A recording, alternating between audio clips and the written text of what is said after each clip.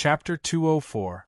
Thank you to Ordinary Stranger, and 5200-5200-5200 for your tip. Please collect, please recommend. Lance's first round is over, and now it's the second round.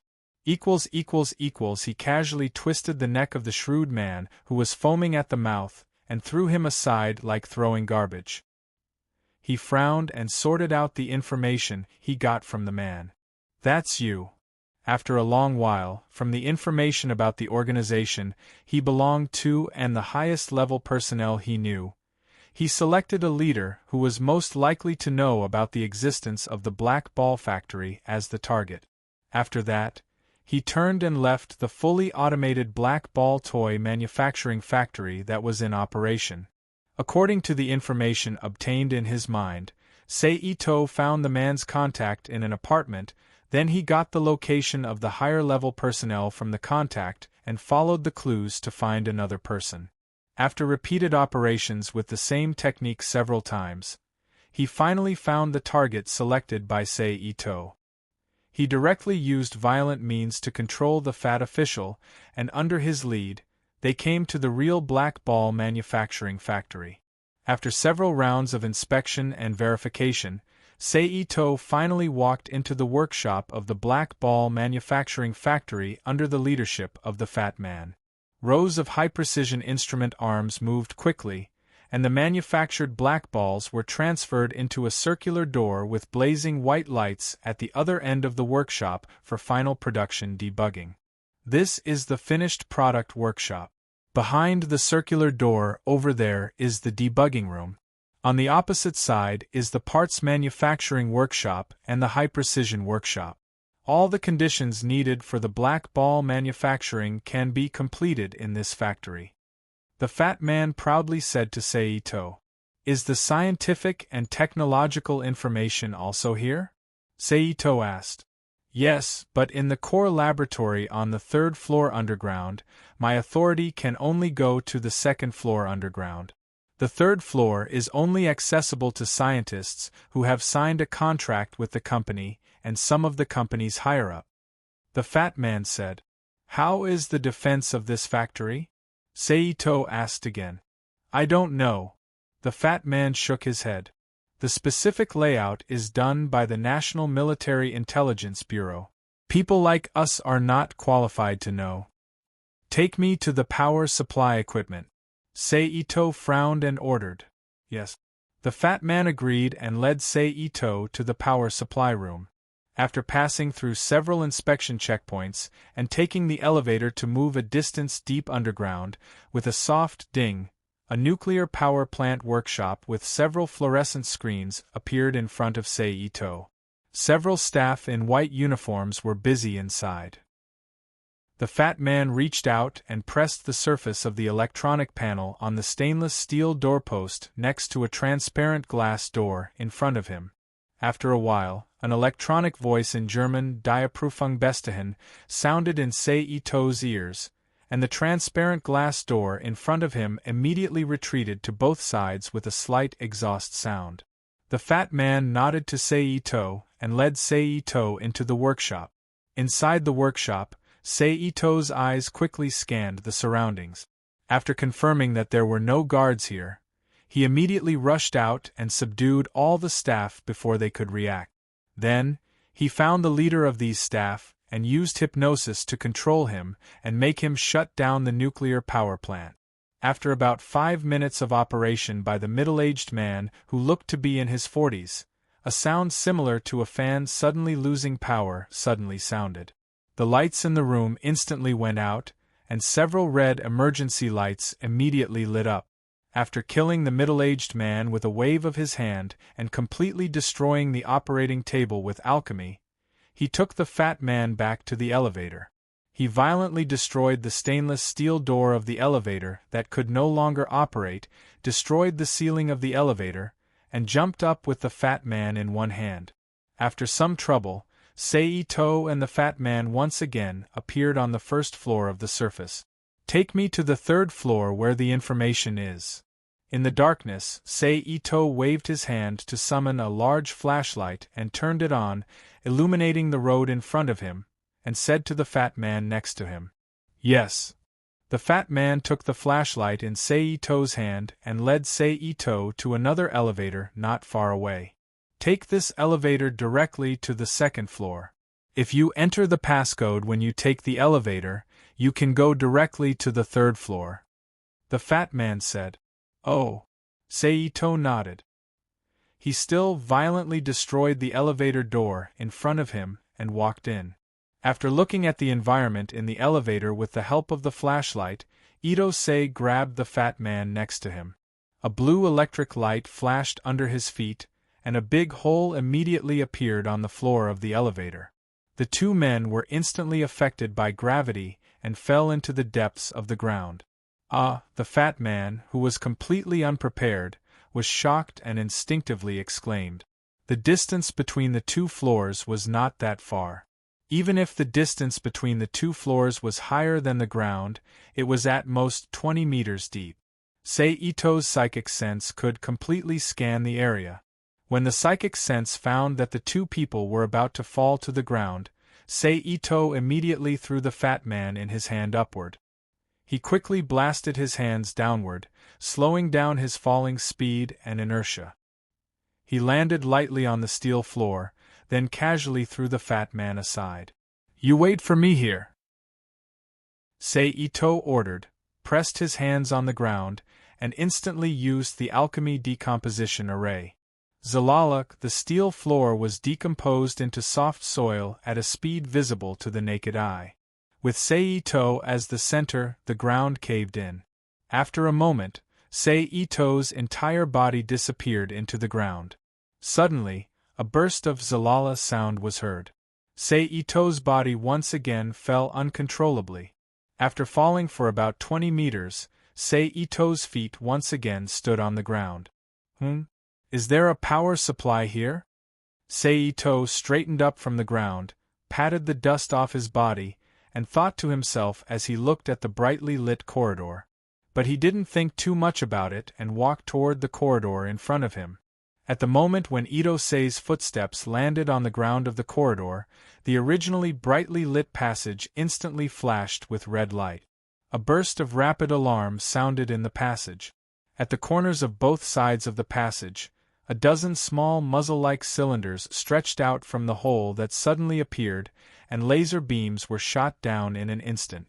Feeling the impending danger, Sei-Ito's body immediately jumped back and dodged the laser beam by a hair's breadth. Sei-Ito's body didn't stop and continued to retreat. But obviously, the laser beam was designed to eliminate the enemy. As long as he didn't leave the third floor, even if he retreated to the wall, he would still be attacked. Sei-Ito also noticed this from the range of the laser beam. After his body leaned against the wall of the elevator shaft, he immediately jumped up. The laser beam could only leave a few black spots with white smoke on the wall.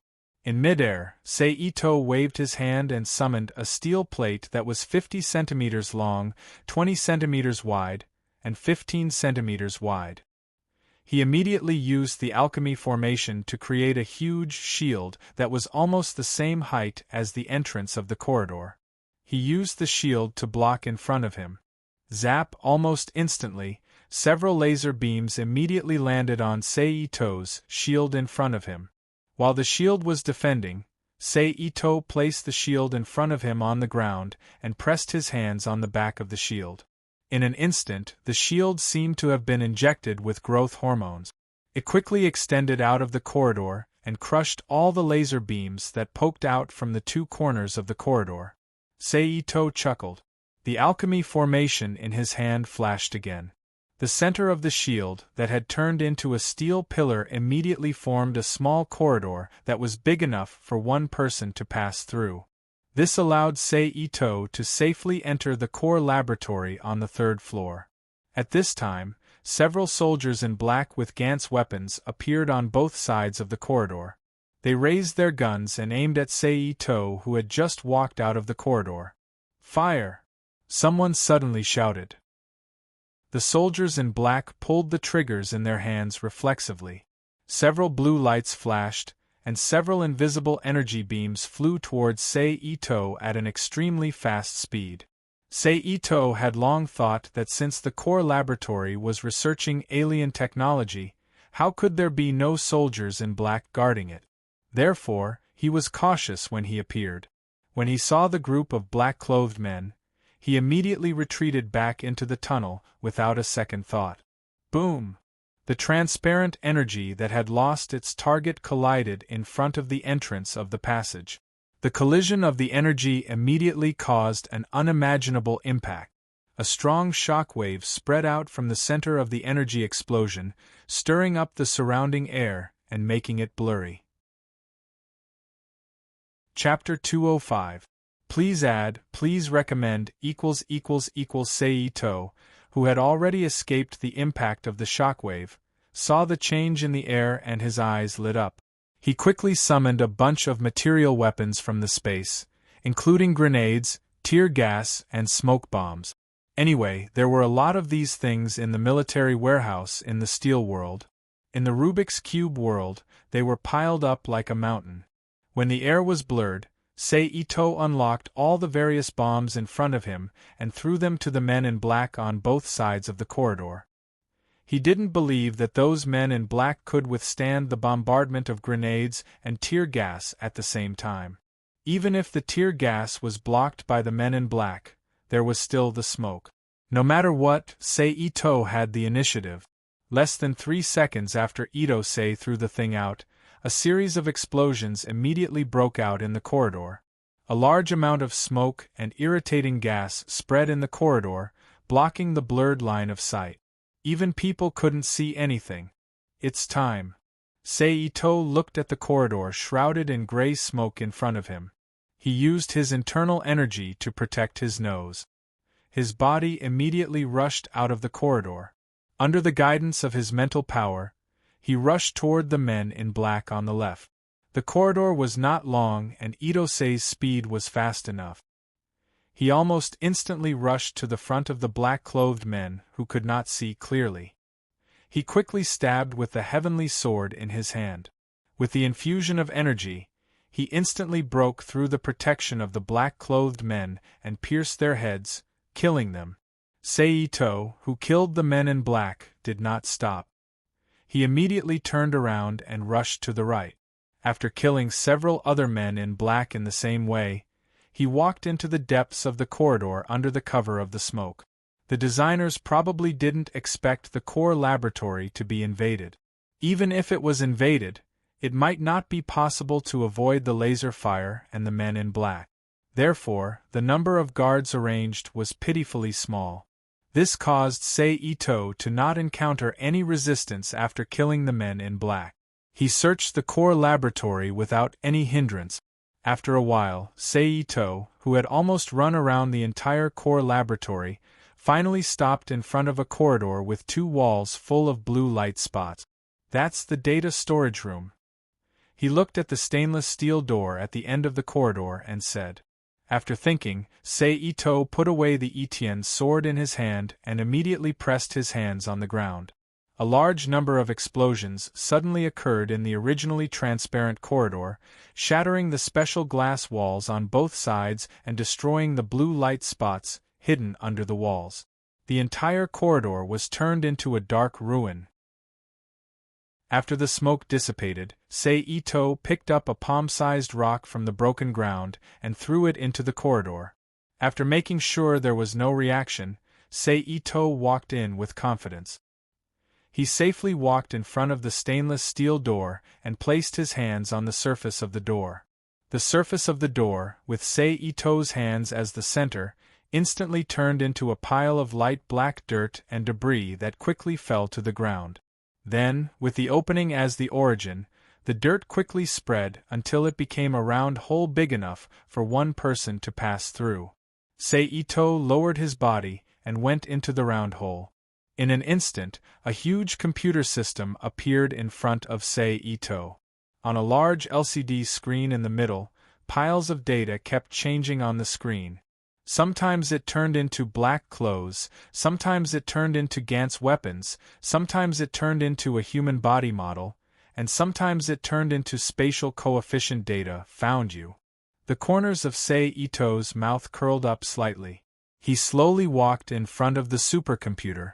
After looking carefully for a while, he stopped in front of a silver-white building that looked like a safe.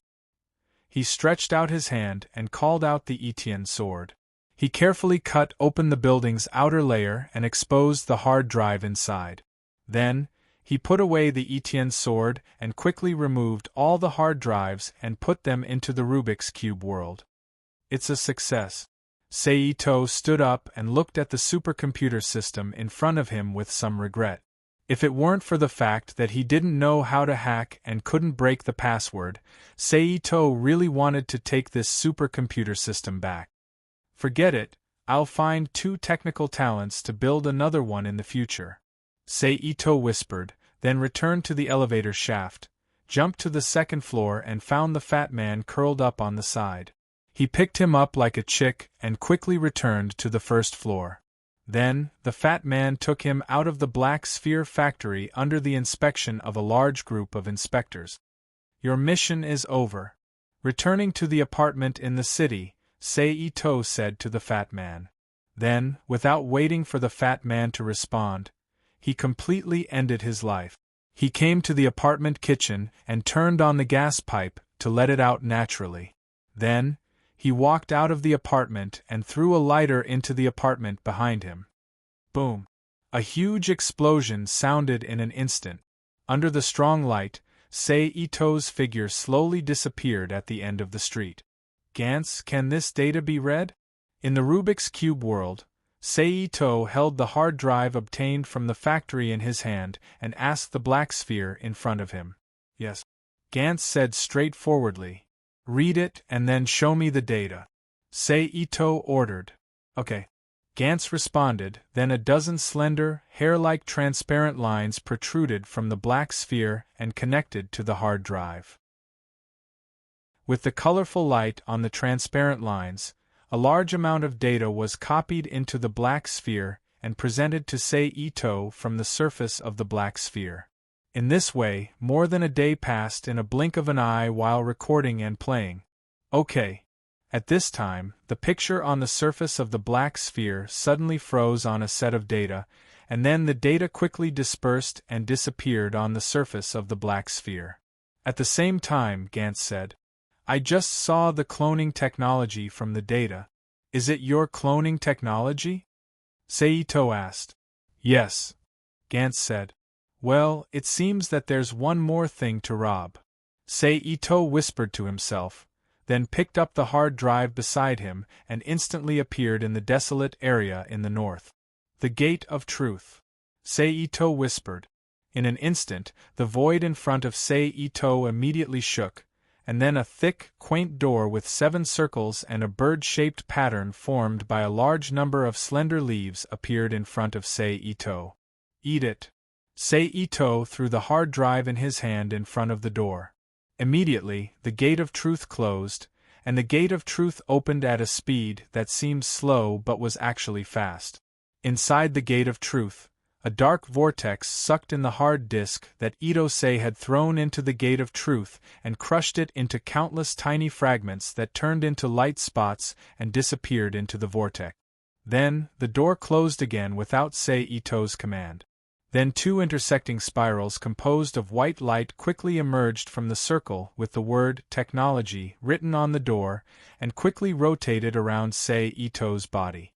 A large amount of knowledge appeared in the light belt and was instilled into Sei Ito's mind in an incomprehensible way.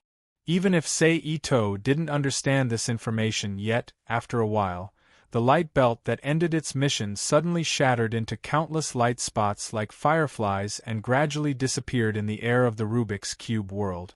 After receiving the knowledge infusion, Sei Ito tried to recall the newly obtained knowledge in his mind.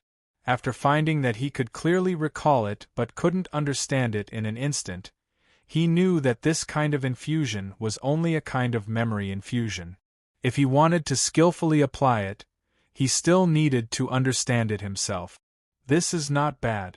Although it's a bit useless, it's a lot more convenient to memorize. I can make good use of it. Ito touched his chin and pondered for a while, then flashed out of the Rubik's Cube world. Since that day, various countries in the Black Sphere world began to suffer. Major mines, regardless of type or quantity, as long as there was ore, all were lost. The United States, the United Kingdom, and Japan each had an advanced biological laboratory, together with the staff in the laboratory and the soil on the surface where the laboratory was located. A special glass manufacturing factory and its staff were lost. A small nuclear power plant in the United States and its staff were lost.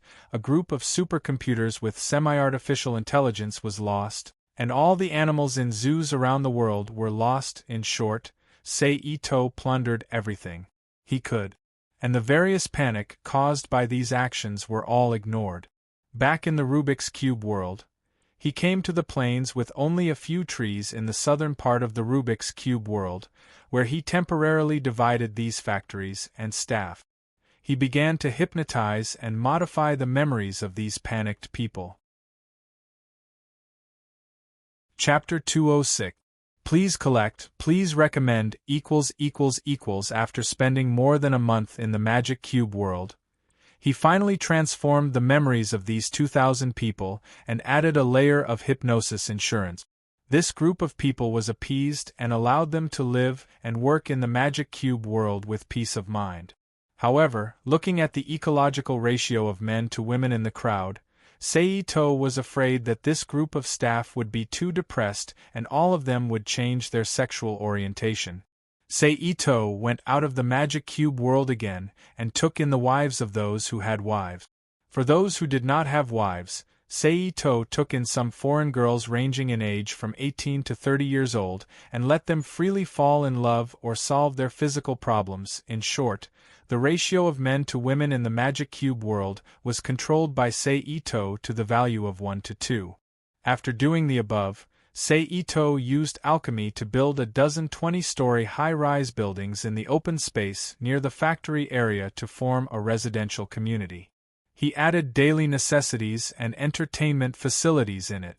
Then he took the workers who were appeased to rearrange the wiring circuit and connect the community with electricity. Then he used alchemy to create a supermarket next to the community and arranged several white women who were robbed to be responsible for selling the things in the supermarket. As for the currency, he directly used alchemy to refine gold into a pile of gold coins. So the first ecological community in the Magic Cube world appeared. It seems that there is only material life and no spiritual enjoyment. Do they have to make people every day?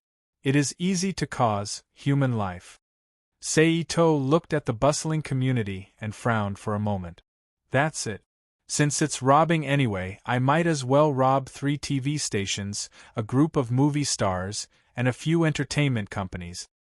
Ito, who made up his mind, went out of the Magic Cube world again. In the Black Sphere world, Hollywood in the United States, Hengdian Film and Television Base in Shanghai, China, and Tokyo, Japan, he robbed a TV station including staff, several entertainment companies, and a large number of entertainment employees. What famous movie stars, singers, models in China and the United States, famous idol groups, photo beauties, and AV actors in Japan, he didn't let any of them go. Fortunately, there were basically more women in the entertainment industry, so he didn't have to go through the trouble of robbing some women to fill the male-to-female ratio. Only with competition can there be improvement. I don't believe that this can't satisfy your needs. After Ito Mori settled the 3 TV stations and several entertainment companies in the vicinity of the community, he whispered with a smile. Then, it took another 2 months to hypnotize and brainwash all the newly snatched personnel. After that, Ito left the Black Sphere world, which had been ruined by him, and returned to the main world. In the same uninhabited building where he left, Ito's figure suddenly appeared in the room. The foul air is getting worse. It seems like a lot of demon beasts were killed while I was away, Ito exclaimed when he noticed the changes in the air. Then, he calmed himself down, walked out of the building, and continued to walk towards Tokyo City. Along the way, the frequency of demons appearing became more and more serious, and it was no longer the simple kind of lower demons. Many purebred demons mixed in with the lower demons and acted recklessly. It seemed that they wanted to turn Tokyo back to Edo and restore the trend of demons running amok in the Edo period. After killing another demon who didn't open his eyes, Seito, who was walking forward, suddenly frowned. He took a step back with some doubts, reached out and pressed the void to feel carefully. This is a barrier. After a while, Seito said affirmatively. Then he looked at his environment again and found that he had unknowingly walked into the inner part of Tokyo City. According to the classification of Beijing, his current location was definitely within the second ring road. This is near the city center. Has the Ministry of Environment cleaned up all the demons in the city center? Seito guessed with some uncertainty. Forget it, I'll go in and see.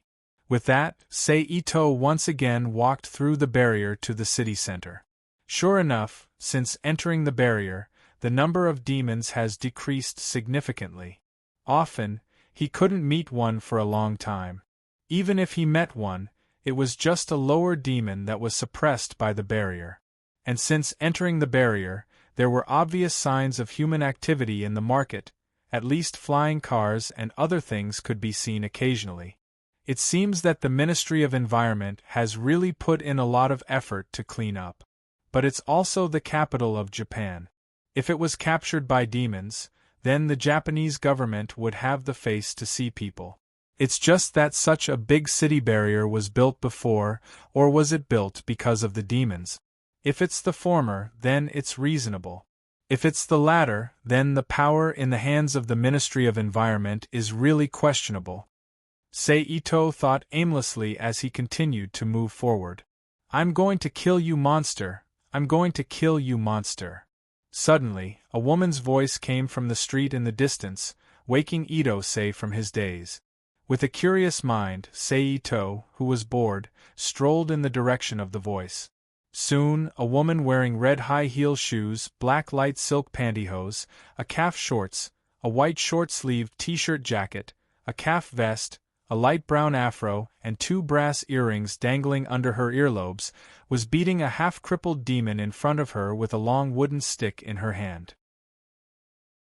Next to her, several men and women who were also dressed a little unconventionally gathered on the side, laughing and watching. Okay, you see, how can we play like this? One of them, a young man with a nose ring, a cigarette in his mouth, and short hair dyed yellow, said to the woman who was swinging the stick. Yeah, Yang Kai, just vent a little. It's not easy to find one like this, it's not fun to kill it. Another young woman nestled in the arms of a yellow-haired man. Her skin was like that of an African, and her dyed red hair was tied into a few small wooden stakes in her hair. You bunch of perverts! The woman called Yang Kai heard the words of the two, and threw the stick in her hand to the ground in a bad mood. We're perverts? I wonder who was the one who was so excited that he kept saying to hit me, hit me. The red-haired young woman teased. Forget it. Yang Kai looked at the almost deformed monster on the ground and said, What do we do now? Do you really want to play? Of course, it's not easy to find a monster that isn't much of a threat to us. It's too boring to just hand it over to the police. Another young man wearing a black short-sleeved shirt with a white skull pattern on the chest kicked the monster on the ground and said, I say forget it. What if this monster suddenly goes berserk? Yang Kai said hesitantly. It's already been beaten to this state by you. How can it go berserk? A short girl with short hair and 4 or 5 earrings on her left ear said. She was standing near Yang Kai and had short hair. Up to you. Yang Kai retreated to the side and started admiring the surrounding buildings in boredom. Suddenly, her gaze stopped and fixed on a figure that was gradually walking over. She shouted hesitantly, Seito? Who? The girl next to her was startled by Yang Kai's sudden shout and said, Seito, Linai's little brother. He's the guy I joked about chasing before. Yang Kai explained to the girl next to her. You mean Linai's little brother who doesn't come to school from time to time and hasn't come at all recently? The girl followed Yang Kai's gaze and looked at Sei Ito and said, That's right. We're good sisters, but he suddenly disappeared after a phone call, Yang Kai complained. Let's go. It's rare to see him. It's good to say hello. A girl with long hair that was curled up at the bottom and a face full of makeup said, You guys can go if you want. I'm not interested. The red-haired girl curled her lips at Sei Ito in disdain and hugged the yellow-haired guy's waist. Up to you. Yang Kai curled her lips and led the short-haired girl, the long-haired girl, and another girl in cropped pants and a white backless, short-sleeved shirt to Sei Ito. Sei Ito. Yang Kai shouted again. You are? Yang Kai? Ito Sei looked at the girl with purple eyeshadow and thick black eyeshadow with an afro and said with a puzzled expression, You still remember me? I'm so happy. I didn't like you for nothing. Yang Kai happily walked to Sei Ito's side and patted his shoulder when she heard Sei Ito recognize her.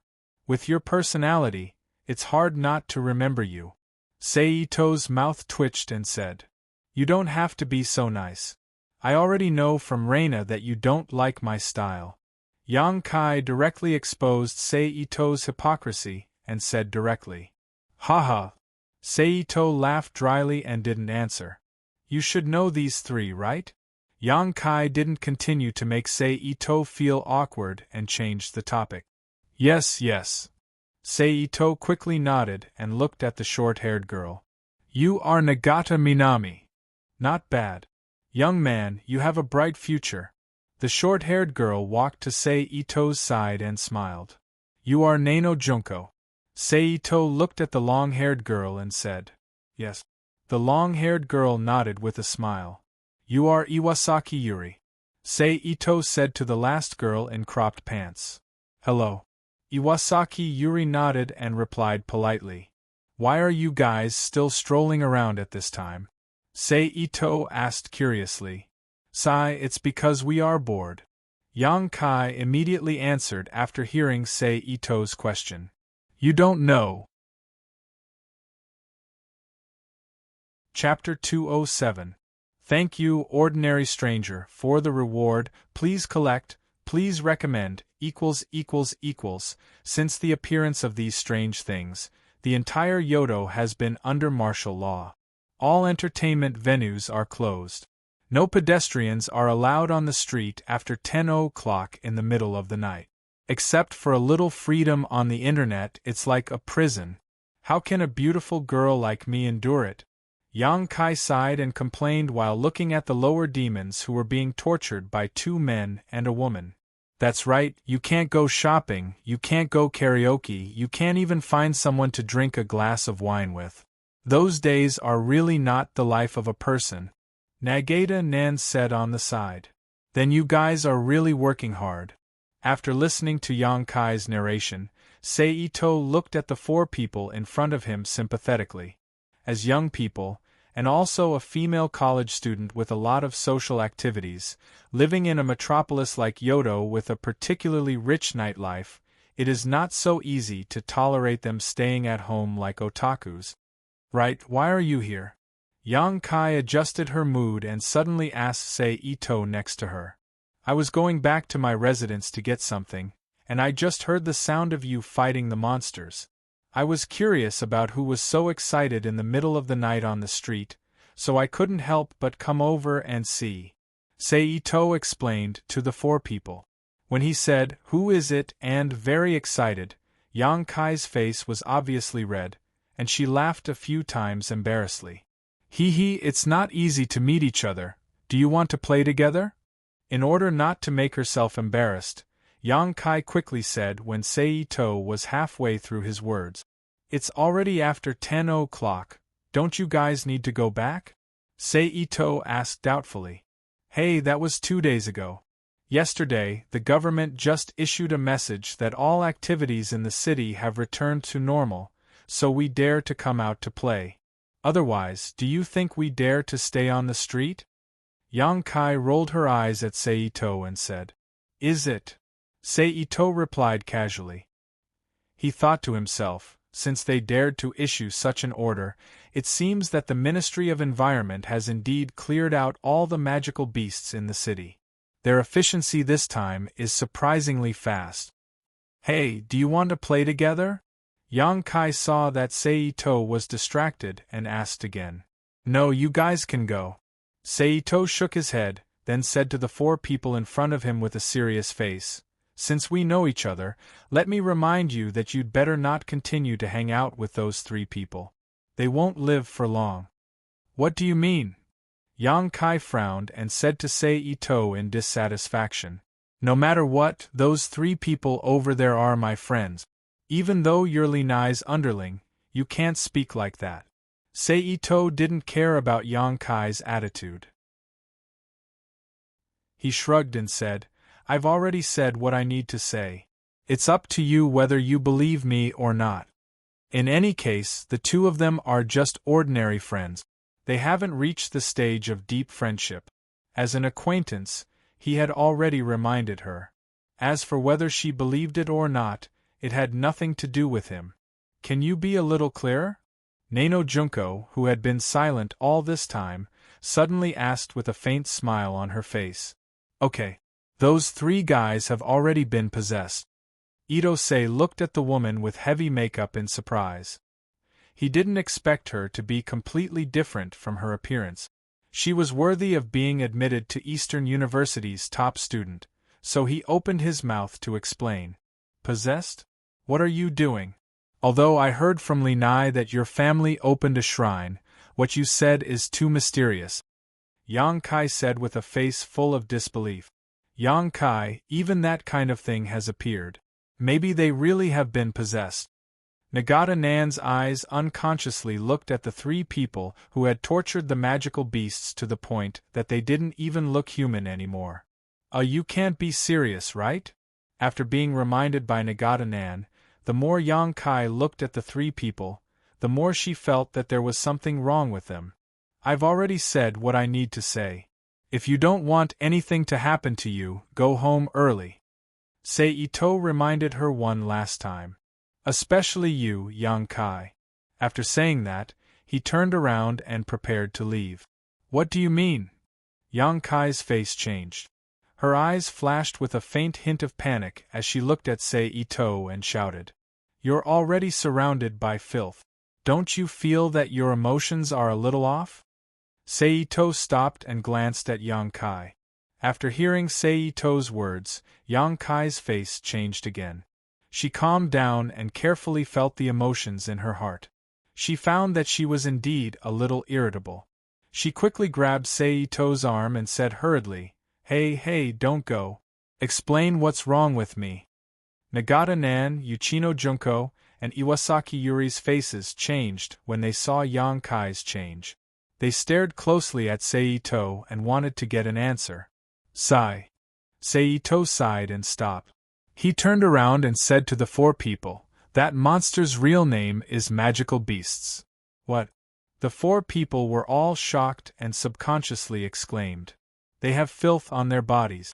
You ordinary people will have filth on your body if you stay in contact with them for a long time. The lightest ones will be agitated and irritable. You just need to calm down and cultivate for a few days to get rid of the filth.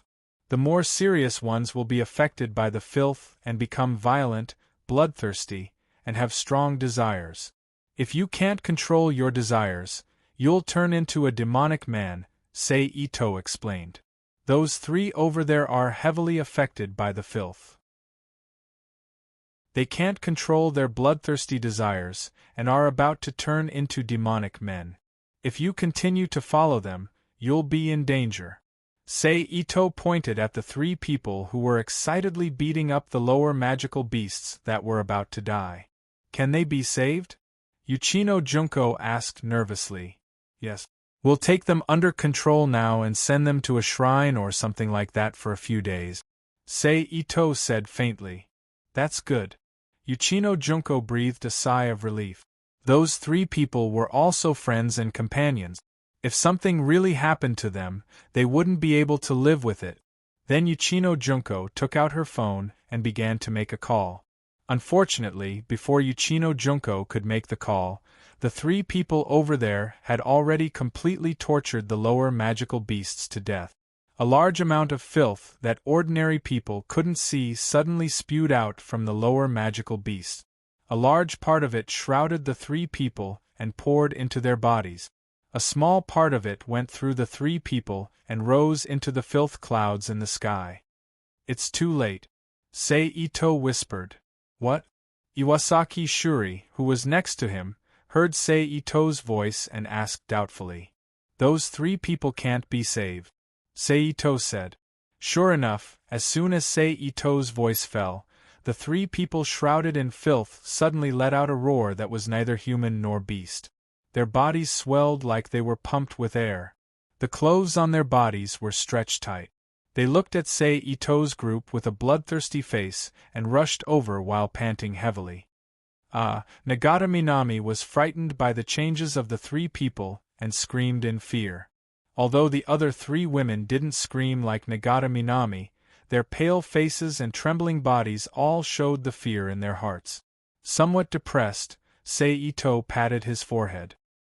His body suddenly turned into a black shadow and suddenly appeared in front of the three people who had already turned into demonic beasts. He simply twisted their necks and sent them back to their homes. Bang bang bang, the sound of three heavy objects falling to the ground was heard. Sei Ito patted his hands nonchalantly and walked over to Yang Kai and the others. Yang Kai and the others acted as if they didn't know Sei Ito. They subconsciously took a few steps back and looked at him with a face full of fear. Sei Ito frowned and stopped walking. He curled his lips and was too lazy to say anything. He simply turned around and walked away. "Hey!" Uchino Junko looked at Sei Ito's back and subconsciously called out. But then she realized that she didn't know what to say, so she helplessly closed her mouth and let Sei Ito leave. A moment later, the four people who were awakened by a gust of cold wind looked at each other and silently walked back home together. Obviously, they had completely abandoned the three people on the ground and were prepared to forget everything that happened tonight. Anyway, with the existence of the demonic beasts, even if the police investigated, they wouldn't be afraid. They just had to push the blame to the demonic beast. Sei Ito returned to his residence near Tokyo University without any problems. He found that the room was dusty because no one cleaned it, but there were no traces of other people invading. He then walked into his bedroom and simply cleaned the room. Then he threw himself on the bed and silently thought. Chapter 208. Please collect, please recommend ===. It has been determined that the demons in Yodo City are almost cleaned up by the Ministry of Environment. I just don't know if their manpower loss is serious.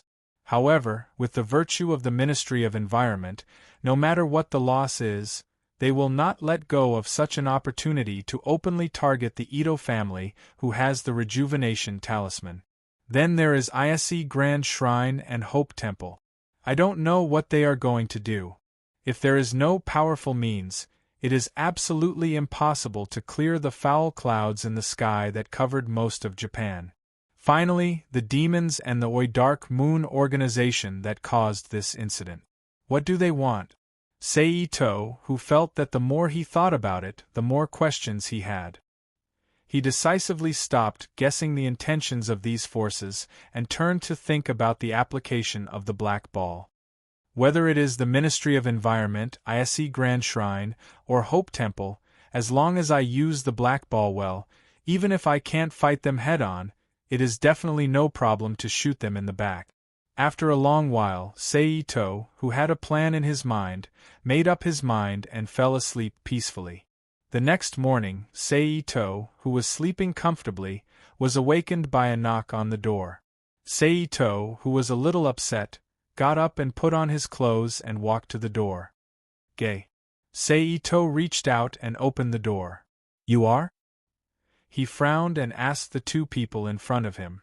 Hello, we are from the Metropolitan Police Department, Criminal Case Investigation Department. I am Zwa Kawaguya.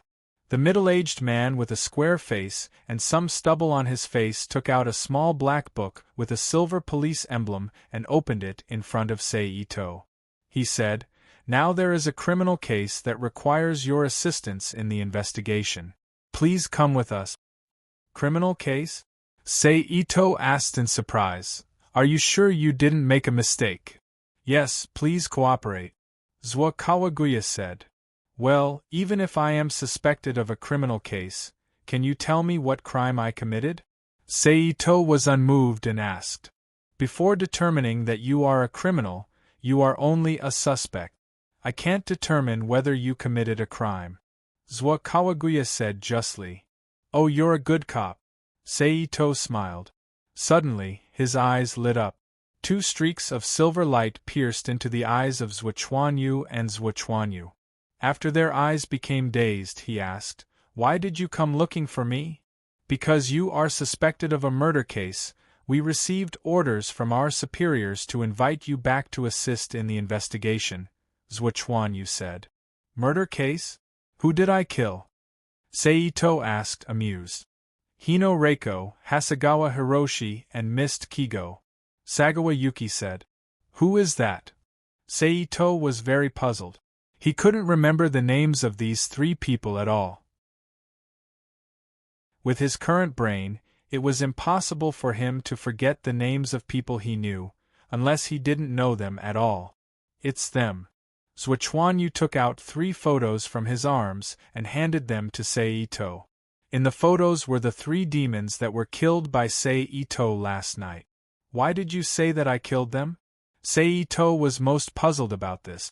Although he had some guesses, he still asked.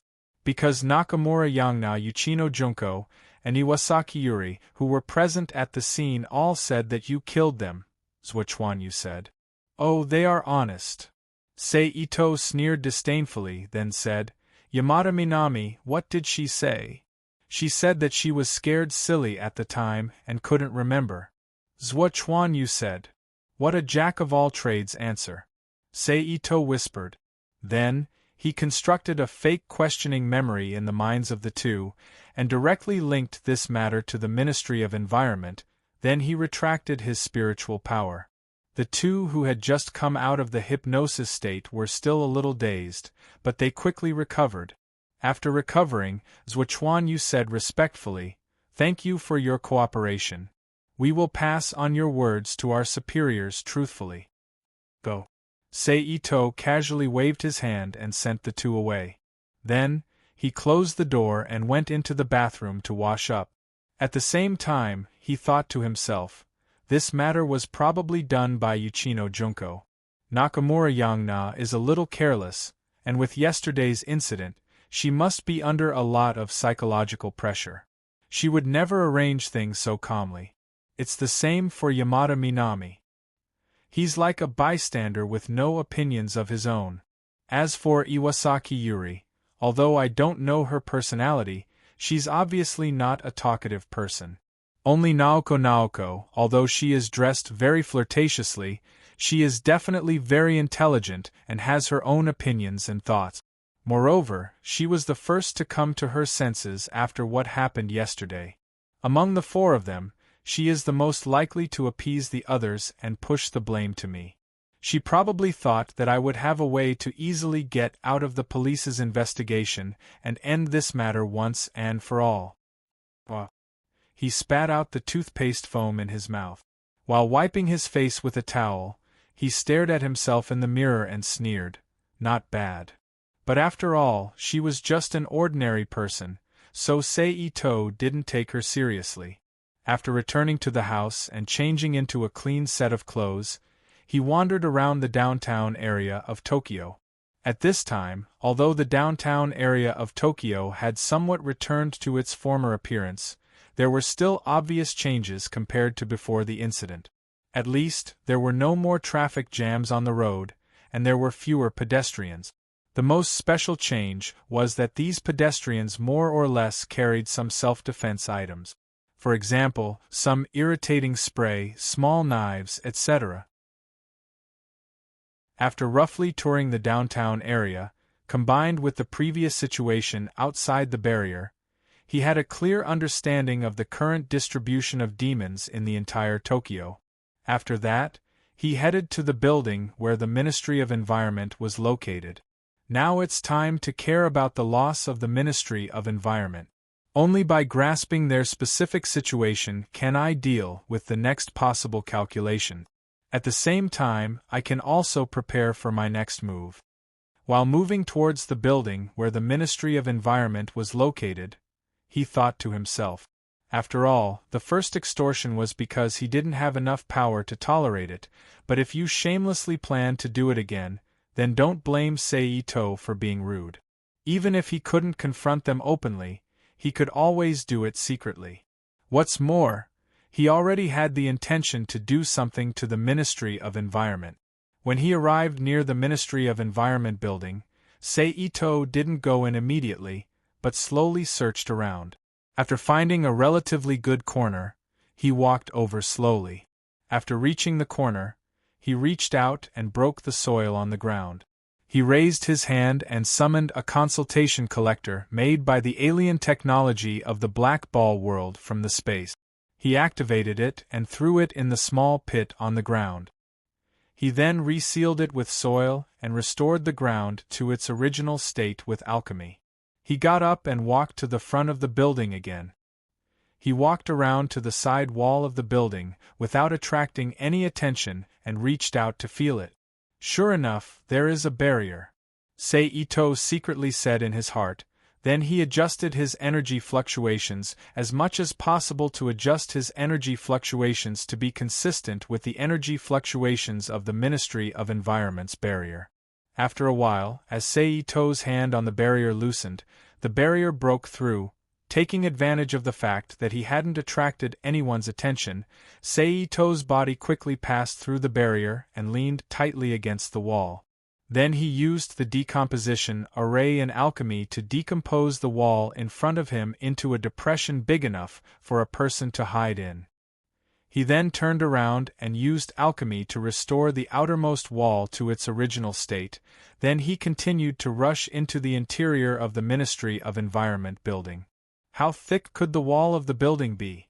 At most, it was about 30 centimeters. Even if he happened to encounter a pillar, it was only more than 1 meter thick. If it weren't for the fact that he had to decompose the soil sufficiently to reduce the sound, it wouldn't even take 10 seconds to penetrate the wall. Slide, a subtle sound of sand falling to the ground sounded, and Seito's figure appeared in a room full of information cabinets. He flashed out of the hole, quickly restored the wall, and collected the scattered soil on the ground into the Rubik's Cube world. After doing all this, Seito opened the information cabinet on the side and took out a stack of information to read. Is this the record of special events over the years? After quickly flipping through the information in his hand, Seito looked at Zhouwei's information cabinet with some uncertainty. In order to confirm his guess, Seito took out 4 stacks of information from several different information cabinets. Sure enough, they were all text records of special events that happened in a certain city at a certain time. Looks like this is a general information room. Seito put the information back and thought to himself, but it's just right for me to hide. God is really helping me. Seito glanced at the information cabinet in front of him and quickly found a small corner formed by 3 large cabinets. He jumped from the top of the cabinet to the corner and hid there. Chapter 209. Please add, please recommend == While Seito was looking at the information in the file cabinet beside him in boredom, it was already late at night. Seito, who found that it was almost time, put the strange event record file in his hand back into the file cabinet, jumped out of the corner, opened the door of the reference room, and appeared in the corridor. The location of the reference room was relatively remote, and the right side was close to the wall of the building. After gently closing the door of the reference room behind him, he walked to the left side of the corridor like a ghost. After passing through 4 or 5 doors, Seito came to the front of the corridor connecting to the hall on the first floor. He carefully observed the layout of the hall and found the cameras that were either in the light or in the dark. He cleverly hid his body in a blind spot where the cameras could not detect him and quickly sneaked to the second floor with an unusual method. After reaching the second floor, he simply explored all the rooms on the second floor and found that it was the same as the first floor. It was all ordinary information and offices for ordinary office staff. He knew that he could only continue to sneak up if he wanted to get useful information. Then Seito sneaked into the 3rd, 4th, and 5th floors. Standing in front of the last step leading to the 6th floor, a trace of alarm rose from the bottom of his heart when he was about to step on the 6th floor. Seito, who was very confident in the spiritual sense he gained after cultivation, immediately stopped moving forward and released his mental power. Immediately, a transparent enchantment invisible to the naked eye appeared in Seito's spiritual vision.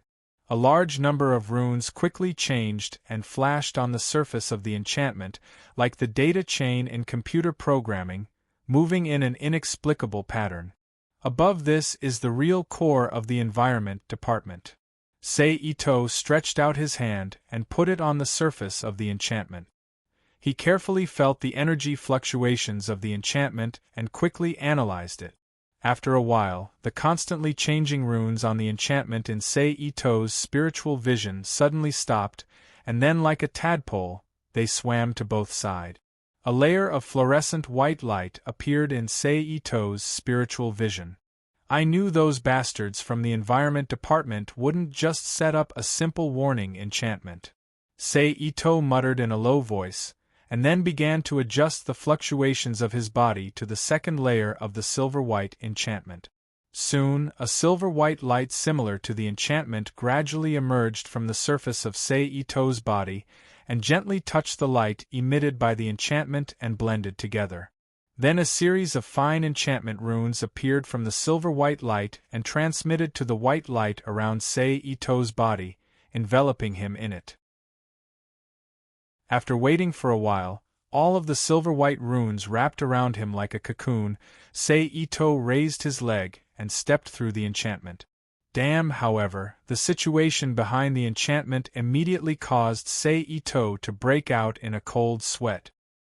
He saw a complicated yin-yang formation made up of 4 small and 1 large yin-yang formation diagrams, which were connected together, fluctuated from time to time on the ground where he was about to land.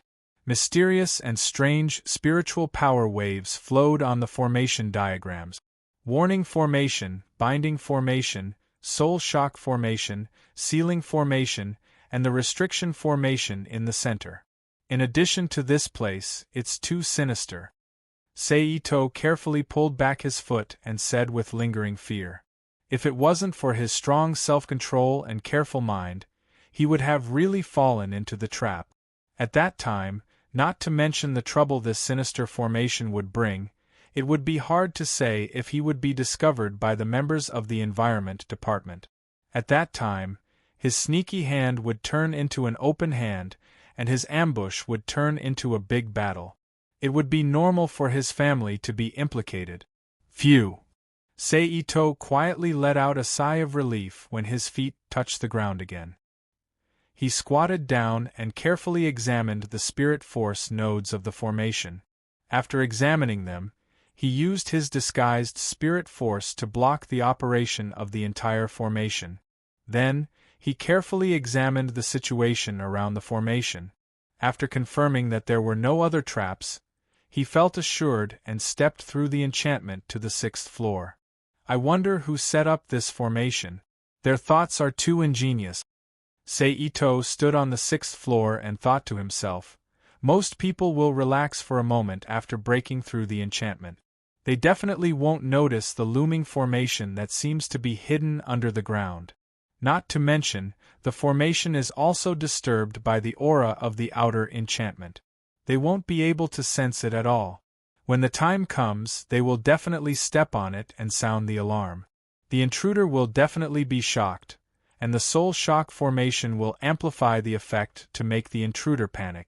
The binding formation will bind the intruder, and the sealing formation and restriction formation will prevent the intruder from violently breaking through.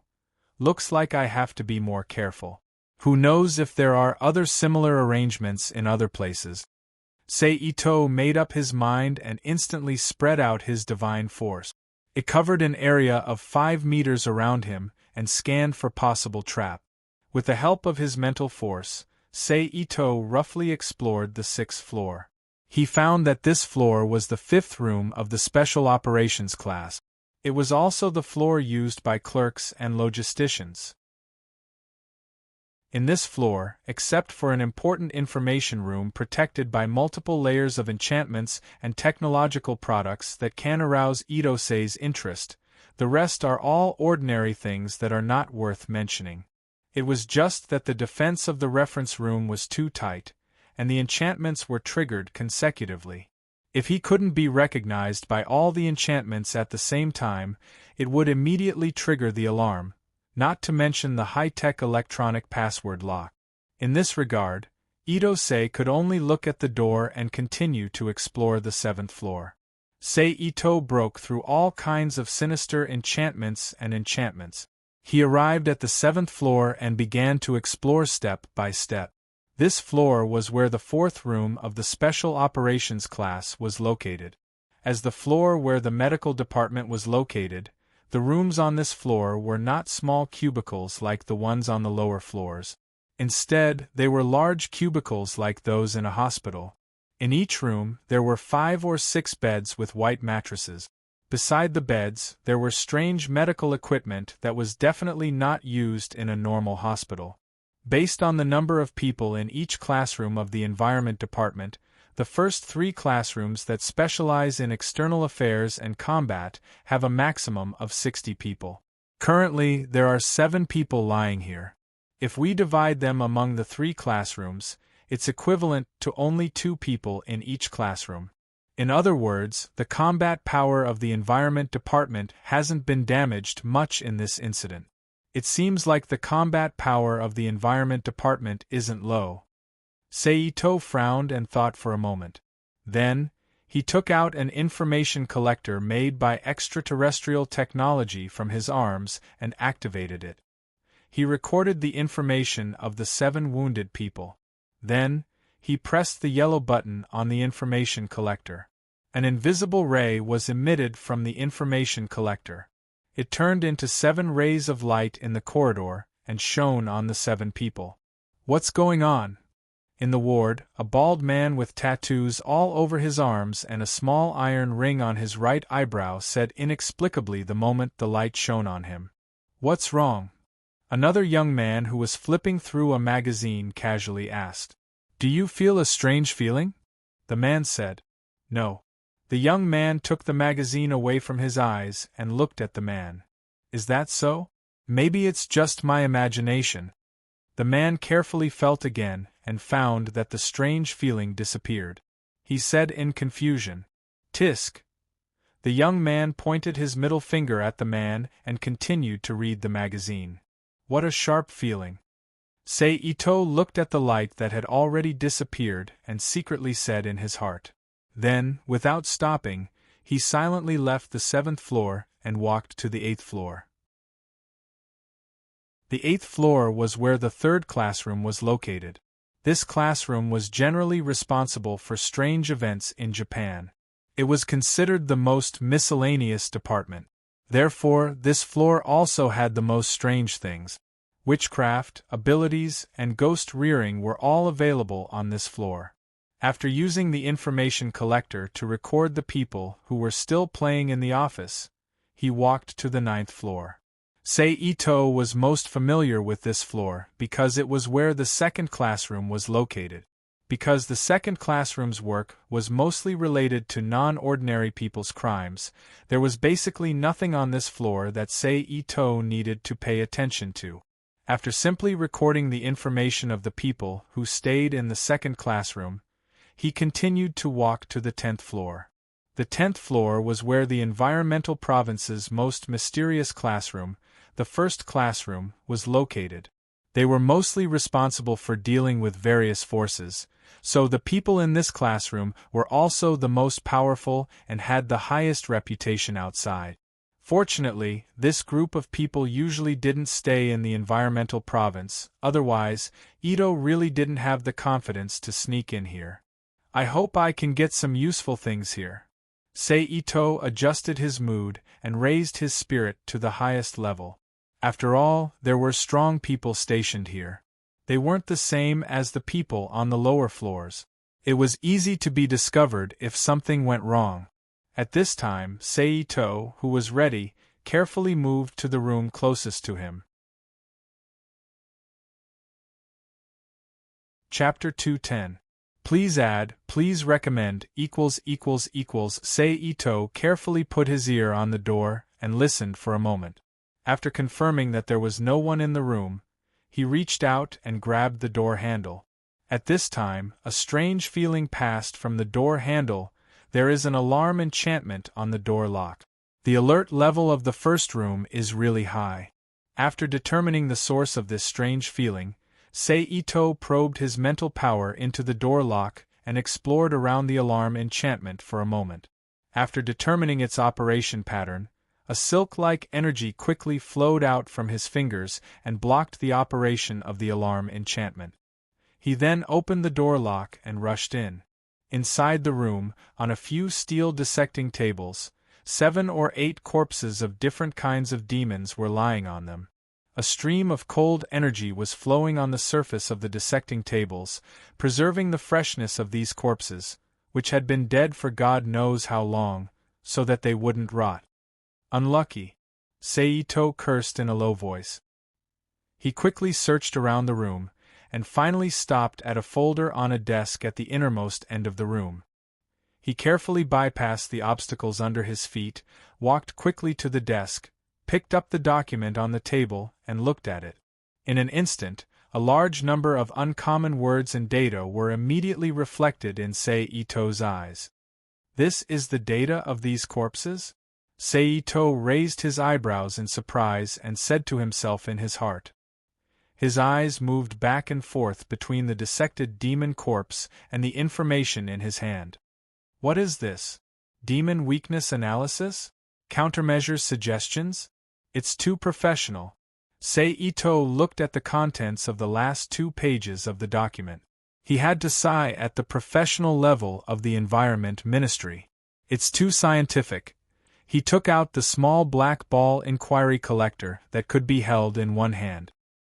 He scanned all the information in his hand in the light emitted by the small black ball.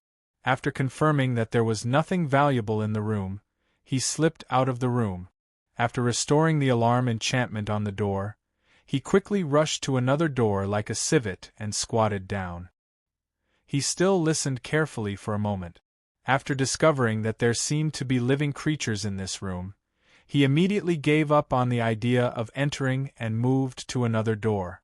There was no sound in the room, and he couldn't feel any energy fluctuation. Ito reached out and broke the barrier on the door lock, then flashed in through the crack in the door. Phew, luckily this room is still normal. Otherwise, I would have thought that the guys in the first room are all corpse refiners. Ito sighed softly and looked around the room. The room was very spacious. It was the kind of room that had no walls or partitions. Standing at the door, one could directly see the innermost part of the room. A full-length glass window replaced the wall at the innermost part of the room. In the middle of the room, a medium-sized hollow round table was placed on the ground. Several movable chairs were placed around the round table in a disorderly manner. Conference room? But why did you put a barrier on the door of a conference room? Who has the guts to break it during a meeting? Ito looked at the empty room and muttered unhappily. Then he didn't stop. After restoring the door lock, he went to the next room. Ito was still carefully leaning against the door, using his mind to sense the situation in the room. After hearing the sound from the room he was exploring, a strange sound came from the bottom of his heart. So strange. This roar is from magical beasts. And from the sound, there seems to be a lot of them. Don't tell me this room is filled with magical beasts waiting to be dissected? However, being careful, Seito didn't rashly enter the room to confirm his guess. Instead, he continued to explore the next room. Soon, Seito, who had his ear on the door, left the room with a strange expression and went to explore the next door. It turned out that the sound Ito-sei heard from the other side of the door was the moaning sound of the actresses in the AV. If he didn't guess wrong, either someone was watching the AV or someone was doing this exercise, and the latter was most likely the case. Then he explored a few empty rooms. Seito, who didn't find much, finally set his eyes on the last door. After confirming that there was no one in the room, Ito-sei, who was very skilled in breaking doors in this short period of time, quickly broke the door lock and went in. The first thing he saw was a crescent-shaped desk made of solid wood. A computer with an LCD monitor and a wired telephone were placed on the desk. Behind the crescent-shaped desk, a black high-back chair was placed facing the door. Beside the chair, there was a 2-meter-tall wooden shelf that was also made of solid wood. It was embedded in the wall to the right of the desk. Yellow folders were neatly placed on the wooden shelf. Don't tell me this is the office of the CEO. Seito muttered after looking at the layout of the room. Then he walked to the wooden shelf at the side and stood there. Ito-sei sensed that the information shelf in the office would not be easily opened, so he carefully probed the surface of the wooden shelf with his power of the will. Soon, a strange energy shield enveloping the wooden shelf appeared in Ito-sei's spiritual vision. Then, a feeling of the wooden shelf being dragged into another space was transmitted from the front of his power of the will. It's actually a space magic circle. The CEO's office is really something. Seito exclaimed in surprise. Then, for the first time since he sneaked into the environment department, he used the Rubik's Cube world's power to envelop his own power and fuse it into the magic circle. In his spiritual vision, the magic circle that came in contact with the world's world's power paused for a moment. Then, like an orphan that saw its mother, it quickly became active. A large amount of energy lines appeared on the surface of the magic circle, providing Seito, the intruder, with a clear trace of the formation of the magic circle. Seeing this, Seito's power that was enveloped by the world's power quickly melted into the magic circle. After a while, Seito flicked the magic circle that was completely covered with his own power.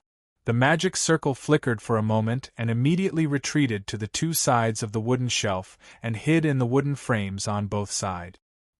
He reached out his hand and took out a document from the wooden shelf and opened it to read. China's Hubei Wudong Mountain Archives, Secret Book. Seito was shocked by the title and carefully browsed through the document in his hand. I didn't expect Wudong Mountain to be so powerful. They even have a small blessed land. Seito sighed in his heart. Then, he thought, when I first got the Rubik's Cube, the semi-dimensional planes that appeared in the first exploration, could they be similar to blessed lands or grotto heavens? There are as many as 133 of them. Excluding the legendary 36 grotto heavens and 72 blessed lands, there are still 24 of them. According to this, how strong is China? Seito was a little surprised by his own speculation. He quickly shook his head and threw away these irrelevant thoughts. Then, he took out another document and read it. British 12 Knights, African Black Witch Cult, Irish Warrior Alliance, China Hong Kong Lianshan Club, USA Esper Team, Malaysian Witch Cult, Indian Shiva Cult, and so on. Damn, is this still the world I know? Seito was completely shocked by the power of these documents. He was a little speechless as he muttered to himself. Then, he put the document in his hand back to its original position and reactivated the magic circle. After retrieving the world force and his own energy, he turned around and walked to his desk. He casually picked up an open document on his desk and began to read it. A joint order from the Emperor and the Cabinet? Collecting 118-year-old virgins and one 18-year-old virgin who has cultivated spiritual power? Seito's heart skipped a beat when he saw the order on the document. He suddenly felt that this matter might involve his family. What is this for? Seito frowned as he held the order in his hand. Soon, Seito, who had no clue at all, could only give up on thinking about the order that made his heart beat faster. He placed the document back on the desk and walked out of the room. Seito, who was disturbed by the order, had no mood to continue his investigation. He followed the original path and walked out of the Ministry of Environment building without any danger. Then, he rushed to the shrine in the middle of the night. Seito crushed all the magical beasts that dared to block his way. His murderous aura was so strong that no magical beasts dared to provoke him. He finally arrived at the foot of the shrine in the early morning of the second day. Seito took a deep breath at the foot of the mountain. He calmed his mind and walked up the stairs. Chapter 211. Please add, please recommend. I don't know what's wrong with me today, but I'm actually stuck in the early hours of the morning. The Ito shrine was quiet and mysterious under the scattered lights and the starlight. However, the occasional breeze that blew through the summer night made the leaves rustling in the wind, which made it seem eerie and terrifying. At this time, a figure and a slight footstep sounded abruptly in the quiet shrine in the early morning. Shwa! But soon, another figure rushed out of the shrine at an extremely fast speed.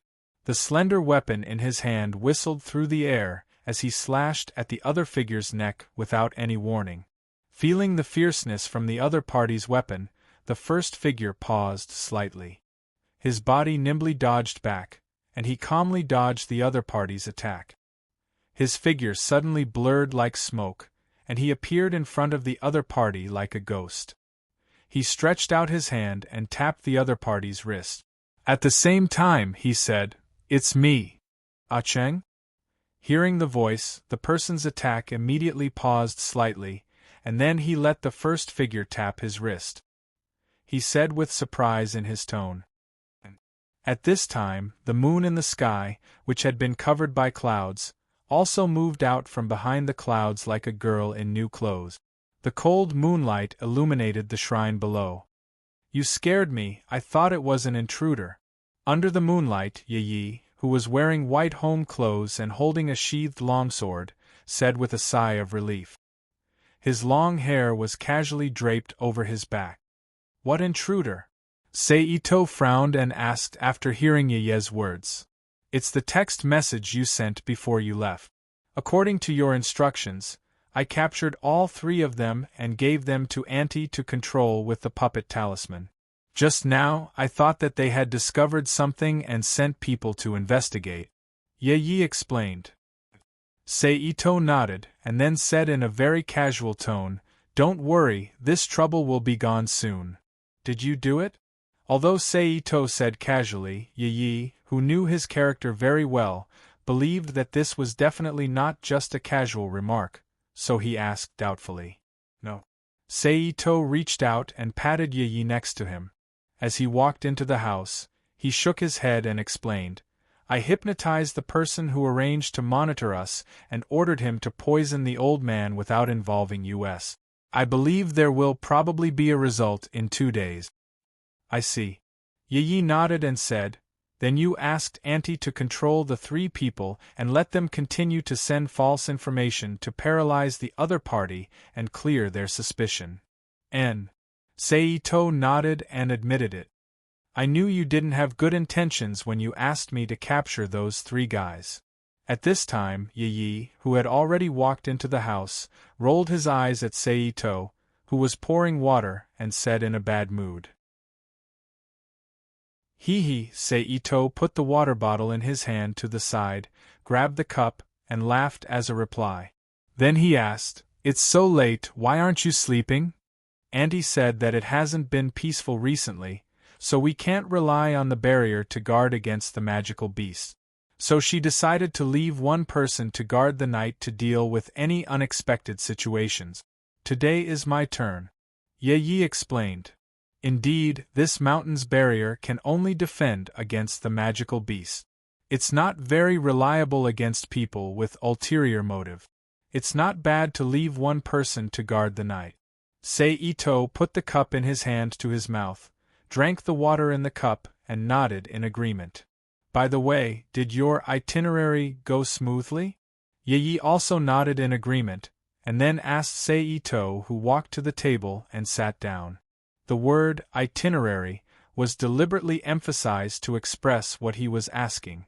After all, other than the ignorant Lena, no one else knew anything about the Rubik's Cube world. Fortunately, it went quite smoothly, and I also took some other things along the way. Thinking of the Black Sphere world, Ito-sei unconsciously raised his eyebrows and said, "Really?" Yi asked with interest. Seito nodded in confirmation. Then the two chatted for a while. Seeing that it was too late and Seito had just returned, Yi decisively stopped chatting. He rushed Seito back to the room to rest, and then he continued his night duty in boredom. Morning, Yi. Around 6 o'clock in the morning, Suzu Ito, dressed as a witch, came out of the back room and greeted Yi, who was stretching his waist in the big room. Morning. Hearing Suzu Ito's greeting, Yi stopped twisting and returned the greeting. Let's go to the dojo together. Suzu Ito smiled at Yi. Okay, Yi nodded with a smile, and then walked with Suzu Ito to the dojo in the shrine. The two of them arrived at the training hall, took off their shoes, and stepped into the training hall. They each took out a wooden saber from the shelf beside them. After looking at each other with a smile, they chose the position they were going to use for cultivation and began to practice the basic movements. Shouts echoed in the dojo.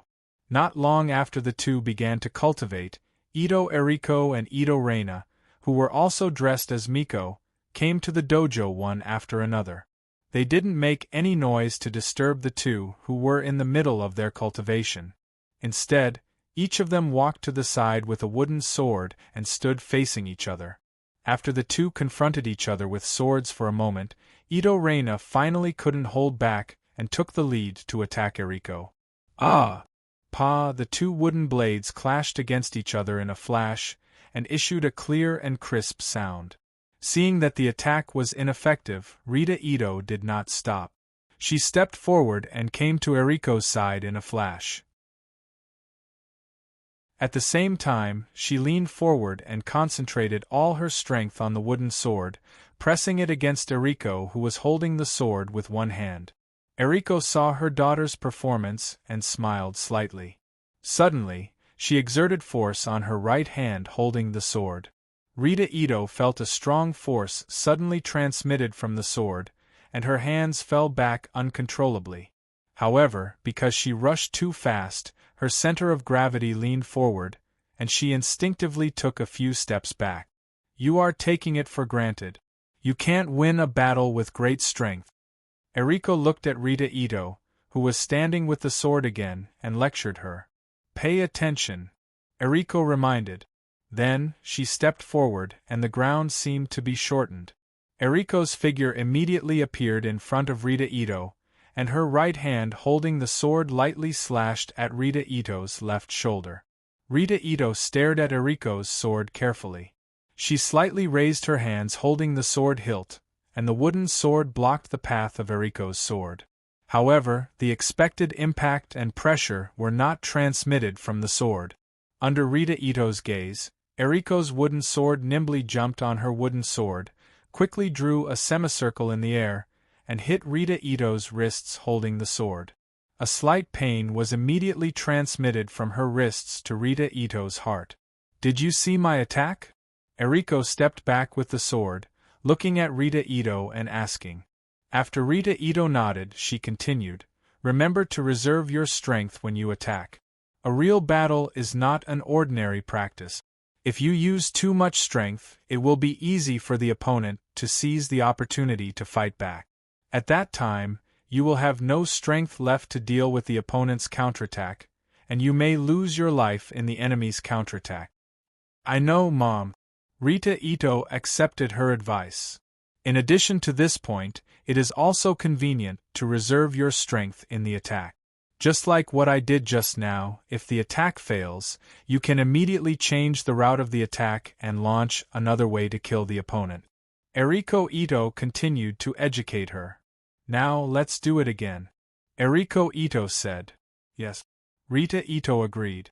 Then, she stood with the sword in her hands, the tip of the sword pointed forward, and fixed her eyes on Eriko Ito. Then, she took a deep breath and took the initiative to attack again. It was still the soft sound of the wooden sword hitting each other. The two sword shadows quickly collided in the air twice, and then Rita Ito's body was once again uncontrollably moved backward. Good idea, but you are too eager to succeed. Eriko Ito lectured her, although it is a good choice to use the real move when you find that the opponent is making a false move, that is under the premise that you have a certain degree of certainty. It is obviously a wrong choice to continue to increase your strength in the middle of the fight like this time. You should do this. In the following morning exercise, Eriko Ito focused on training Rita Ito's actual combat ability and adaptability, helping her to thoroughly bring the killing sword skills that she had practiced before to the practical stage. Chapter 2:12. After the morning exercise, Eriko Ito, Suzu Ito, Rita Ito, and Yi returned to the house one after another and went to their respective bedrooms to wash up. After a while, Eriko and others, who had finished washing up, gathered in the big house again. They sat at the table full of food, put their hands together in front of their chests, and said in unison, "I'm going to eat. Oh, I forgot to wake Ah-Ching up for breakfast." Just as everyone picked up their chopsticks and was about to eat, Yi suddenly exclaimed, "What's wrong? Is Ah-Ching back?" After hearing Yi's exclamation, Eriko was very surprised and asked, "Yes, Auntie, Ah-Ching came back at 2 o'clock in the morning." Yi explained. Eriko nodded and said, "Then don't worry about him. Let's eat first. I'll heat up the food for him when he wakes up." "Yes." Yi responded and ate with everyone. When they were halfway through the meal, Seito, whose hair was a little messy, walked out of the inner room leisurely. When he saw the four people eating, he said, "Mother, eldest sister, second sister, Yi, good morning." "Morning, morning." The voices of Suzu Ito and Rita Ito sounded almost at the same time. "Yes." Eriko, who had food in her mouth and couldn't speak, responded. "Ah-Ching, good morning." Yi greeted him. "Sit down and eat." Eriko, who swallowed the food in her mouth, said to Seito, "Okay." Seito nodded and then went to his seat at the table and sat down. "I'll go get the food for you." Yi put down the bowl and chopsticks in his hand, got up and walked to the kitchen. "Why are you back so early?" Eriko asked. "I found something that I couldn't figure out, so I came back to see if you know anything," Seito said. "But let's talk about it after dinner." "Okay, let's eat first." Eriko agreed. "Ah-Ching, here you go." At this moment, Yi walked out with a tray. There was a bowl of rice, a big bowl of clear soup, and 2 fried fish. "Thank you," Seito said as he took the plate from Yi's hands. After that, the family quietly finished the Japanese-style breakfast. After cleaning and putting away all the tableware, they came to the living room of the main house and sat down. "Go ahead," Eriko said after Suzu Ito served everyone a cup of tea. "Let's start with what I've seen and heard along the way." Seito picked up the teacup in front of him and took a sip of the clear tea in the cup. He held the still warm teacup in his palm and said, "Starting from Benshan, except for a few buildings with 1 or 2 residents, the other buildings have completely become empty houses and ghost buildings. The streets are overflowing with lower demons, and purebred demons have also begun to appear among them. Many purebred demons are surrounded by different numbers of lower demons. It's like the situation in the Edo period." "Is it that serious?" Eriko frowned and asked after hearing Seito's description. It's okay. After all, most of the residents have fled. Now the lower demons can hardly find humans to kill. They have begun to kill each other. Seito comforted. That's good. Eriko nodded. But correspondingly, the evolution speed of the lower demons has accelerated in the killing. Coupled with the catalysis of the foul gas, I believe that it won't be long before there will be an evolution comparable to the real demons. Seito said. Next, let's talk about the situation in downtown Tokyo. Seeing that the others had nothing to say, he continued. Then he asked Eriko, Mother, do you know that there is a city enchantment in downtown Tokyo with XX Cho as the border? City enchantment? Eriko frowned and thought for a while. I heard from your grandfather that when Emperor Meiji moved the capital to Tokyo, he had mobilized a group of ISE Grand Shrine members to set up an enchantment in Tokyo. As for whether it is the city enchantment you mentioned, I'm not sure. I see. Seito nodded thoughtfully and continued, with the XX Cho I just mentioned as the boundary, the demons outside the enchantment are more rampant as I just said, and they have formed gangs. But the situation in downtown Tokyo inside the enchantment is very different from outside the enchantment. Normal order has been completely restored. Even if there are still demons, they are almost weak to the point where 3 or 5 ordinary people can defeat them with a little effort. It seems that the Ministry of the Environment has put in a lot of effort. Eriko praised. Although it was said that Shinto and the Ministry of the Environment did not deal with each other, the two sides were basically united on the issue of demons. Eriko could not help but praise the results of the Ministry of the Environment's action.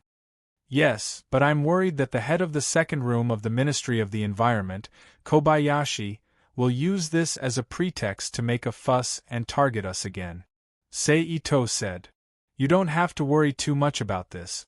Kobayashi from the Ministry of the Environment is not a person who only cares about immediate interests. I believe that the other party will not target us when the situation is unclear. Eriko comforted. But Mom, what if? Suzu Ito, who had been listening on the side, suddenly asked. Eriko was stumped by the question, bowed her head and pondered.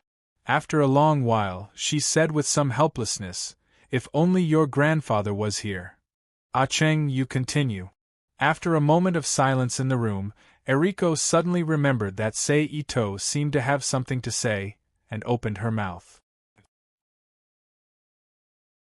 Seito nodded and continued, Because I was curious about the current situation of the Ministry of the Environment, I wanted to find out about their situation, and at the same time I wanted to see if I could get some useful information from them, so I found an opportunity to sneak into the Ministry of the Environment's office building. You actually sneaked into the Ministry of the Environment's office building?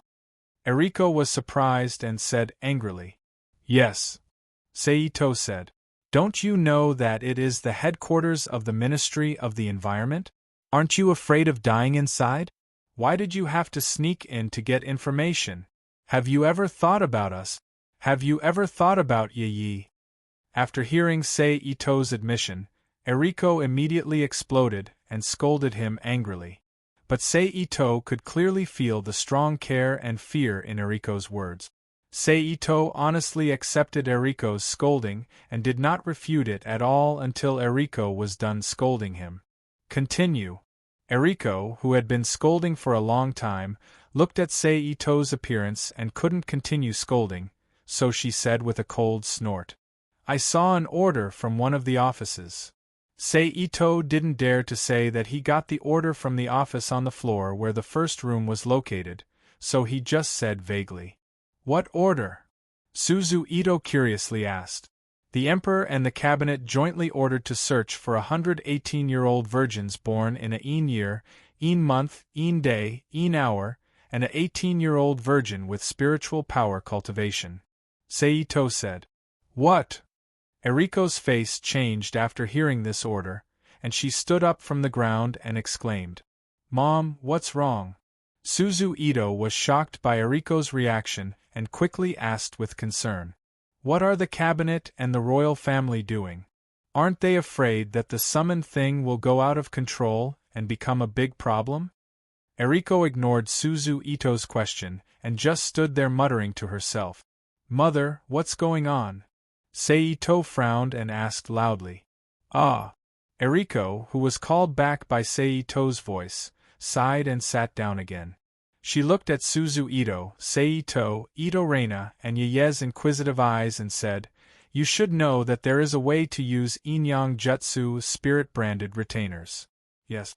The four of them all nodded. There are two ways to obtain spirit-branded retainers, capture and summon. Eriko explained, the so-called capture method is to capture a powerful wandering ghost or kill a demon to make a spirit-branded retainer. The summon method is to use a special method to summon a specific powerful demon at a specific time, and make the other party become a spirit-branded retainer through agreement or coercion. Except for a few special cases, the captured spirit-branded retainers are generally weak, but relatively easy to obtain and control, so it was the first choice for ancient Inyang masters to make spirit-branded retainers. Although the summoning type of Shikigami were all powerful demons and gods, each of them had a distinct personality. They weren't completely under the control of the summoner. Furthermore, the summoning type of Shikigami had many requirements and was difficult to raise. Unless one was a powerful faction, they wouldn't be able to raise such a Shikigami. But correspondingly, as long as you obtain such a spirit-branded retainer, then no matter if it's you or your family, you will definitely become one of the top forces at that time. The best example is Abe Saimai.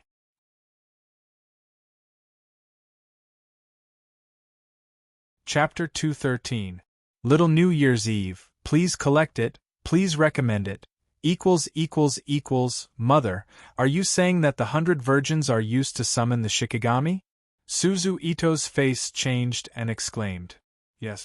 Eriko glanced at Suzu Ito and explained, in the records of our Ito family, there are more than 10 Shikigami that need the life or blood of 100 virgins as a sacrifice to summon, but except for a few of them who are orthodox demons, the rest are evil spirits. There are only 2 Shikigami that need to be summoned with virgins born at a special time. One is one of the Shikigami that Abe Saimai once used, Vermilion Bird. The other is Mahamayuri of Buddhism. Mother, I remember that these 2 Shikigami are both righteous gods of light. Why would they use life girls as sacrifices? Seito wondered. In the legend, these 2 were both righteous phoenixes. One was one of the 4 mythological beasts, and the other was a Buddhist protector. Even if they had eaten humans and had been possessed by demons when they were peacocks, they wouldn't need to use life girls. Could it be that Japan has changed the appearance of these 2? Indeed, they are both righteous gods of light. They shouldn't be summoned with such evil means. Eriko nodded in agreement after hearing Seito's question. Then she explained under the puzzled gaze of others, but have you thought about it? Mahamayuri is a Buddhist protector, the guardian of the world. Vermilion Bird is also one of the 4 gods, the fire spirit of the south. Can they be easily summoned? If we don't use the appropriate means to keep them in check, summoning the Dharmakaya of the 2 gods for no reason will bring disaster. But the life girls don't seem to be able to restrain Vermilion Bird's fire and Mahamayuri's angry flame.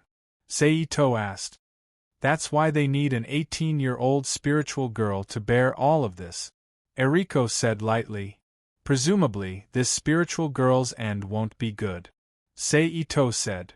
Yes, no matter what the result is, the spiritual girl will die. Eriko said. Regardless of the outcome?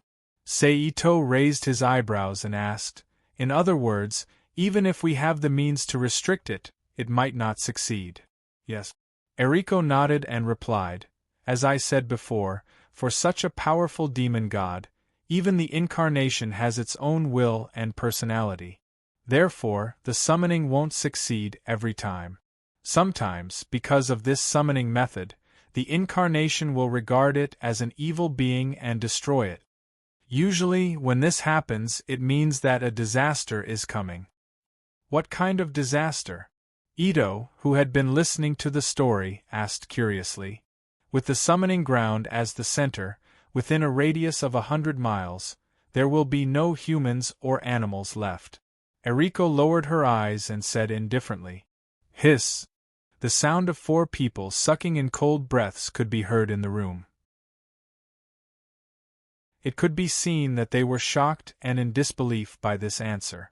"Lena, from today onwards, without my permission, you are not allowed to take a single step out of the back room. Do you hear me?" After everyone calmed down, Eriko's gaze suddenly fell on Ito-Rina, and said with a rare stern expression, "Mom, you mean?" Ito-Rin was stunned by Eriko's appearance at first, but she quickly understood what she meant. Her brows furrowed together as she spoke. "It's better to be safe than sorry," Eriko sighed and shook her head helplessly. Although it was said that the most suitable spirit maiden would be chosen from a large number of qualified candidates, Lena just so happened to be within the range of qualified candidates. No one could say for sure whether or not the spirit maiden would be chosen when the time came. In order to avoid that possibility, they could only hide Lena from now on and reduce her chances of coming into contact with the outside world. They could only try to deceive everyone and fight for a glimmer of hope. "Mother!" Lena, who understood what her mother meant, turned pale. Tears uncontrollably appeared in her eyes as she spoke in a choked voice. "Leave the second sister to me. I have a place where I can guarantee that no matter if it's the shrine or the people from the Ministry of Environment, they won't be able to find her," Sei-Ito said as he looked at the depressing atmosphere in the room. "Really?" Hearing Sei-Ito's words, Eriko looked up and asked in surprise. "Little brother, this is not a joke. Are you sure?" Suzu-Ito also asked.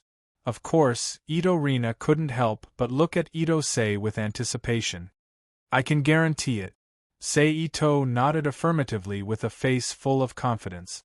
If the two forces could even detect the Rubik's Cube world, then Sei-Ito didn't need to stay in the main world anymore. He could just take his family and escape to a subsidiary world.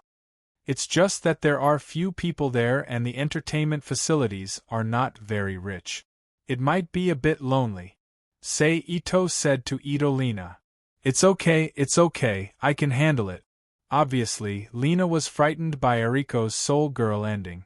Between life and entertainment, she decisively chose to save her life and said to Sei-Ito, "Well, I'll send you there later."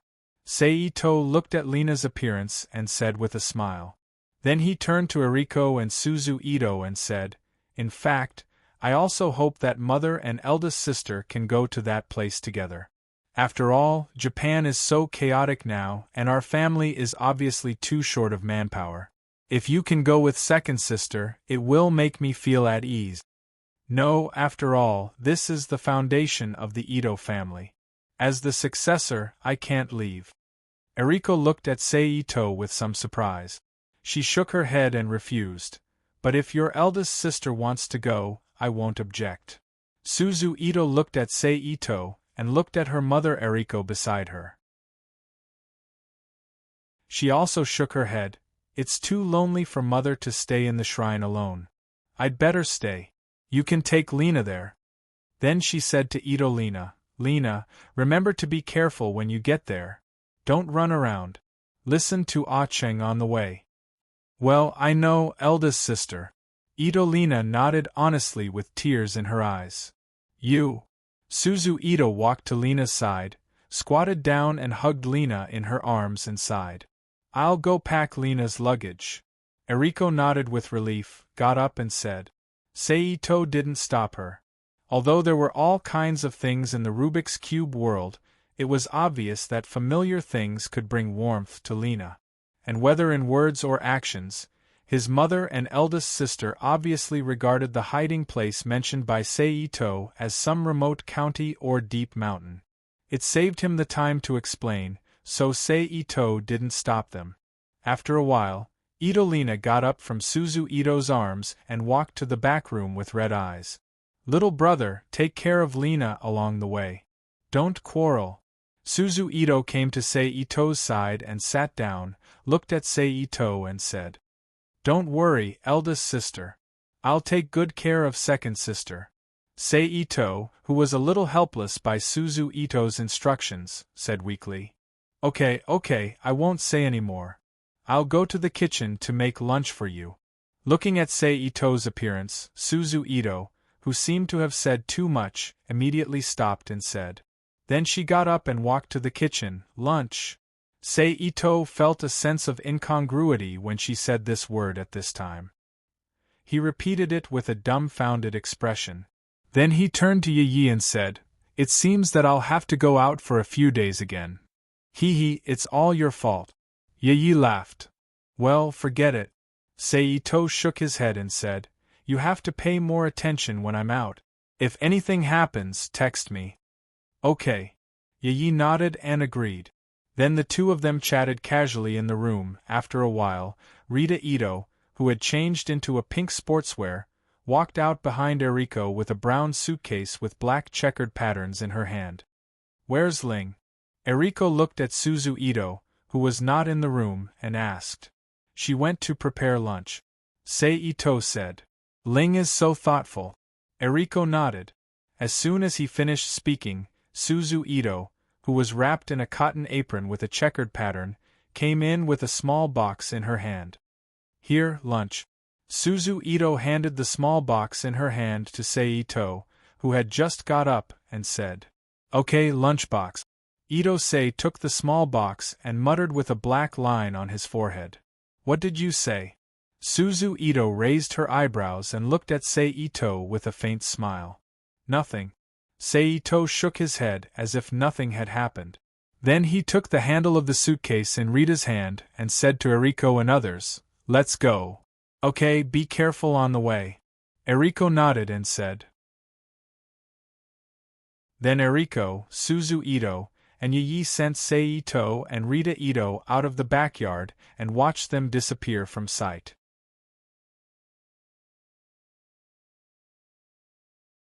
Chapter 214. Please add, please recommend, == The two walked out of the shrine and came to the foot of the mountain. Rita Ito looked at the obviously dilapidated street and asked blankly, Little brother, where are we going? You will know when you follow me.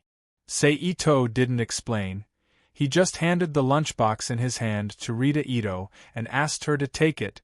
Then he took Rita Ito's hand with his free hand and walked into the distance. In this way, the two walked around and walked all the way and soon came to a ghost building that was basically empty. Little brother, don't tell me you're talking about this place. Ito Rina held a lunchbox in his hand and said with an incredulous look on his face. Yes. Sei Ito nodded and said, but the movement of his hands did not stop, and he directly put the suitcase in his hand into the Rubik's Cube world.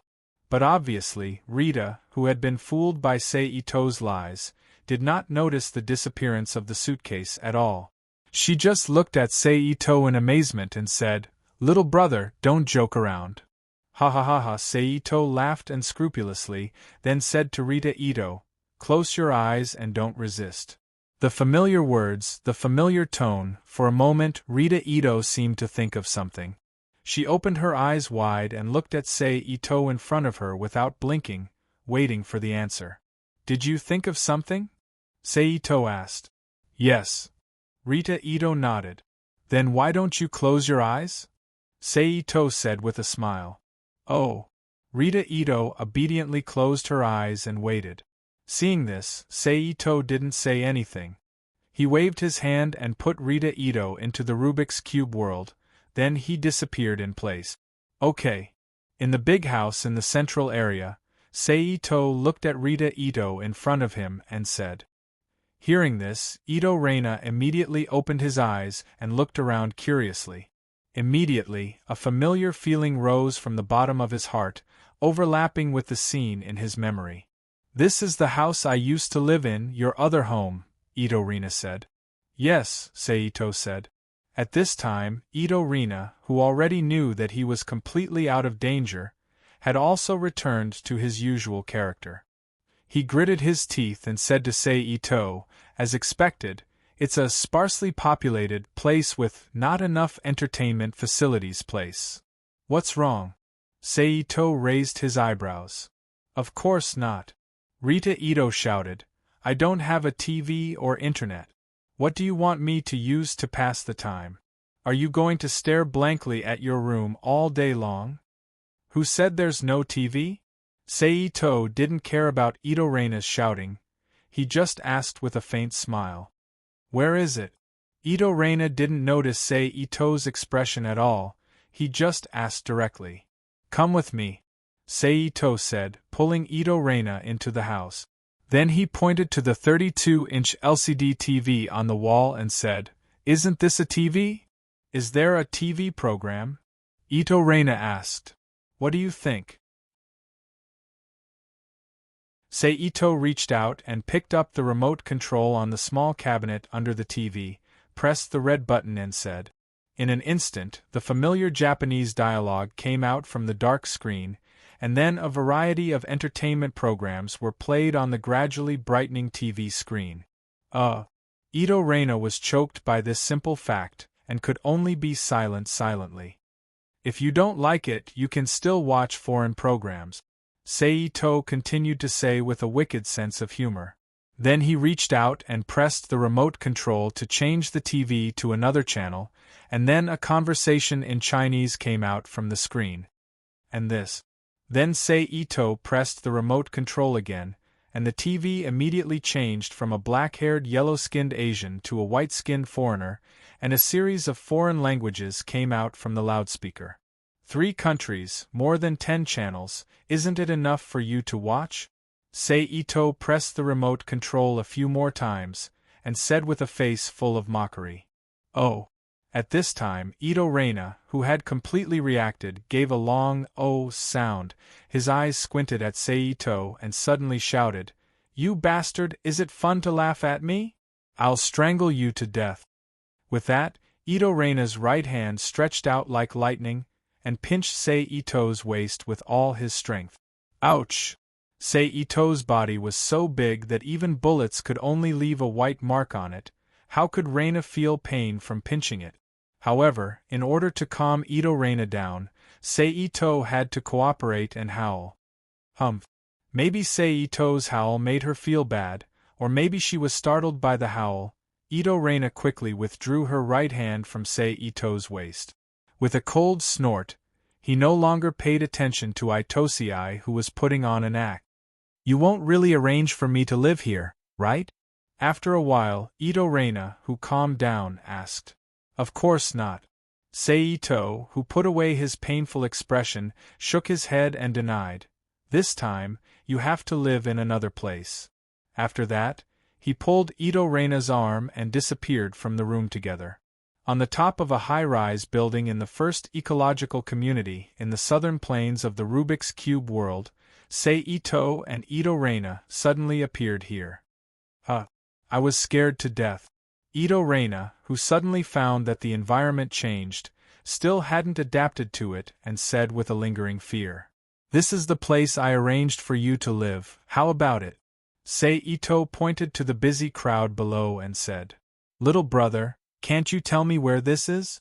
Ito Reina just casually glanced at the crowd below, then looked at Sei Ito with a serious face and said, "I can only tell you that this is my kingdom.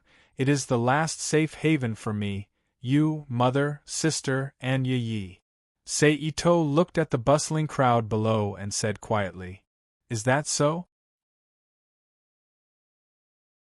After hearing this, Ito Reina murmured softly in a trance, then gave up the intention to ask.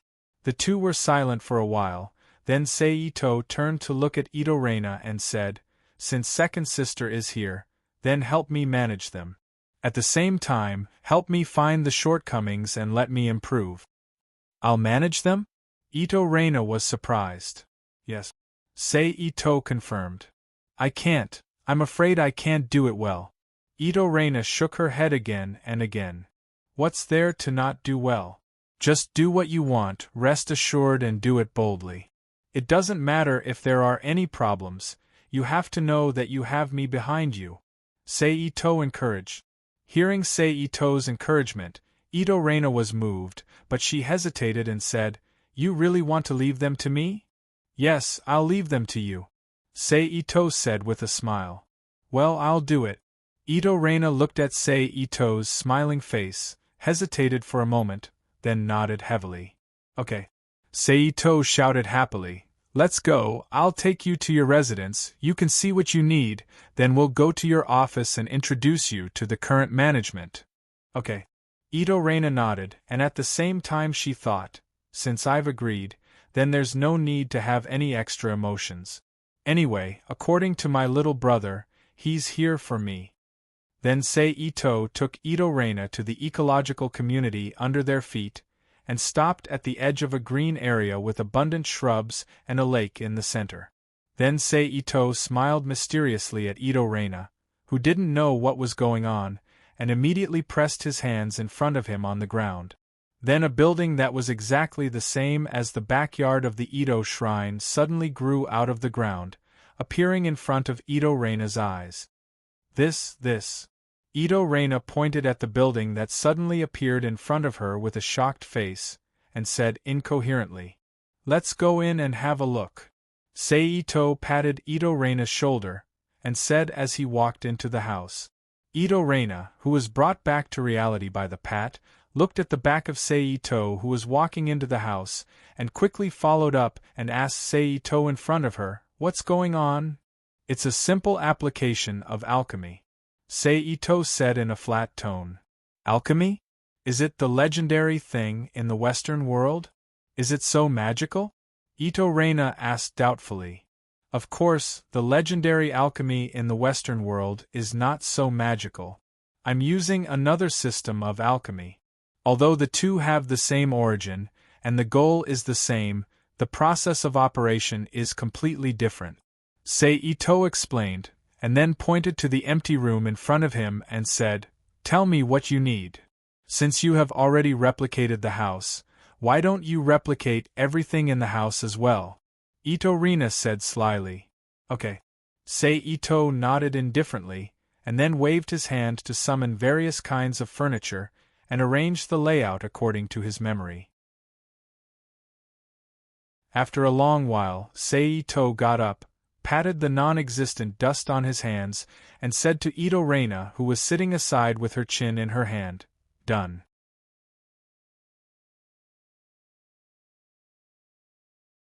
Chapter 215. Please collect, please recommend, == not bad. Rita Ito clasped his hands behind his back, and pretended to look around the room, as if he was a leader who was checking the work. He nodded with a satisfied look and said, "Okay, don't pretend. You have to help me with the next thing." Seito rolled his eyes and said to Rina angrily, "What is it?" Rina asked in confusion. "Wiring and pulling electricity. How can you live without this?" Seito spread out his hands, then turned and walked out. Rina was stunned. He gave a hollow laugh and walked out behind Seito. The two stood outside the door. Seito reached out and summoned a bundle of hundreds of meters long wire. He leaned over and untied the rope that tied the wire. He found the end of the wire and began to arrange it in the room. "Come here, help me fix it here." At a corner of the room, Seito shouted. "Coming." Rina responded and quickly ran over. He took the wire in Seito's hand and fixed it according to his request. Then Seito stretched out his index finger and scratched the wall. A depression of about 2 centimeters deep immediately appeared where his finger had scratched. Then he buried the wire in the depression and reached out to wipe the depression. The wall was restored to its original appearance again, leaving no trace. "I say, little brother, if you do decoration work, you will definitely make money." Ito Rina let go of the wire in his hand and looked at Seito with a smile. "Do you think anyone can ask me to do it? If it weren't for the fact that you are my second sister, I would have already pulled a group of workers over to wire you." I don't need to do it myself, so you can be proud. Ito continued to go offline according to the wiring in his mind. Yes, my little brother is the best. Rina agreed without any sincerity. Just like that, the two of them spent about an hour setting up all the wiring in the room. Then, Ito took the tail wire and walked to the capacitor of the neighborhood not far away. He connected the wire in his hand to the capacitor, and the wiring of the entire house was completed. Is it done? Rina looked at the light in the room and asked Say, who had just returned to his side. No. Although this is my kingdom, the necessary precautions can't be neglected. So, I still need to set up some warning barriers, Ito said. Oh. Lena nodded in response. Ito stood in front of the door, and after a brief thought, he reached out his hand and grabbed the ground. A half-meter long and 3 centimeters thick black iron rod quickly rose from the ground and stopped in his hand. Then, Ito pointed the thin iron rod in his hand to the ground, and a small silver dot instantly appeared on the ground. Then, Ito used the small dot as the beginning and end to draw a large shining silver circle around the house. Then, he threw the small iron rod in his hand and jumped to the roof of the house. His hands were like butterflies flitting through flowers in front of him quickly. After a while, Ito's hand movements suddenly stopped, and several finger afterimages gathered together in an instant. A dazzling silver light immediately burst out from his hands that were making strange seals. Then, Ito suddenly pressed the dazzling hand seals on the roof, and a huge 6-pointed star pattern suddenly expanded with his hand as the center. After connecting with the surrounding silver circle, it immediately formed a 3-dimensional cylinder that shrouded the house. But it was still not over. After doing all this, Ito waved his arm fiercely, and 5 paper talismans suddenly appeared in his waving arm. With another wave of his arm, they turned into 5 streamers and stuck to the roof of the house. A 5-pointed star pattern flashed on the roof and disappeared under the surface of the roof. Phew! Ito looked at the barrier that was gradually disappearing around him, and sighed slightly. Then, he flashed back to Rita's side and said, "Now, let's go and see those people in charge." Okay. Rita responded. Immediately, 2 bicycles were summoned from the space by Ito. He handed the handlebar of one of the bicycles to Rita. After Rita took the handlebar, he turned over and rode on the bicycle in front of him, leading Rita to the distance. After a while, the two came in front of a square building with only 1 floor. They stopped and got off the bicycle. They simply held the bicycle in front of them, stepped on the 2nd floor in front of them, pushed open the hardwood door in front of them, and walked in. Immediately, an empty room with only a long conference table and a dozen chairs appeared in front of them. Ito went straight to the main seat in the middle of the inside and sat down. He waved his hand and a laptop appeared in front of him. Then, he pulled out a line with a crystal header from under the table and connected it to the computer. Then, on the Windows XP desktop that appeared, he double-clicked a file called Summon. "What are you doing?" Rita, who stood behind Ito and saw all his actions since he entered the house, asked in confusion. "Summon other management staff." Ito explained, then pointed to the line next to the computer and asked in surprise, "Don't tell me you don't know this line." "Of course, I know this is a network cable, but I didn't expect there to be a network here." Rita rolled his eyes at Ito. "How new?" Ito curled his lips and said, "As long as there is a transmission line, 2 computers can share files. A small area of many computers can be made into a local area network. As long as we expand this local area network, even if it's not the Internet, it will be the Internet. It will be a piece of cake to do information transmission and so on." Rita nodded and responded with a look of, "I learned something new." Then, Ito briefly introduced the current network situation to Rita. In the blink of an eye, more than 10 minutes had passed. Click. At this time, the door that had been closed suddenly opened from the outside. A white man with a fat body and gray hair in a white coat and a strong white man with neatly combed black hair in a black suit came in one after another. After seeing Seito, they respectfully put their hands on their chests and went to sit in their seat. After them, several men and women of different ages, heights, and skin colors came in. After respectfully bowing to Seito, they quietly went to their seats and sat down, waiting for Seito to speak. Dong dong dong. After seeing that everyone had arrived, Seito, who had been sitting in the main seat, reached out and gently knocked on the table in front of him. The knocking of his fingers on the wooden table made a dull sound.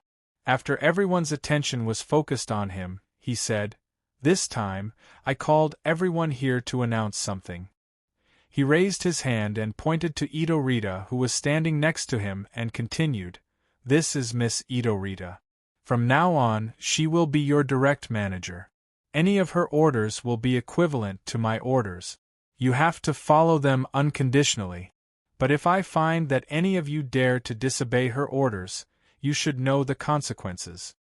Yes, we will absolutely obey Miss Ito-Rita's orders and complete the work assigned by Miss Ito-Rita 100%. We will support Miss Ito-Rita just like we support you. A manager in charge of the Japanese entertainment industry said with a flattering face. "We understand." A white manager nodded faintly and said, "Okay." A Chinese manager glanced at Ito-Rita and said. After waiting for everyone to finish speaking, Seito turned to look at Rita beside him and asked softly, "Rita, can you say something?" "Okay." Ito-Rita nodded and stepped forward to stand in front of the table.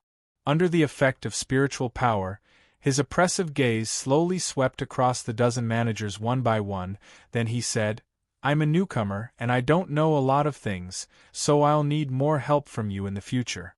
So in the future, if you think there is a problem with my orders, you can come to me directly. If you can persuade me, then I can change the order. If you can't persuade me, then you have to follow my orders unconditionally, even if you have conflicting emotions. But you can't disobey my orders. Otherwise, don't blame me for being merciful. That's what I want to say." Clap, clap, clap, clap. After Ito-Rita finished speaking, the dozen managers led by the flattering Japanese manager clapped their hands, even if they were dissatisfied with Rita, the new female boss. "Okay, now let's start with Robert and introduce the industries and personnel under you." Seito waved his hand and said after the applause disappeared. "Okay." Sitting on the left side of Seito, a middle-aged mixed-race man in a black suit with short black hair nodded and said.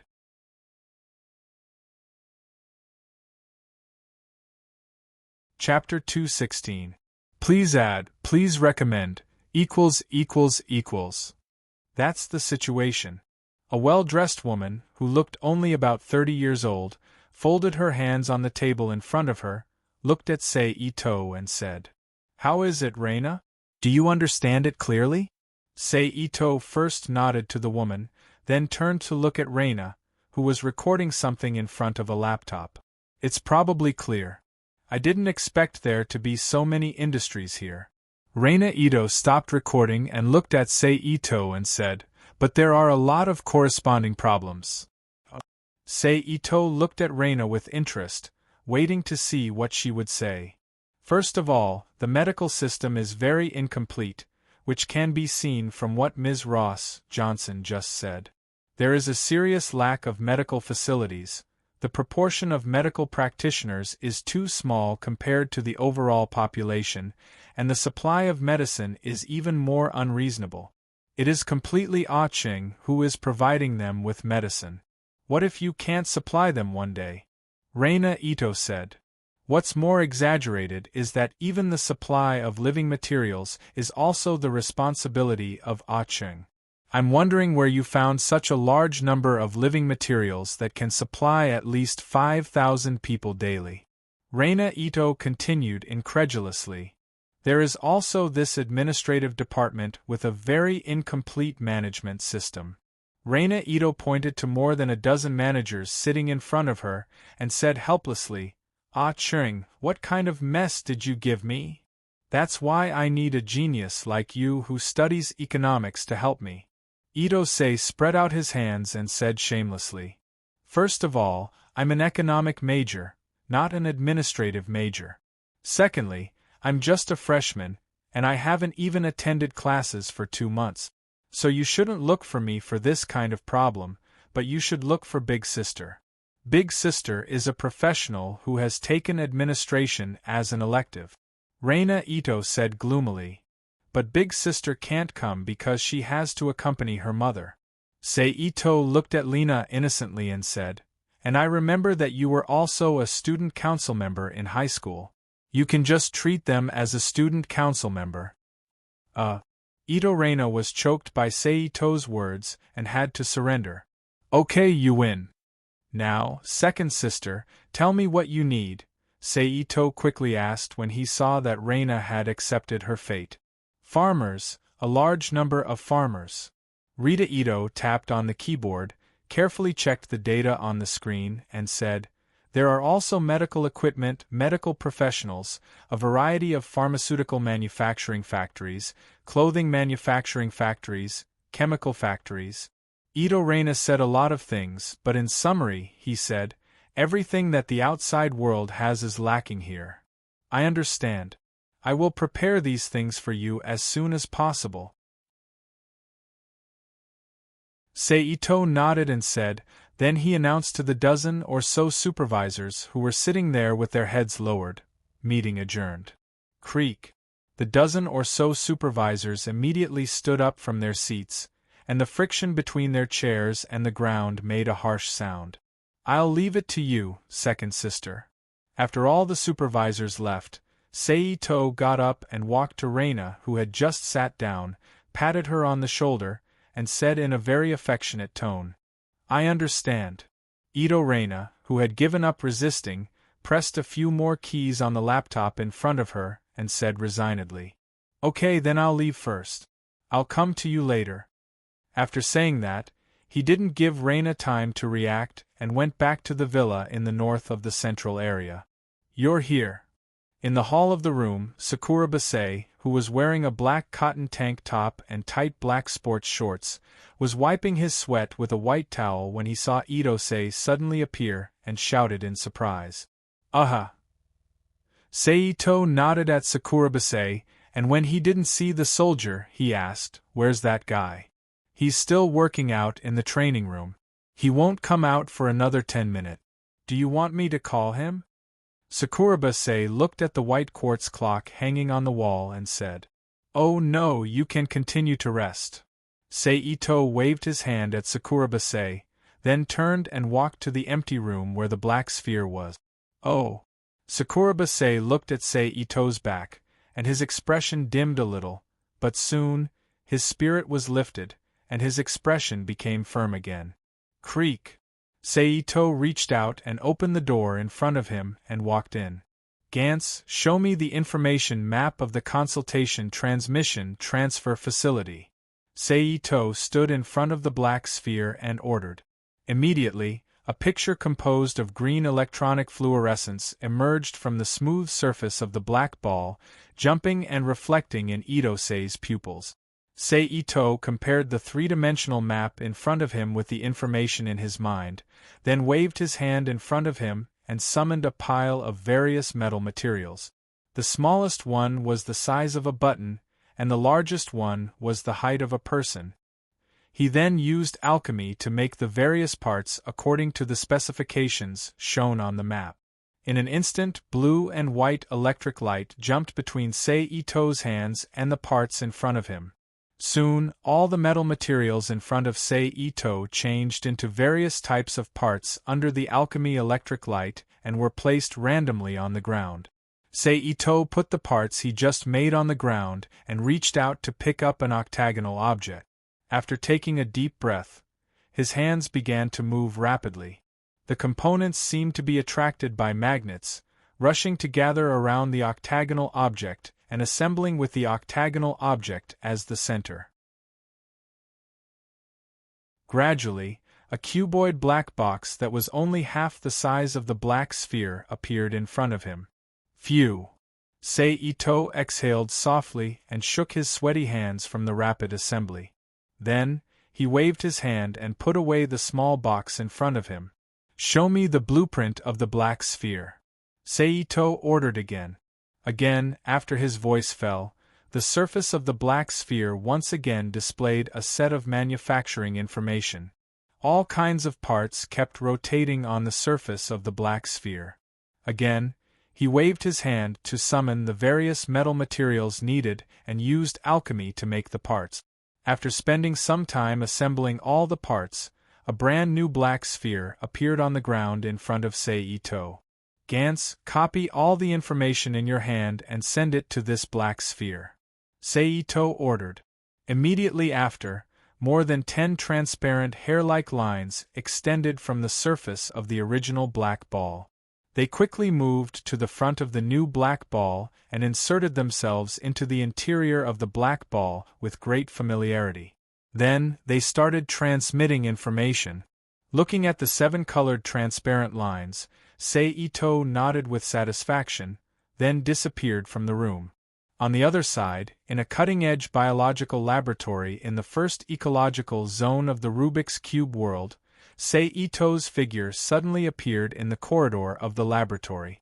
After looking around the environment, he went straight into the depths of the corridor. After passing through 2 thick isolation doors, Seito finally arrived at the destination of this operation. It was a room with 2 rows of half-meter thick, 2.5-meter tall culture tanks filled with unknown green liquid. After passing through a dozen more empty culture tanks, he finally stood in front of 4 culture tanks with human bodies. After looking at the data next to the culture tanks, he opened one of the culture tanks. Splash! After the switch was pressed, the green liquid was immediately sucked out from the drain below. Soon, a half-naked man identical to Gantz in the black sphere appeared in front of Seito. He reached out and picked up the half-naked man from the culture tank, then flashed to the desolate area in the north of the Rubik's Cube. He waved his hand to summon some soul energy from the air and used the sage stone to refine it into a sage stone. Then he put the sage stone and the half-naked man to the side and drew a complicated alchemy array on the ground. "I hope I can succeed in one go." Seito looked at the alchemy array on the ground and muttered to himself. Then he put the half-naked man and the sage stone into the alchemy array and activated the alchemy array. A red light immediately emerged from the alchemy array, and a large amount of red lightning flashed back and forth between the man's body and the sage stone, fusing the man's body and the sage stone into one. After about 5 minutes, the red light and lightning on the ground disappeared one after another, leaving only a half-naked man with a red gem inlaid in the center of his chest lying quietly on the ground, his chest rising and falling. Fortunately, it was a success. "I almost failed the first time I made an android," Seito whispered in relief, then reached out and pressed on the man's head. A cluster of spirit power instantly pierced into the unconscious man's brain and turned into a parasitic core consciousness in his mind. Cough, cough, cough, cough. Just as Seito's hand left the man's head, the unconscious man immediately coughed, and a green unknown liquid mixed with a little saliva came out of his mouth. "You're awake," Seito said to the man, who opened his eyes and looked around blankly. "Cough, cough, yes." The man coughed twice again and responded. "From now on, your code name is 1. Seito said lightly. "I got it." The man, who was number 1, nodded. "Let's go." Seito reached out and grabbed number 1's arm, then they disappeared into the desolate area together.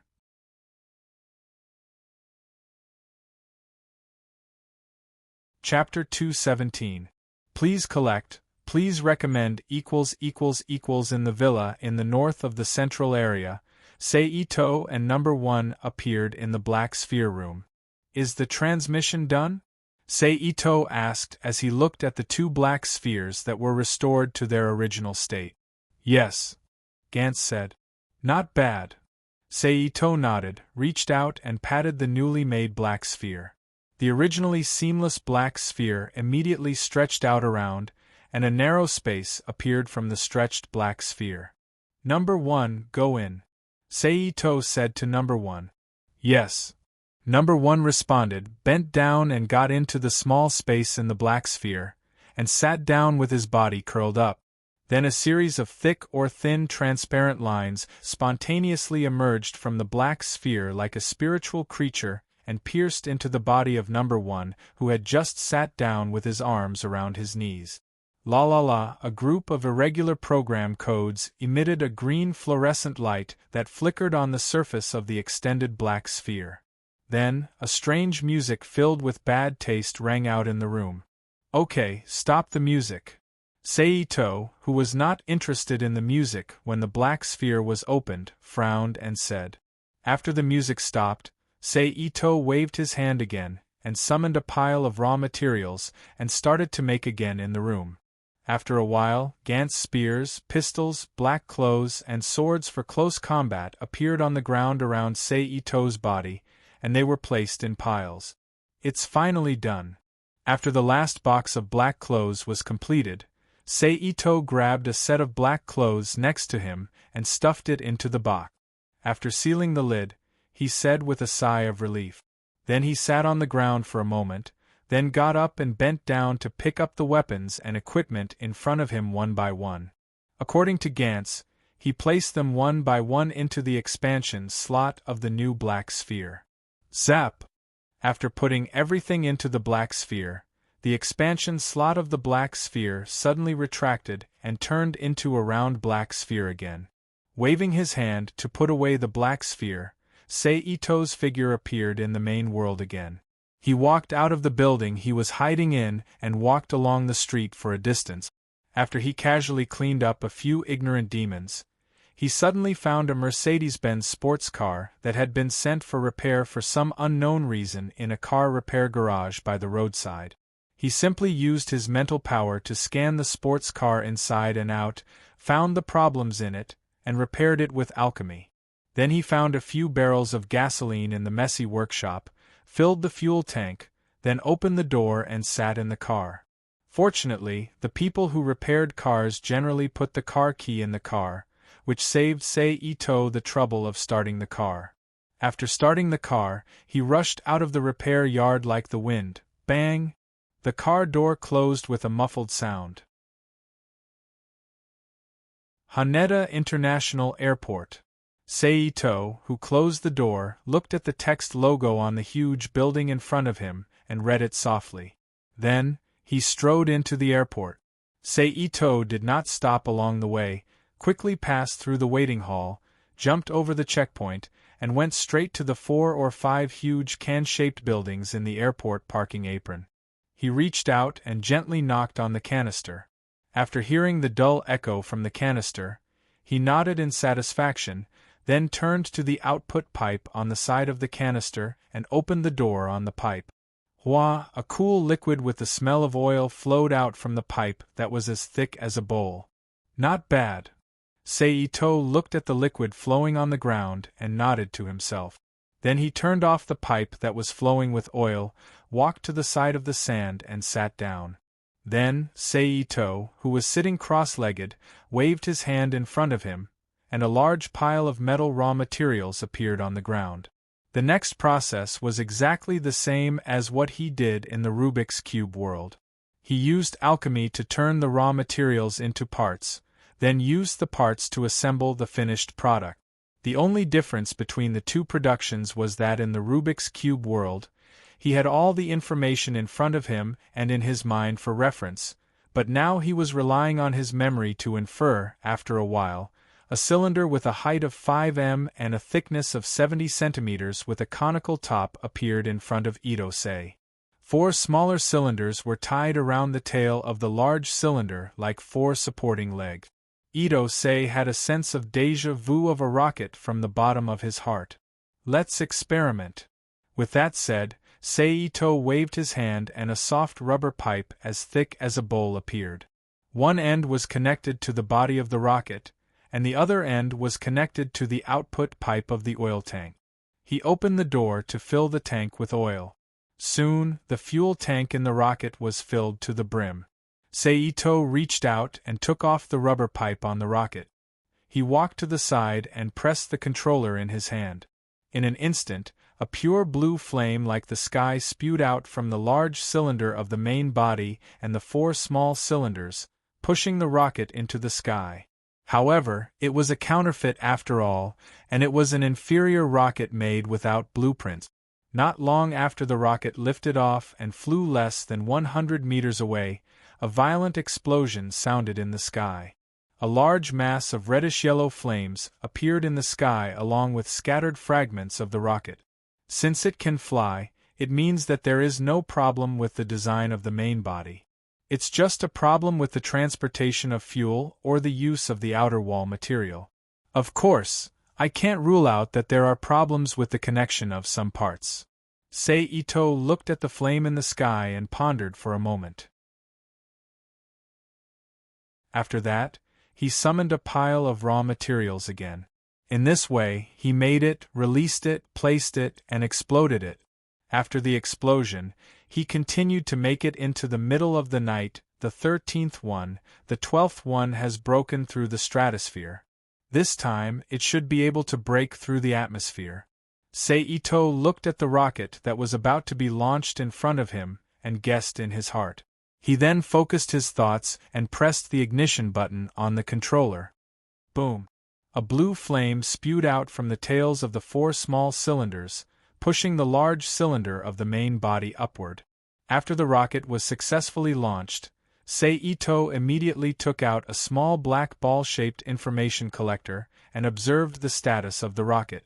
In the sky, the rocket broke through the troposphere at an extremely fast speed and reached the stratosphere. It then continued to rise in a stable manner toward the mesosphere.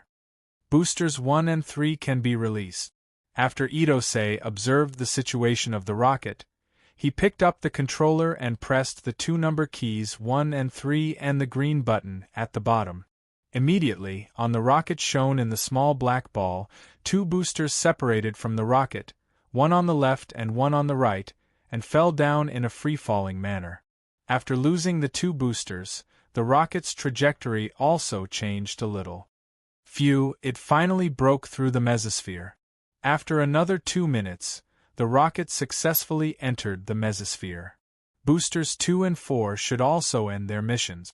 While speaking, Seito's finger pressed the 2 and 4 buttons on the controller.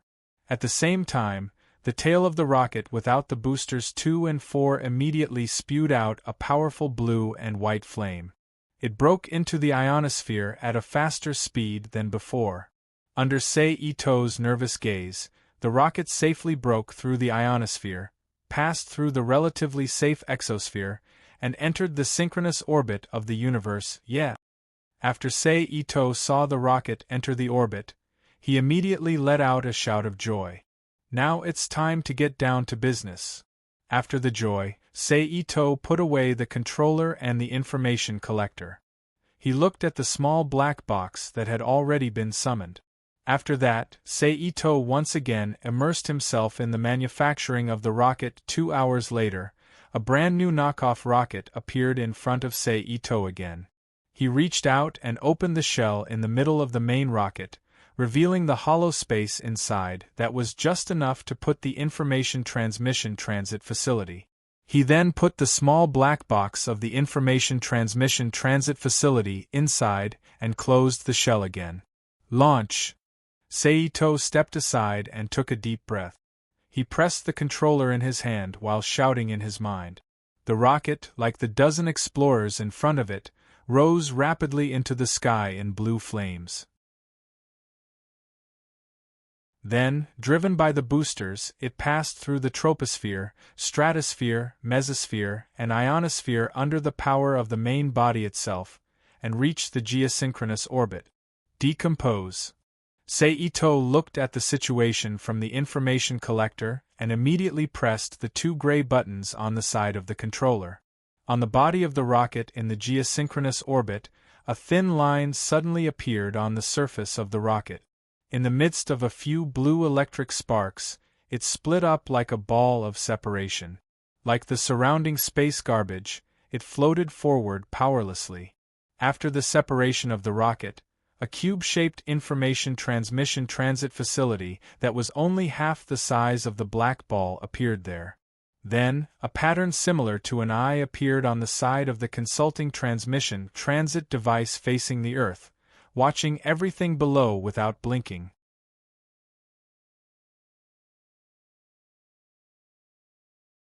Chapter 218. Please collect, please recommend. I'm going to burn some offerings. It's finally done. The next step is to make some small arrangement. Seito looked at the consultation transit facility that was operating as usual in the consultation collector and smiled with satisfaction. Then he put away the consultation collector in his hand, turned and walked to the aviation fuel storage tank. After thinking about it carefully for a moment, he waved his hand and collected a few cans of aviation fuel. Then, just like when he came, he left Haneda International Airport without stopping. He drove the Mercedes-Benz sports car to downtown Yodo. It was as fast as lightning all the way. Even the demon was nothing in front of the sports car with a speed of 220 kilometers per hour. At this extreme speed, the car finally drove into the Yodo city barrier after more than 10 minutes. After slowing down the car to about 80 kilometers per hour, he circled around downtown Yodo. Of course, Seito was not going around aimlessly, but he was going around with a purpose. Whenever the car drove for a certain distance, Seito would stay in place for a while. If the place met the standards in his mind, he would put a small black ball-shaped consultation collector in a corner before leaving.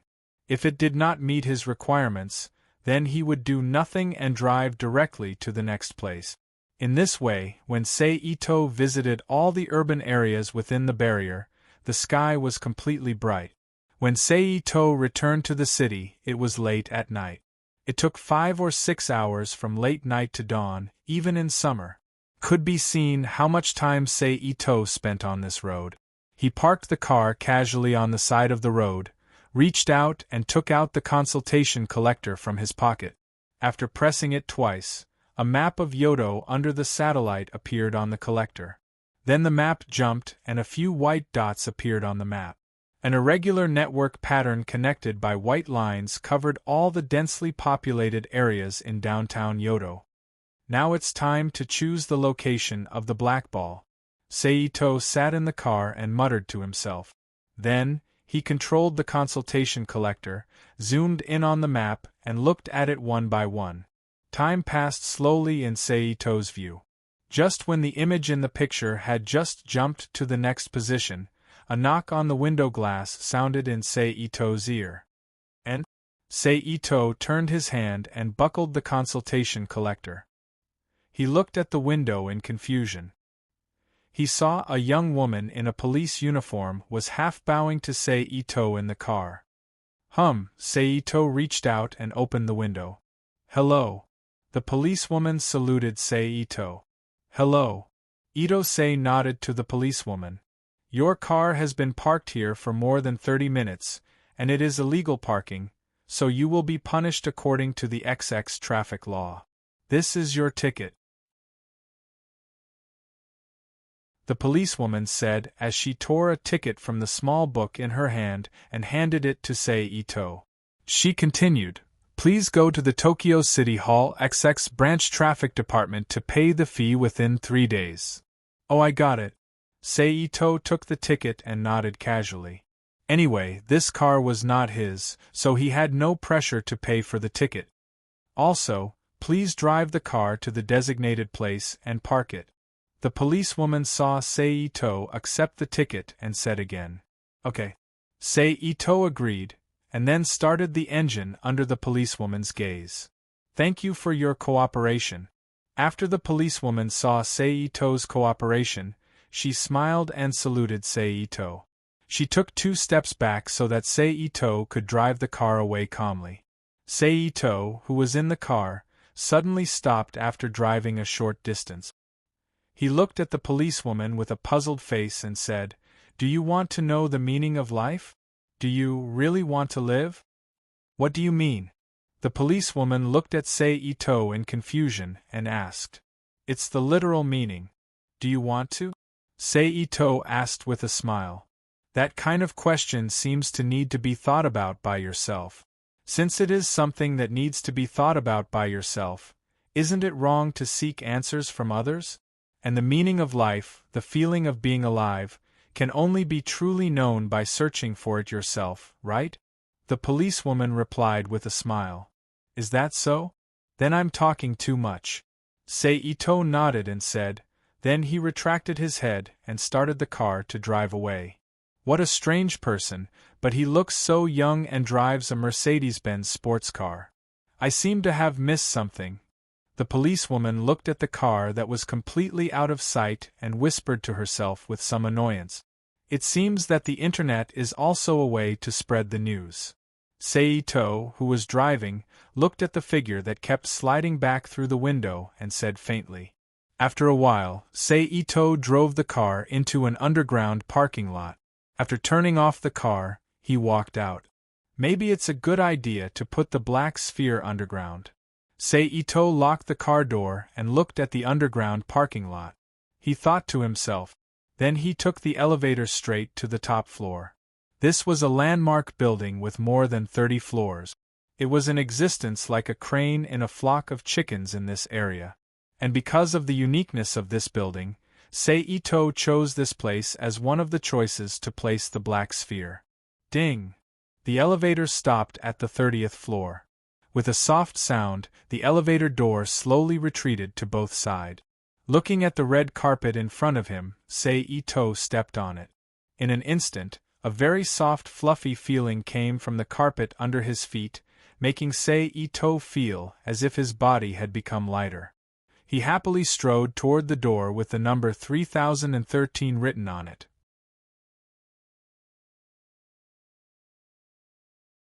Walking to the door, Seito reached out and placed his hand on the door lock. An energy was instantly released from Seito's body. After gently unlocking the door, he pushed the door open and walked in. Then, a simple living room appeared in front of Seito's eyes.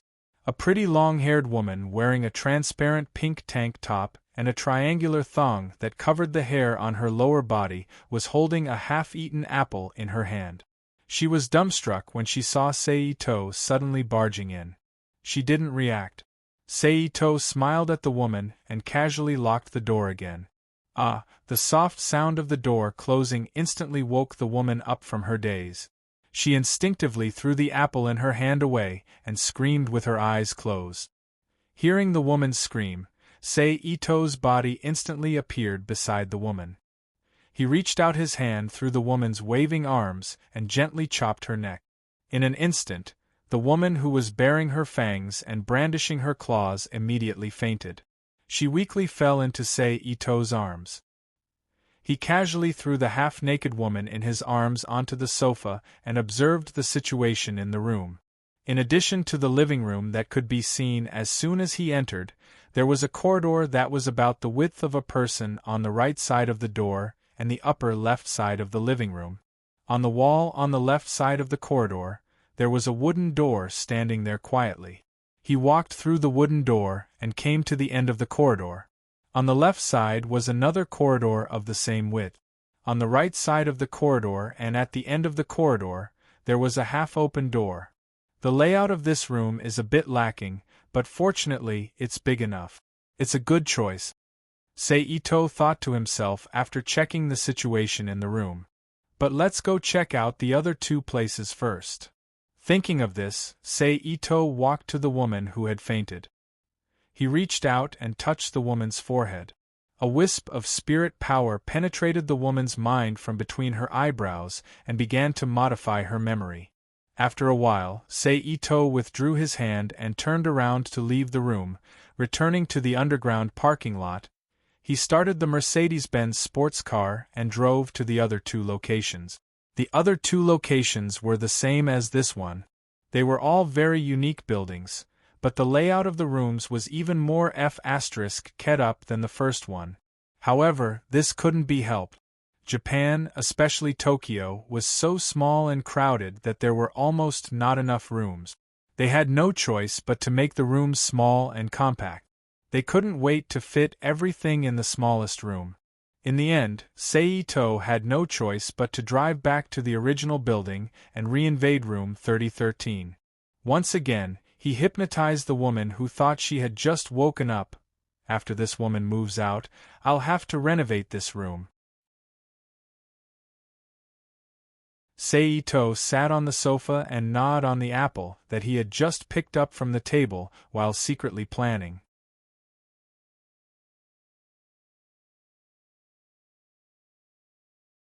Chapter 219. Please collect, please recommend, == The next morning, the hypnotized woman got up early to tidy up the items in the room. When it was close to noon, she had tidied up all the items and called the moving company. Then, she took the moving company's minivan and drove to an unknown location. Bang! Seito slammed the door, looked at the completely empty room, and acted. Seito put his hands in front of him and immediately pressed them on the ground. Immediately, with Seito's hands as the starting point, a large amount of blue electric current rushed out quickly, covering every corner of the room in a flash, directly turning the whole room into an electric space. Then, under the flow of these electric currents, the supporting wall in the middle of the room turned into the most primitive dust and fell to the ground. Under the guidance of the electric current on the ground, it flowed to the corner of the room. At the same time, the other positions in the room began to change. After a while, all the electric currents in the room disappeared, and a new spatial layout appeared in front of Seito. If you look at the layout of the room at this time with a three-dimensional rendering, you will find that the originally concave room has directly become a lunchbox. Since the door is opened, you can see the wall, then a long corridor. At the end of the corridor, you can turn left and enter a short corridor. On both sides of the wall of the short corridor, there are 3 doors arranged in a pattern of one left and one right. Entering from the door on the left is a large empty room that occupies 2/3 of the entire room. This area is definitely enough to accommodate 20 people. Seito stood in the center of the room, turned around and looked around, and whispered. Then he walked to the boundary line of the quarter of the room and released the black ball he made. Number 1. Connect to the consultation transmission relay device and activate the consultation collector. Seito ordered the number 1 black ball. Yes, on the smooth surface of the black ball, 2 Japanese characters composed of green electronic symbols lit up for a moment, then disappeared. Immediately afterward, a series of numbers and symbols appeared on the surface of the black ball like a waterfall flowing against the current, schwa, and quickly flowed. Ding! A moment later, the number waterfall flowing on the surface of the black ball suddenly stopped, and then with a soft sound, it seemed to collapse and disappeared into the surface of the black ball in a disorderly manner. Connection complete. Seito took out a small black ball-like inquiry collector and ordered, "Record the information of the inquiry collector in my hands and the inquiry collector at the entrance of the Ministry of Environment." Yes. The runes disappeared, and the surface of the number 1 black ball and the surface of the small black ball in Seito's hand flickered at the same time.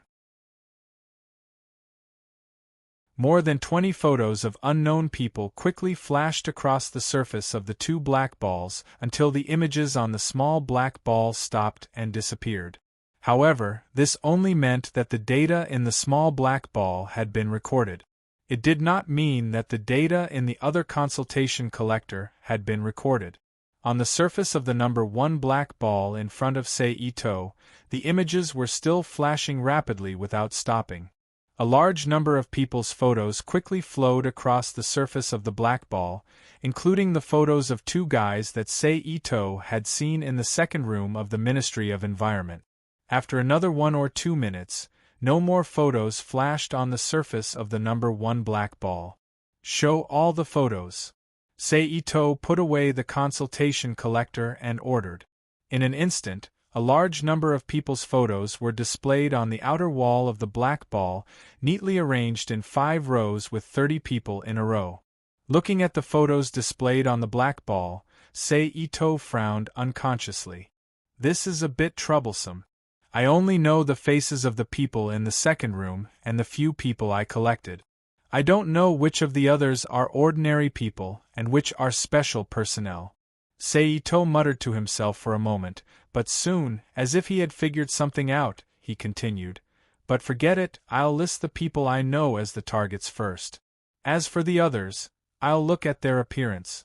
Anyway, not many people in the Ministry of Environment look like decent people," Ito said as his finger tapped on the surface of the black ball.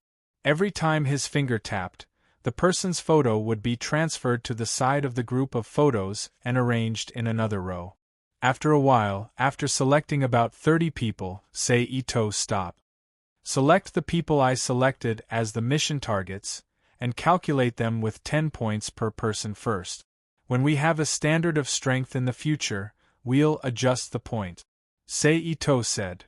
"Yes, now it's time to select people." After Ito selected the targets in the black ball, he touched his chin and muttered to himself, "Should I choose the executors from ordinary people first? Or should I work harder and directly select people from the Ministry of Environment to kill, and use them as the executors to hunt? It seems that these two methods have their advantages. Forget it, it's better to use people from the Ministry of Environment to deal with the Ministry of Environment. Although ordinary people are convenient and there are many of them, it's too troublesome to train them. Even if there are 2 ready-made guides, Sakurabase and Hyuga, and the targets are the lower demons around the shrine, it's the same. It seems that I can only take it slow." After making up his mind, Ito placed the space confinement devices in the 4 corners of the room, and set up a large ceiling boundary of yin-yang technique in the whole room. After the whole room was protected, he flashed out of the room and drove to the building of the Ministry of Environment. After a short journey, Ito parked the car in the parking lot of a building opposite the Ministry of Environment building and waited quietly. Time gradually came to night in this kind of waiting. At this time, the time was about 7:30 in the afternoon. The ordinary staff of the Ministry of Environment had almost left as early as 6 o'clock. Feeling that the time was right, Ito opened the door and walked out of the car. After closing the door, he walked toward the gate of the Ministry of Environment.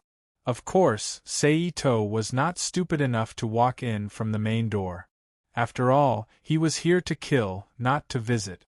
Waiting at the gate for people who were alone and then killing them was the right way. So when he was more than 10 meters away from the main door, Ito hid in the green belt next to him, jumped on the branch of a big tree and waited again.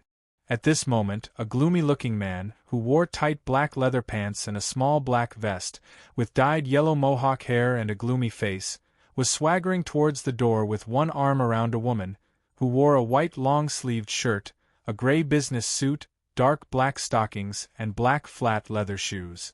The woman was wearing a white long-sleeved shirt, a gray business suit, a black stocking, and a pair of black flat leather shoes. She had a look of embarrassment on her face. The Ministry of Environment has good benefits. If you want to find a girl, you can directly find one inside. You can even force it. Ito, who was hiding on the branch, sighed unscrupulously. Looking at the woman's expression, he roughly knew what was going on. It was nothing more than that Mohawk guy having a strong desire today, so he casually grabbed a girl who was pleasing to the eye and was going to get a room to vent his desire. As for why the woman did not resist, it was nothing more than the helplessness and resignation of ordinary people in the face of a special person. "You're the one." Ito watched the Mohawk guy walk out of the main door towards the parking lot of the Ministry of Environment. Then, he jumped off the branch and quietly followed behind him. After a while, Mohawk, who was holding a girl, and Ito walked into the parking lot one after another. The Mohawk guy walked directly towards a red sports car with a blazing skull pattern on its body, while Sei-Ito stayed where he was and observed the distribution of cameras in the parking lot. Then, he hid in the blind spot of the cameras and quickly rushed to the Mohawk guy who was opening the car door and bending over. Then, he chopped his hand towards the Mohawk guy's neck like a knife. Wah! Feeling the cold wind on his neck and a sudden warning in his heart, the Mohawk guy instinctively wanted to shrink back and raise his head. At the same time, a shout came from his mouth. Unfortunately, before he could finish the first word, Sei-Ito's palm had already landed on his neck. With a light click, the Mohawk guy's body immediately stopped and fell towards the driver's seat. Even until his death, he could not understand why he was attacked in the parking lot of the Ministry of Environment. Ito-sei, who had killed the Mohawk man, still did not stop. Then, he slapped the woman's temple, who did not react at all, directly knocking her to the ground and killing her. Teleport number 1, both of you. Sei-Ito took out the small black ball and ordered. As soon as his voice fell, 2 colorful lasers suddenly shot down from midair, penetrating the concrete ceiling above the parking lot and shining on the bodies of the 2 people who had just died. Like cutting meat, they were teleported out piece by piece. Every time I see this teleportation effect, I feel a pain in the ass. Sei-Ito looked at the 2 people whose internal organs were constantly exposed under the laser scanning and thought to himself with a speechless face. 2 already. Kill 1 or 2 more people from the Ministry of Environment, then find a few ordinary people to make up the numbers and confuse the public. Then I can wait and watch the show. Sei-Ito closed the door of the sports car. After observing the surroundings to make sure that no one was paying attention, he hid in the blind spot of the cameras again, walked out of the parking lot, and returned to the main entrance to continue waiting.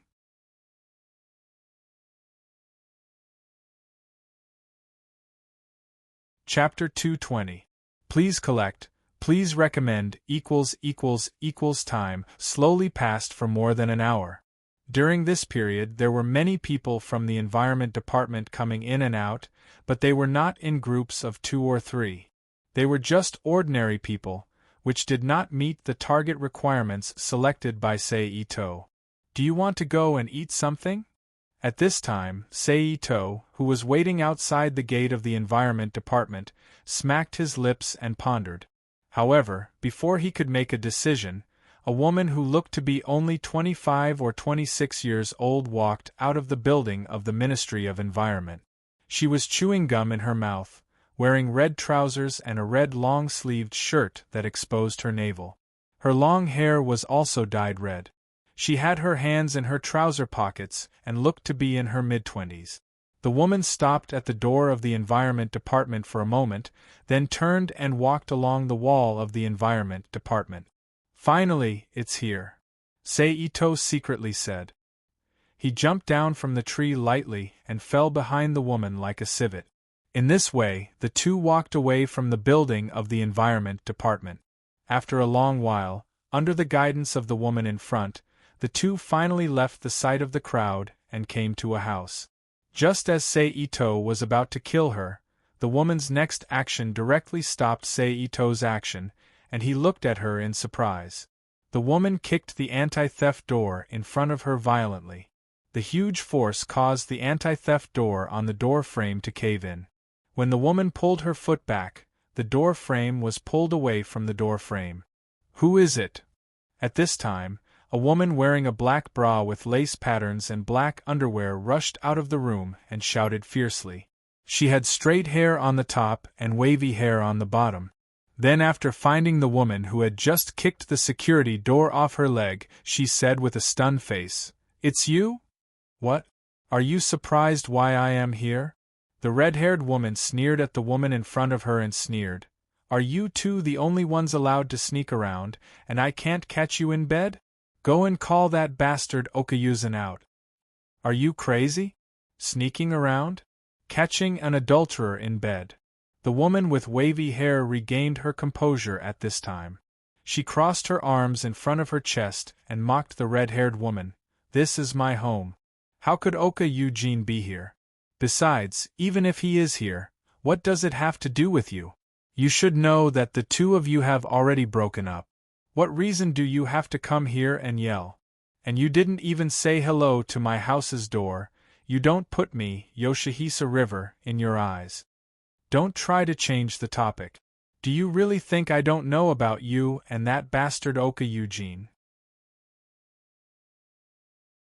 In the past, I didn't pay attention to you guys because that guy Oka Eugene still knew his bottom line and didn't cause any trouble with you. But you, Jijian Shijiujiang, actually seduced him and drugged him when I was out on a mission. You are really a shameless whore. Kurikawa Ritsuko, I warn you, be polite with your words. Otherwise, don't blame me for being rude to you. Jijian Shijiujiang put down his hands in front of his chest and condensed his aura. He stared fiercely at the red-haired woman and said in a deep voice, "Huh? Be rude to me? Jijian Shijiujiang, you are too self-righteous. Now I will cripple you and see how you are going to be rude to me." Kurikawa Ritsuko said, and a layer of flame suddenly burned on her body, which looked so hot and beautiful against her red dress. Then the flame on her body fiercely rushed toward Jijian Shijiujiang. Kurikawa Ritsuko, you are too arrogant. Jijian Shijiujiang felt the heat wave rushing toward his face and immediately stirred up a wall of whirlwind around his body, rolling out all the fire waves around him, and shouted at Kurikawa Ritsuko with a look of disdain. Humph! Kurikawa Ritsuko snorted, and her body immediately appeared in front of Jijian Shijiujiang along with the flames. A huge palm completely composed of flames was waved by Kurikawa Ritsuko's arm and fiercely slapped toward Jijian Shijiujiang, who was protected by the whirlwind. Kurikawa Ritsuko, I am no longer the person I was a year and a half ago. Now I will show you the results of my efforts in the past year and a half, and repay the hatred of being humiliated by you. Jijian Shijiujiang didn't care about the incoming flame palm at all, but his eyes flashed with madness and said loudly, "Wind erupt." Boom! The whirlwind around Yashike's Kikuchi suddenly erupted like an ignited bomb. The strong wind blew away Kurikawa Ritsuko's giant flaming palm, blew away Kurikawa Ritsuko's body, and destroyed the structure of the house around Yashike's Kikuchi. The whirlwind turned into a huge whirlwind that spun on the spot. Is this a supernatural ability? With this strength, if it is controlled well, it can totally manipulate the weather. Seito, who had been hiding outside and watching the battle, exclaimed after seeing the sudden appearance of the whirlwind. Of course, only people like him who were not ordinary people were amazed. However, as Yoshihisa's neighbors, they were not in the mood at this time. They all dragged their families and ran away without caring about anything else. They only hated their parents for not giving them 2 more legs. They also hated their bad luck for encountering such an inhuman battle. You broke through to level B? On the side, Kurikawa Ritsuko, who had just walked out of the wall of Jijian Shijiujiang's neighbor, looked at Jijian Shijiujiang, who was protected by the huge whirlwind with a dignified expression. That's right, I've broken through. Now I'm a proper B rank. But this is all thanks to you. If it weren't for your humiliation a year and a half ago, I wouldn't have hardened my heart to go to the nearby uninhabited island to train, and I wouldn't have been able to break through to level B so easily. So in order to repay your care for me, I have decided to destroy your limbs, strip you naked, and hang you in front of the environmental department's gate, so that everyone can enjoy your miserable appearance.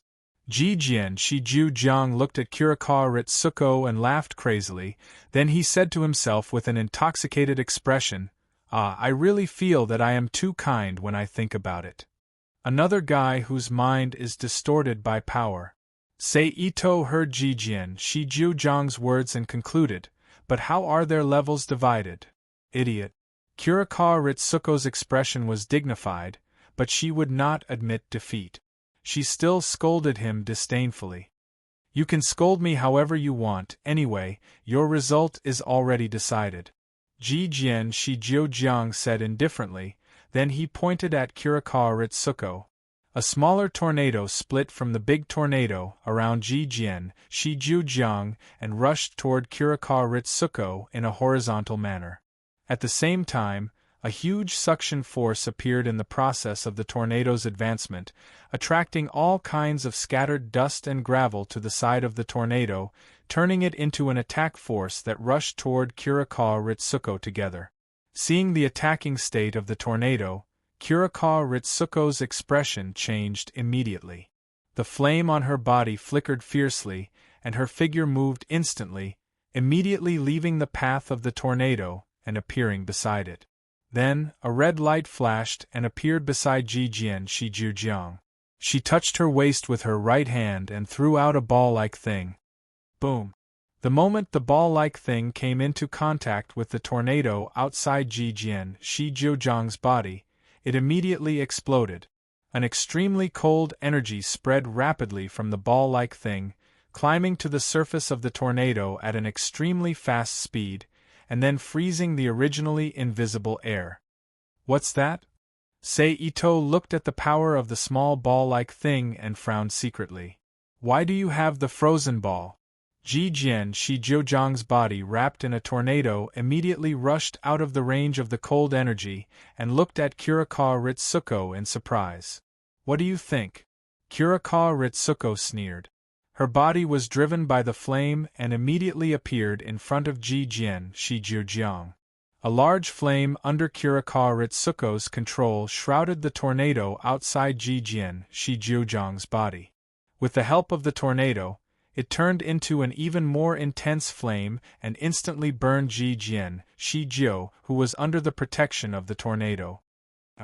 Yashikin Hisashi only felt a heat wave hit his body, and then a pain came from his skin. Yashikin Hisashi didn't even think about it, and quickly dispersed the whirlwind around his body, and at the same time, he quickly retreated. Bitch, wait until I destroy your face and burn your breasts. Let's see what else you can use to seduce other men. Kurikawa Ritsuko laughed sarcastically. A flame rose in each of her hands, as if it was her heart, exuding an amazing heat. Ji Jian Shi Jiu Jiang subconsciously raised her hand to touch her cheek. After finding that there were no scars, she subconsciously breathed a sigh of relief, but immediately screamed again. This was because she found that her long black hair had been completely burned at this moment. It turned into ash-like dry and hard particles that exuded an unpleasant stench. Under her action, her bra and underwear turned into black ash and scattered. I'm going to kill you. Ji Jian Shi Jiu Jiang was a somewhat narcissistic person. If she wasn't narcissistic, she wouldn't have thought of using her beauty to seduce other men.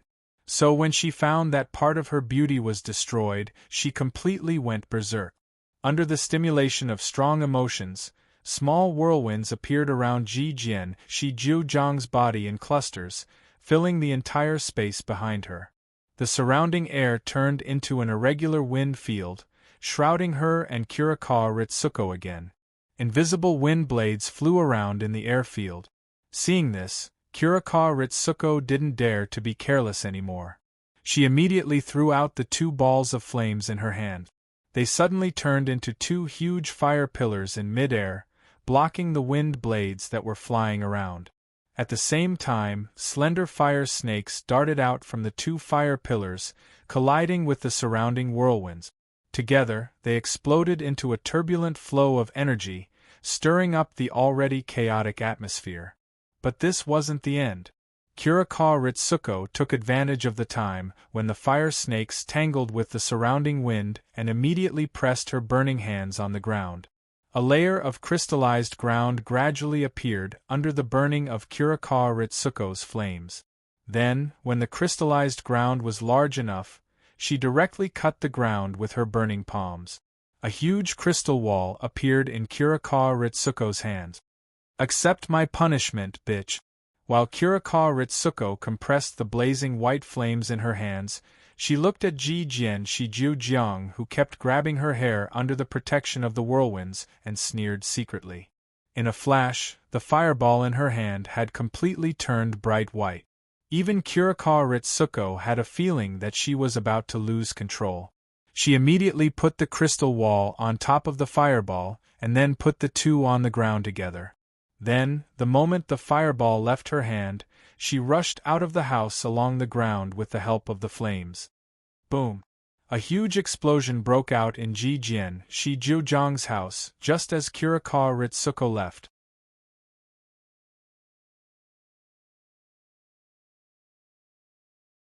Chapter 221. I remember that there is a reward from a person whose number starts with 7. Although there is no information about you in the background, I still thank you. Thank you. Also, please recommend and collect, looking at Kurikawa Ritsuko, who suddenly appeared like a flame at the entrance of Yoshimi Kihisa. Seito's body rushed over in an instant. He appeared beside Kurikawa Ritsuko at the moment her body stopped, and a powerful karate chop hit Kurikawa Ritsuko's neck fiercely. Crack! A soft sound sounded in an instant, and the smug expression on her face immediately froze. Her eyes were empty as she fell to the ground. Recruiting on the first. Seito took out the information collector and quickly instructed. Then, he set up a layer of energy protection around his body and rushed into the ruins of the house where the energy was surging. Found it. Soon, a charred humanoid object full of crystal fragments appeared in front of Seito's eyes. He quickly rushed to Yoshimi Kihisa.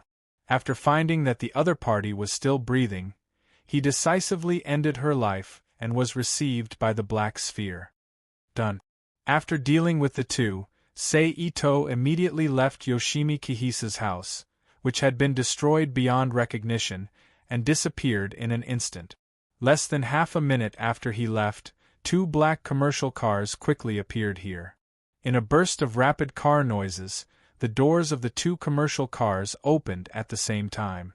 7 or 8 men and women in strange clothes jumped out of the 2 commercial cars one after another.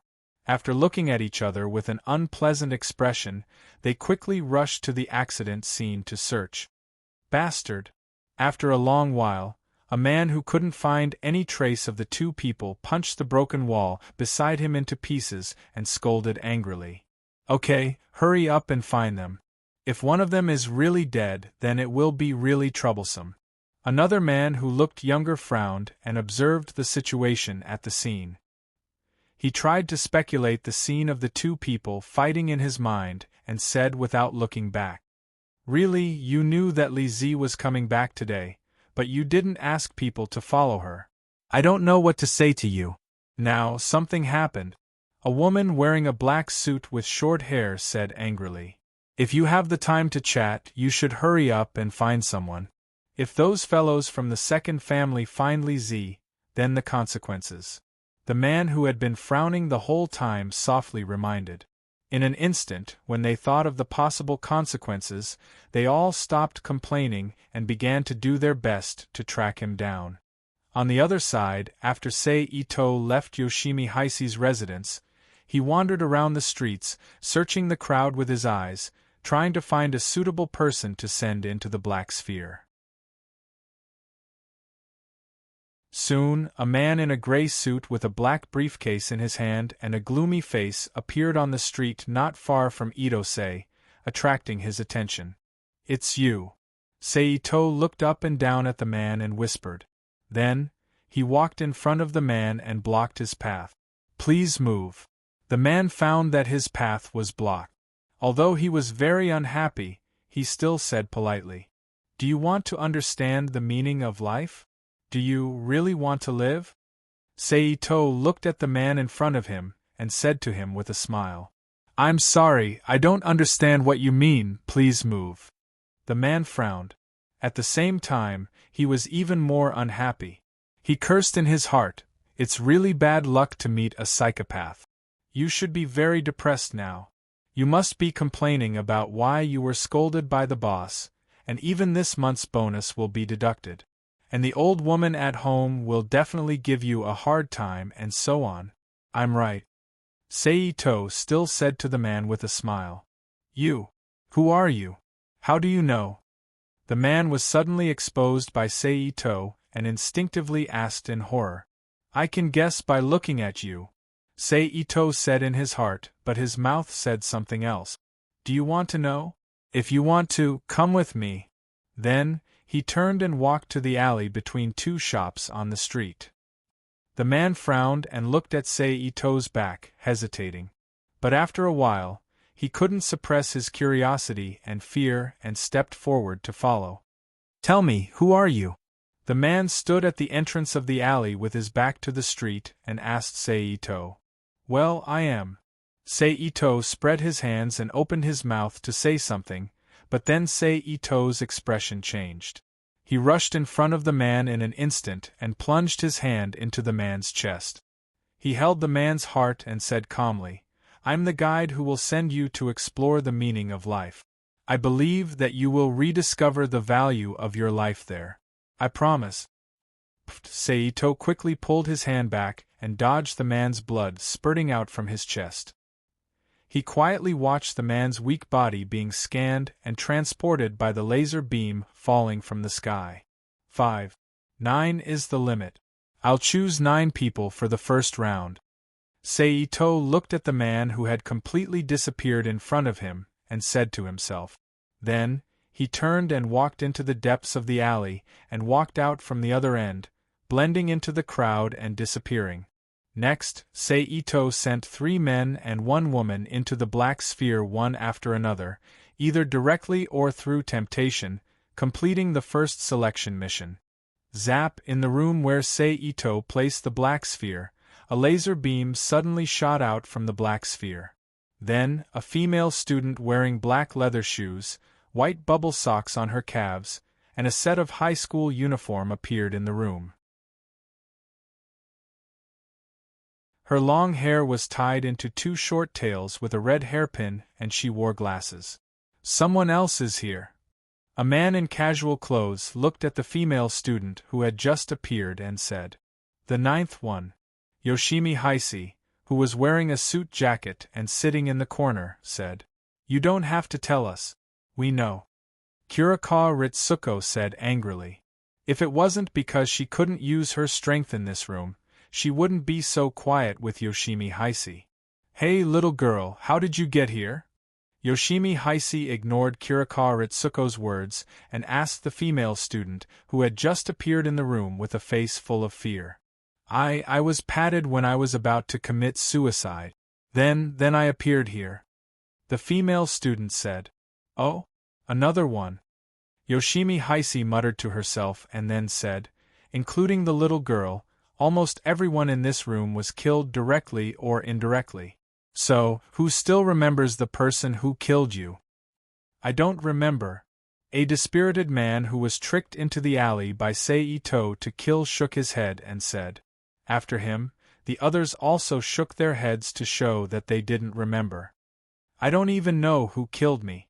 Kurikawa Ritsuko saw that Yoshimi Heisei's gaze fell on her. Even if she was reluctant, she knew that now was the time to analyze the situation and deal with the incident. So, she said. Me too. The first man from the Environment Province who was sent in said. Really? It seems that our memories have been tampered with. The image of that person is all blocked. Yoshimi Heisei said. La, just when Yoshimi Heisei was about to say something, a burst of unpleasant music sounded from the room. Everyone's attention was attracted to the source of the sound, the only non-human object in the room, the black ball. Everyone left their place and came to the front of the black ball to look at it. On the surface of the black sphere, a series of words composed of codes and symbols that emitted green fluorescent light jumped out one by one, appearing in front of everyone's eyes. Your lives have come to an end. It's my freedom to use you however I want. So, in order to satisfy me, struggle with all your might.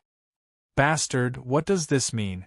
The man from the Environment Province frowned after seeing the text and shouted. Shut up. After Kurikawa Ritsuko heard the man's voice, although she was also unhappy with the text on the black ball, she still scolded the man and quietly waited for the black ball to continue. As a member of the Environment Province, even if he didn't know who the woman in front of him was, he immediately shut his mouth after being scolded by the other party and stayed quietly at the side. At this time, on the surface of the black ball, the green text gradually disappeared. Then, a blurry but definitely recognizable photo and a few words of annotations appeared on the surface of the black ball. The target of this mission is this person. This person has a special ability. The specific ability is unknown, the strength is unknown.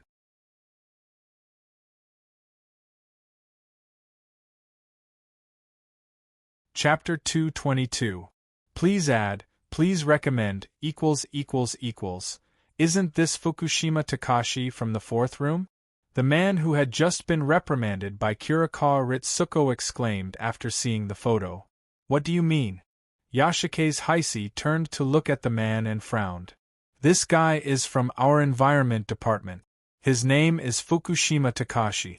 Because his ability is more inclined towards healing, he was assigned to the fourth room. I remember that he's a good guy. The man quickly explained.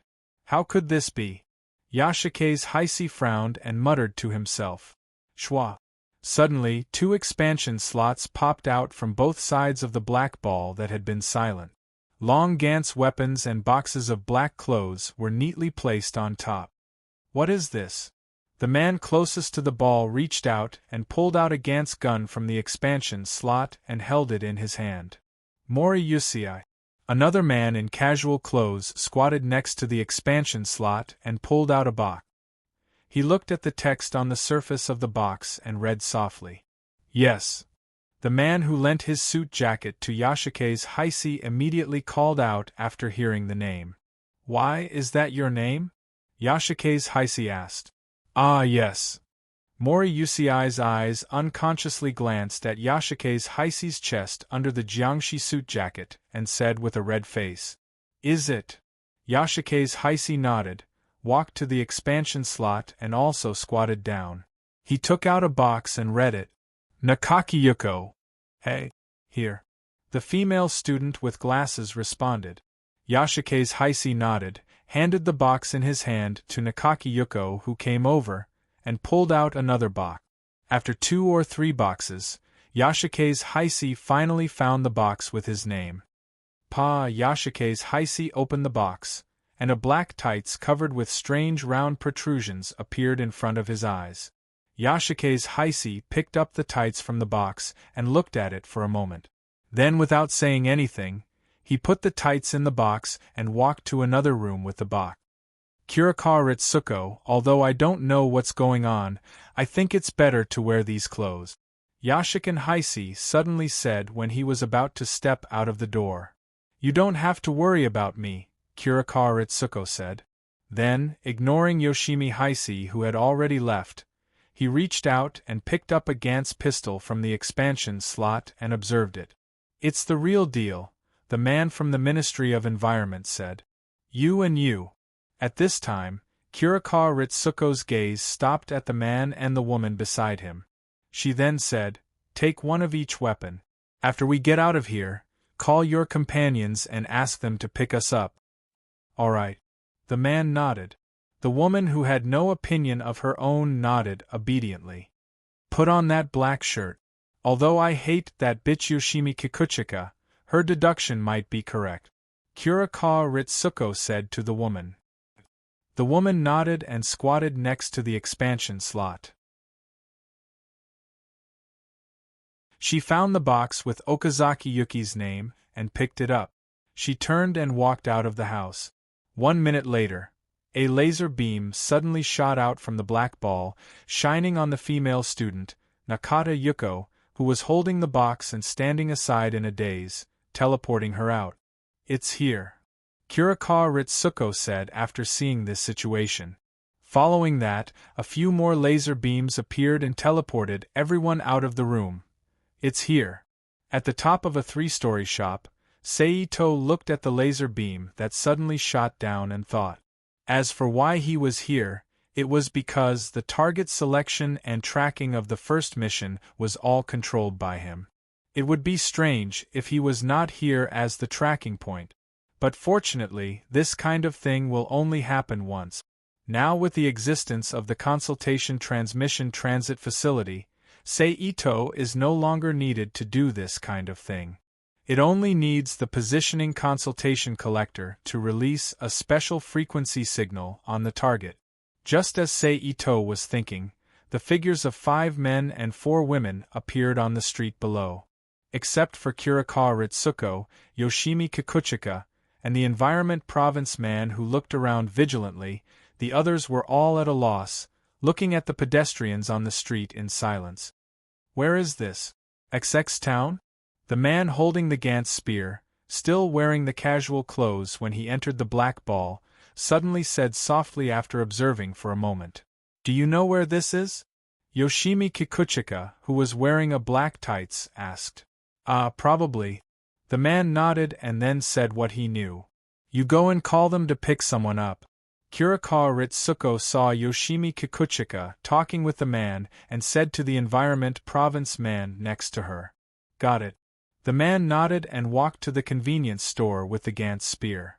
And, suddenly, Kurikawa Ritsuko, who had just finished instructing the man to look around, unconsciously made a sound of surprise, instantly attracting the attention of Yoshimi Kikuchika. What's wrong? Yoshimi Kikuchika walked to Kurikawa Ritsuko's side and asked in a low voice. Bitch, did you notice that since we appeared until now, no one has looked at us, not even once? Kurikawa Ritsuko frowned. It seems so. Yoshimi Kikuchika looked around and said with a frown. She was wearing a strangely tight black tights.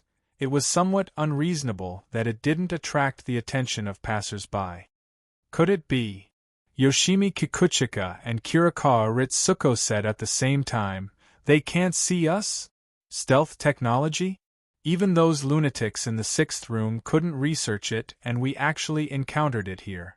It seems that things are troublesome. Yoshimi Kikuchika said. Yes. Kurikawa Ritsuko also nodded in agreement. Bang. Suddenly, a muffled sound came from the side of the convenience store. In an instant, Yoshimi Kikuchika and Kurikawa Ritsuko's attention was attracted, and almost without thinking, they ran over with their guns. After the two of them took action, the others instinctively followed. SSS, when they arrived at the convenience store, a headless corpse instantly reflected in everyone's eyes, causing a few ordinary people's faces to change, and they bent over to vomit. How could it be? Kurikawa Ritsuko looked at the familiar clothes on the ground and the Gantz weapon in his hand, and said with a slightly changed expression. At the same time, she raised the weapon in her hand and quickly scanned the surroundings with a vigilant gaze. Why is he in the convenience store?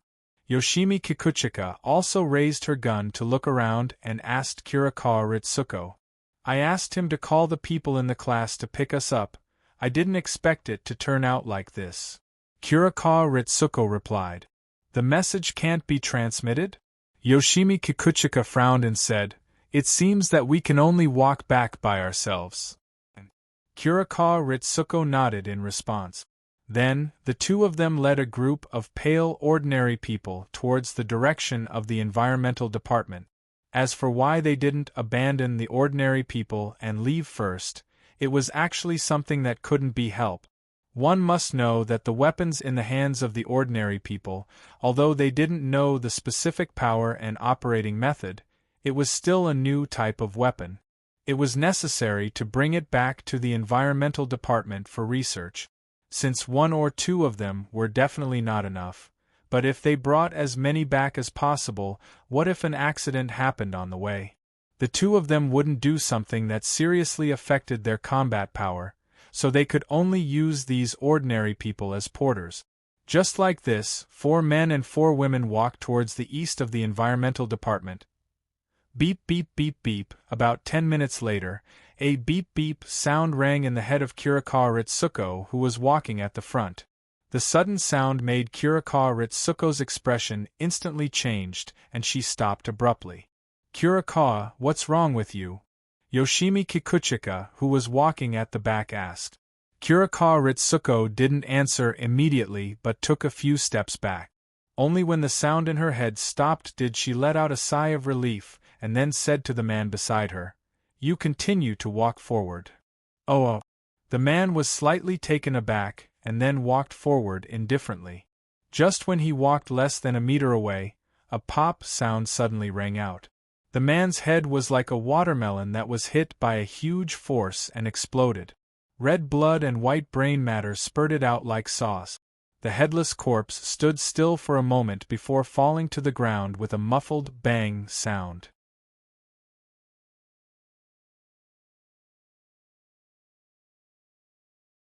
Chapter 223. Please add, please recommend, Ah. The moment the 2 ordinary women and 3 ordinary men saw the headless corpse fall to the ground, they instinctively screamed. Their faces were filled with fear as they subconsciously retreated.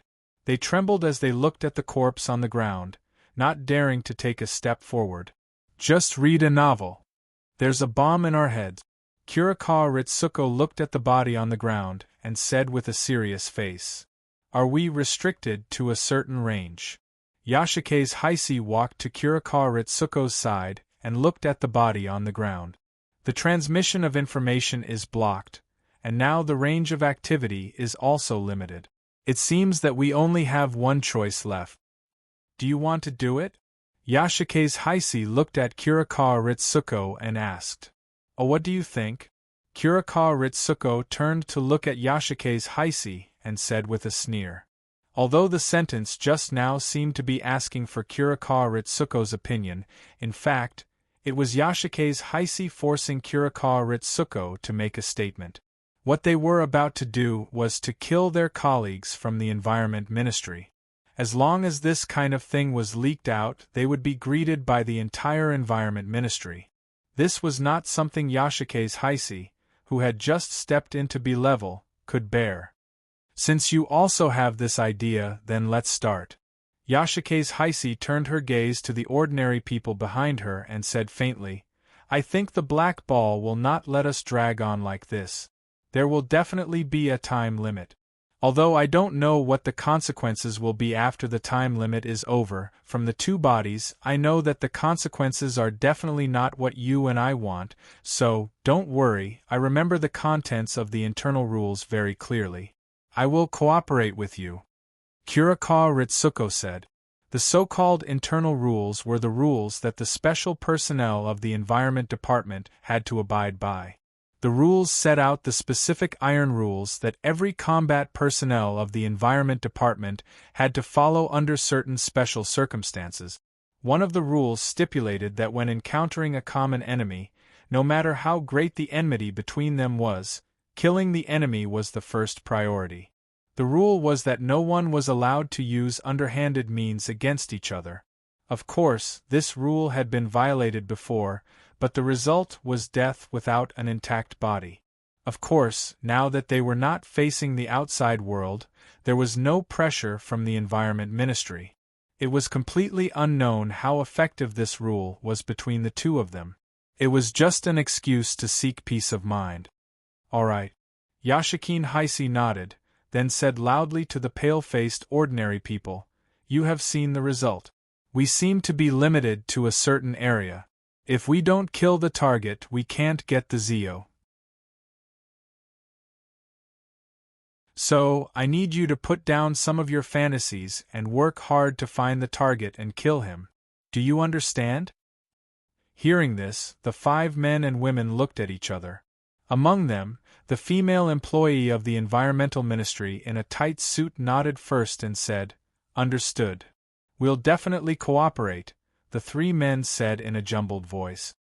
I will work hard too," the female student hugging the black suitcase said with a pale face.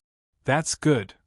Yasuke's Heisei nodded and said, Since we are limited to a certain range, that is to say, the target is also within this range, so in order to reduce the loss of time, I decided to split up and look for it. But considering your abilities, I think it's better for the 5 of you to stay together.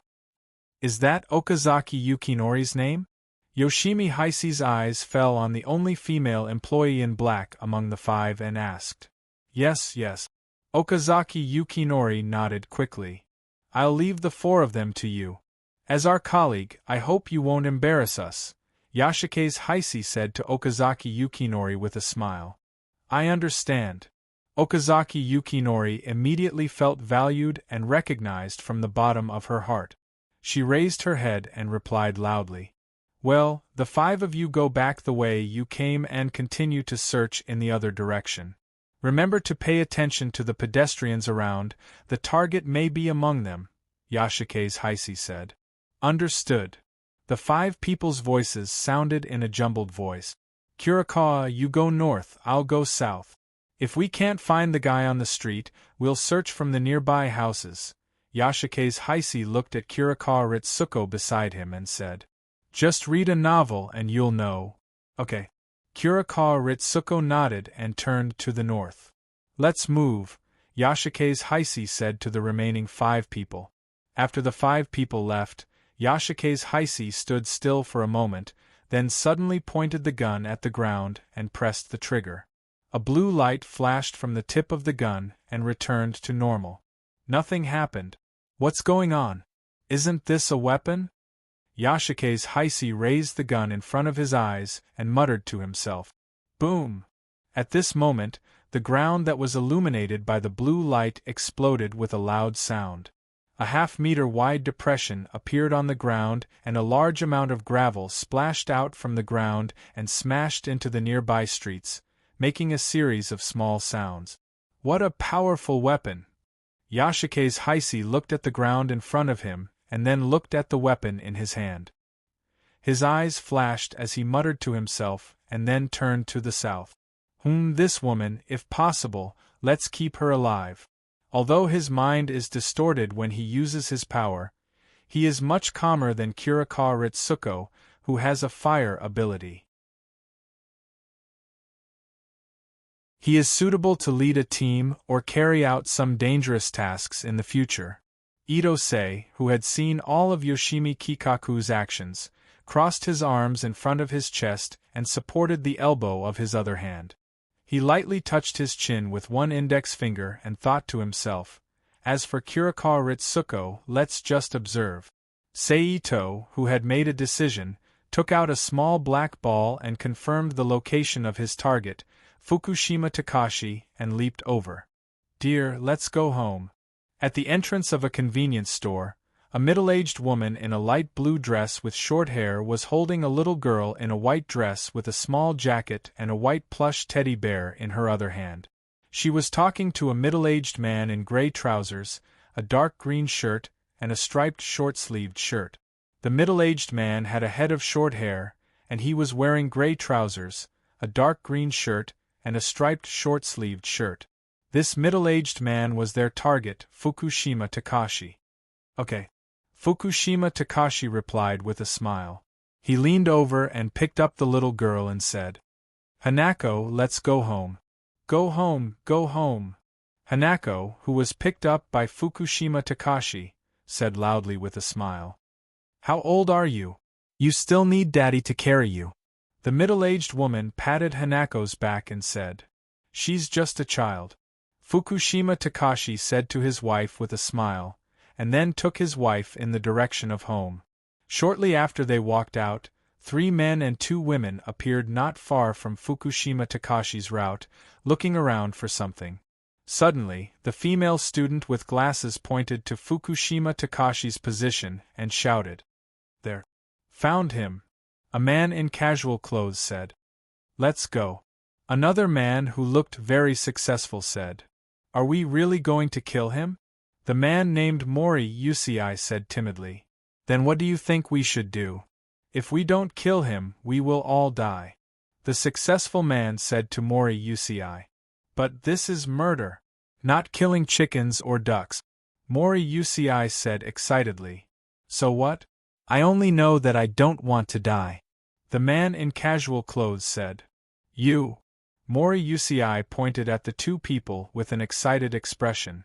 When he was about to speak, Okazaki Yukinori suddenly interrupted. Well, if you don't want to do it, just stay aside. Let's go. Then she said to the others. After that, she rushed to Fukushima Takashi. The strange behavior of the five people, and their glances from time to time completely attracted Fukushima Takashi's attention. He stared at the people who ran over with a serious face and gradually stopped. Honey, what's wrong? The middle-aged woman said. Shizuka, you take Hanako back first. I suddenly remembered that I left something in the shop just now. Fukushima Takashi said with a smile and handed Hanako to the middle-aged woman, Shizuka, as if nothing had happened. Really? Shizuka rolled her eyes at Fukushima Takashi and said, How about I go with you to get it? No, you take Hanako back first. I'll catch up with you soon. Fukushima Takashi said. Well, I'll wait for you in front. Shizuka nodded hesitantly, and then continued to walk forward with Hanako.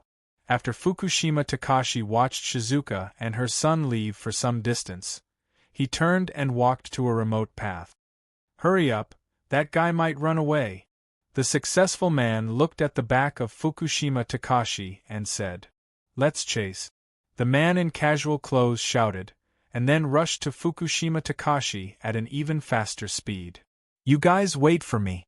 Behind them, the female student, Nakachi Yuko, who was not good at sports, staggered and shouted at the people who were running away. Unfortunately, the people in front of her ignored her and still desperately chased. A moment later, in an alley, Who are you? Fukushima Takashi stood in the alley, looking at the three men and one woman who were panting and holding their weapons. Hearing Fukushima Takashi's question, the four people looked at each other and did not know how to answer. You don't even know your purpose? Fukushima Takashi looked at the behavior of the four people and instantly judged. Why are you talking so much nonsense? Kill him. Suddenly, the successful man pointed his gun at Fukushima Takashi and said with a crazy face. The other people around him also raised their guns after being reminded by the successful people. They were breathing rapidly as they aimed at Fukushima Takashi in the alley. Shoot! The successful man continued to shout crazily, but after waiting for a long time, no one pulled the trigger in their hands, and an awkward silence appeared in the alley. Bastard, why don't you shoot? The successful man turned his head and shouted at the man in casual clothes beside him. Why don't you shoot? The man in casual clothes asked back. Don't think I don't know. You want us to be the scapegoat. Do you think I'm so easy to fool? Idiot. You. The successful man's face turned green and red. Internal strife? Good chance. Seeing this, Fukushima Takashi's eyes instantly lit up. His legs suddenly exerted force, and his body turned into a black shadow and rushed toward the quarreling four people.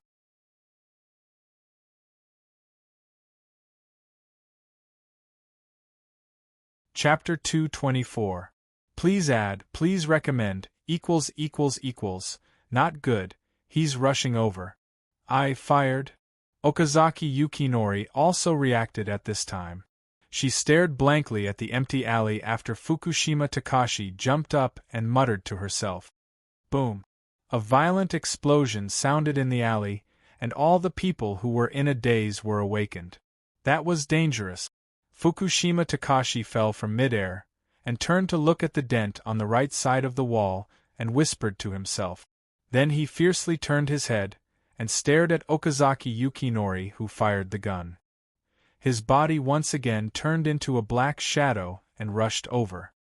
Shoot! Okazaki Yukinori screamed with her eyes closed, her finger on the trigger moving mechanically. She did not even look as she fired randomly. On the other hand, the other three men looked at each other and turned to run out. Where do you think you're going? At this time, Fukushima Takashi, who was jumping back and forth on both sides of the wall after Okazaki Yukinori fired the gun, suddenly fell from mid-air and stood in front of the three men. He reached out to grab the successful man and said coldly, "Bastard," looking at the big hand that was getting tighter and tighter. The extremely nervous successful man screamed and raised his weapon at an incredible speed and aimed at Fukushima Takashi's body. Fukushima Takashi's pupil suddenly shrank when the muzzle was pointed at him, and he hurriedly dodged to the side. At the same time, his hand did not stop moving, and he grabbed the successful man's neck and broke it with a crisp sound. Bang!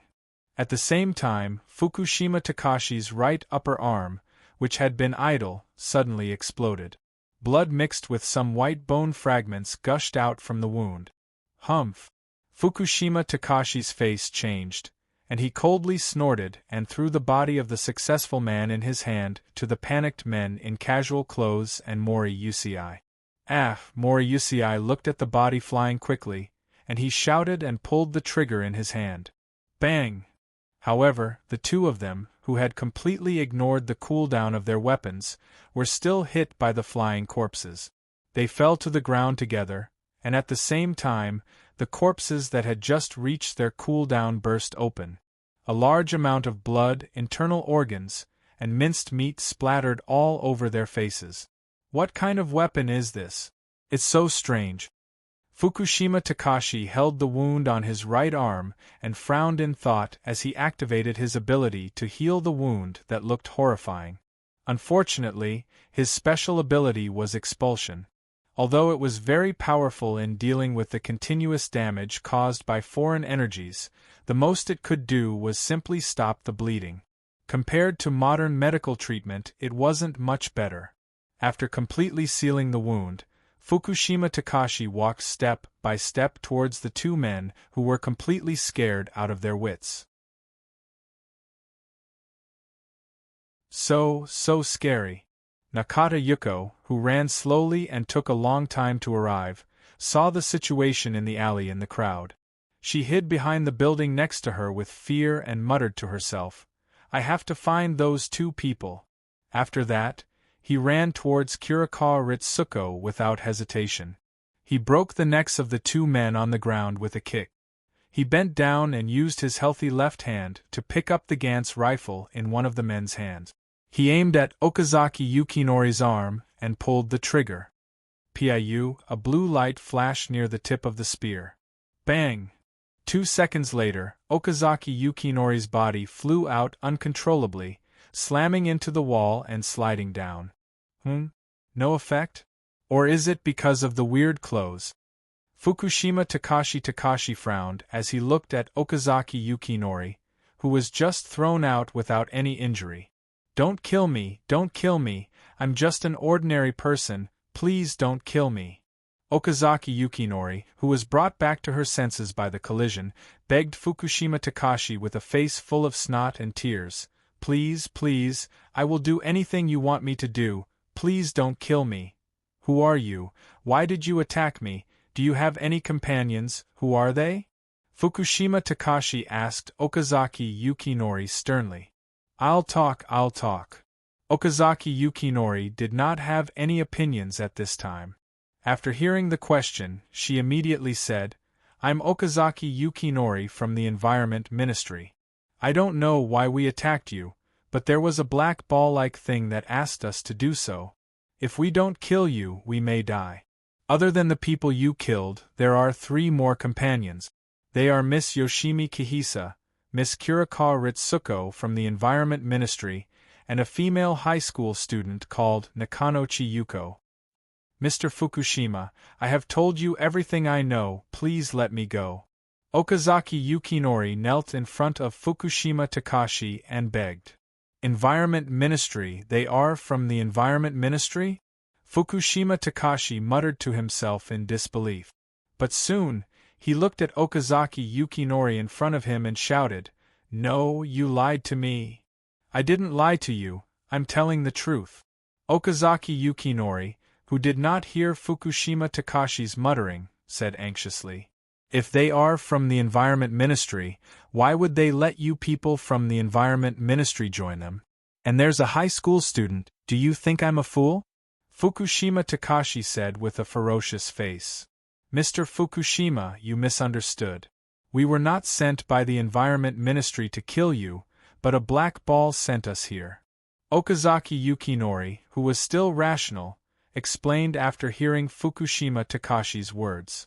Black ball, what black ball? Fukushima Takashi asked. Such a big black ball. Okazaki Yukinori gestured with her hands in front of her. We were all sent here by that black ball. Our weapons were also taken from the black ball.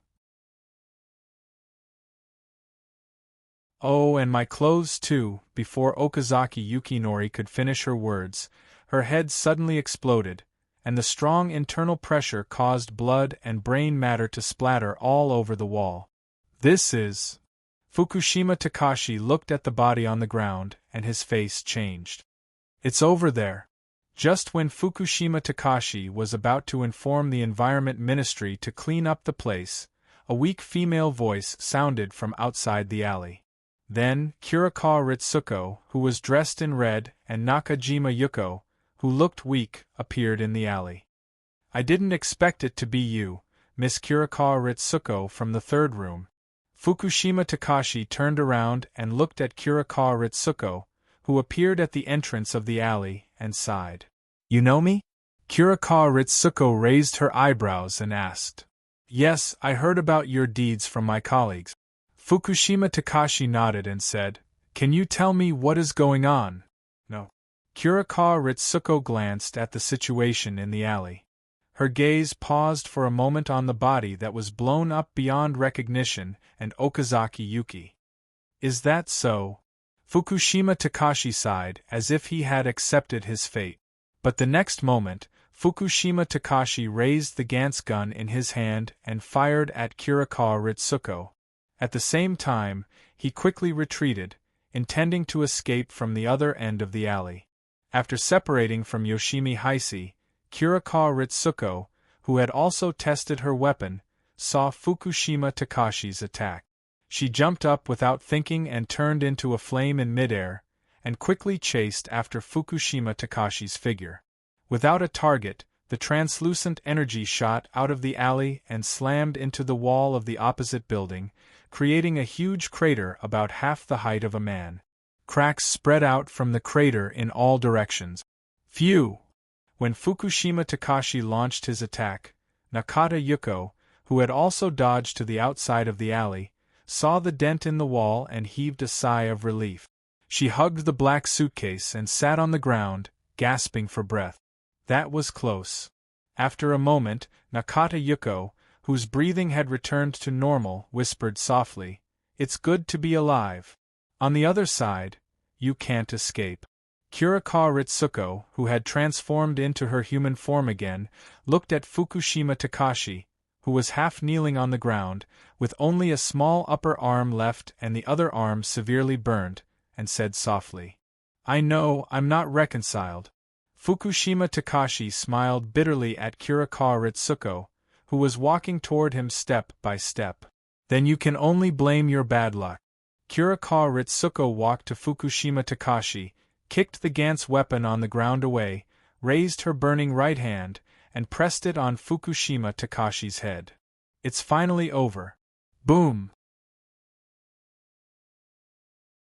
A large flame immediately burned on Fukushima Takashi's body, and the intense heat instantly burned Fukushima Takashi's body into charcoal, emitting an unpleasant burnt smell. Sizzle, just a moment after the body was completely burned, 3 laser beams suddenly shone down from the endless starry sky, teleporting Kurikawa Ritsuko, Nakata Yuko, and Yashike's Kikaku who were still alive. Looks like the mission is over. Yashike's Kikaku, whose body was gradually appearing, looked at Kurikawa Ritsuko and Nakata Yuko in the room and said, But I didn't expect that other than you, Kurikawa, there is another person who survived. Humph. Kurikawa Ritsuko snorted coldly and ignored her. Ding. Just after Yashike's Kikaku's teleportation ended, the black ball immediately made a soft sound, and then a series of words appeared on the surface of the black ball again. Start recording points now. Recording points. Yashike's Kikaku frowned and did not say anything. Glasses girl, 0 points. You used too much soy sauce. Nakata Yuko's profile picture appeared on the black ball, and a few groups of words were next to the picture.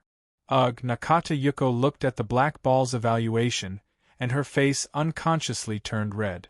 Red-haired girl, 10 points, well done. The black ball displayed.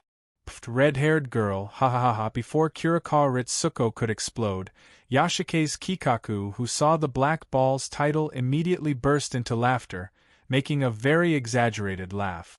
Bitch, shut up. Kurikawa Ritsuko's face darkened, and her hand unconsciously wanted to ignite a flame, but a light flashed in the room, and Kurikawa Ritsuko's flame was immediately annihilated in her palm.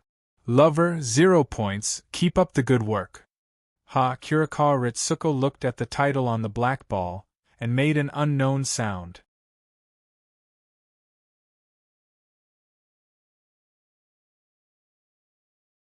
Chapter 225. Happy New Year to everyone! Everything goes well.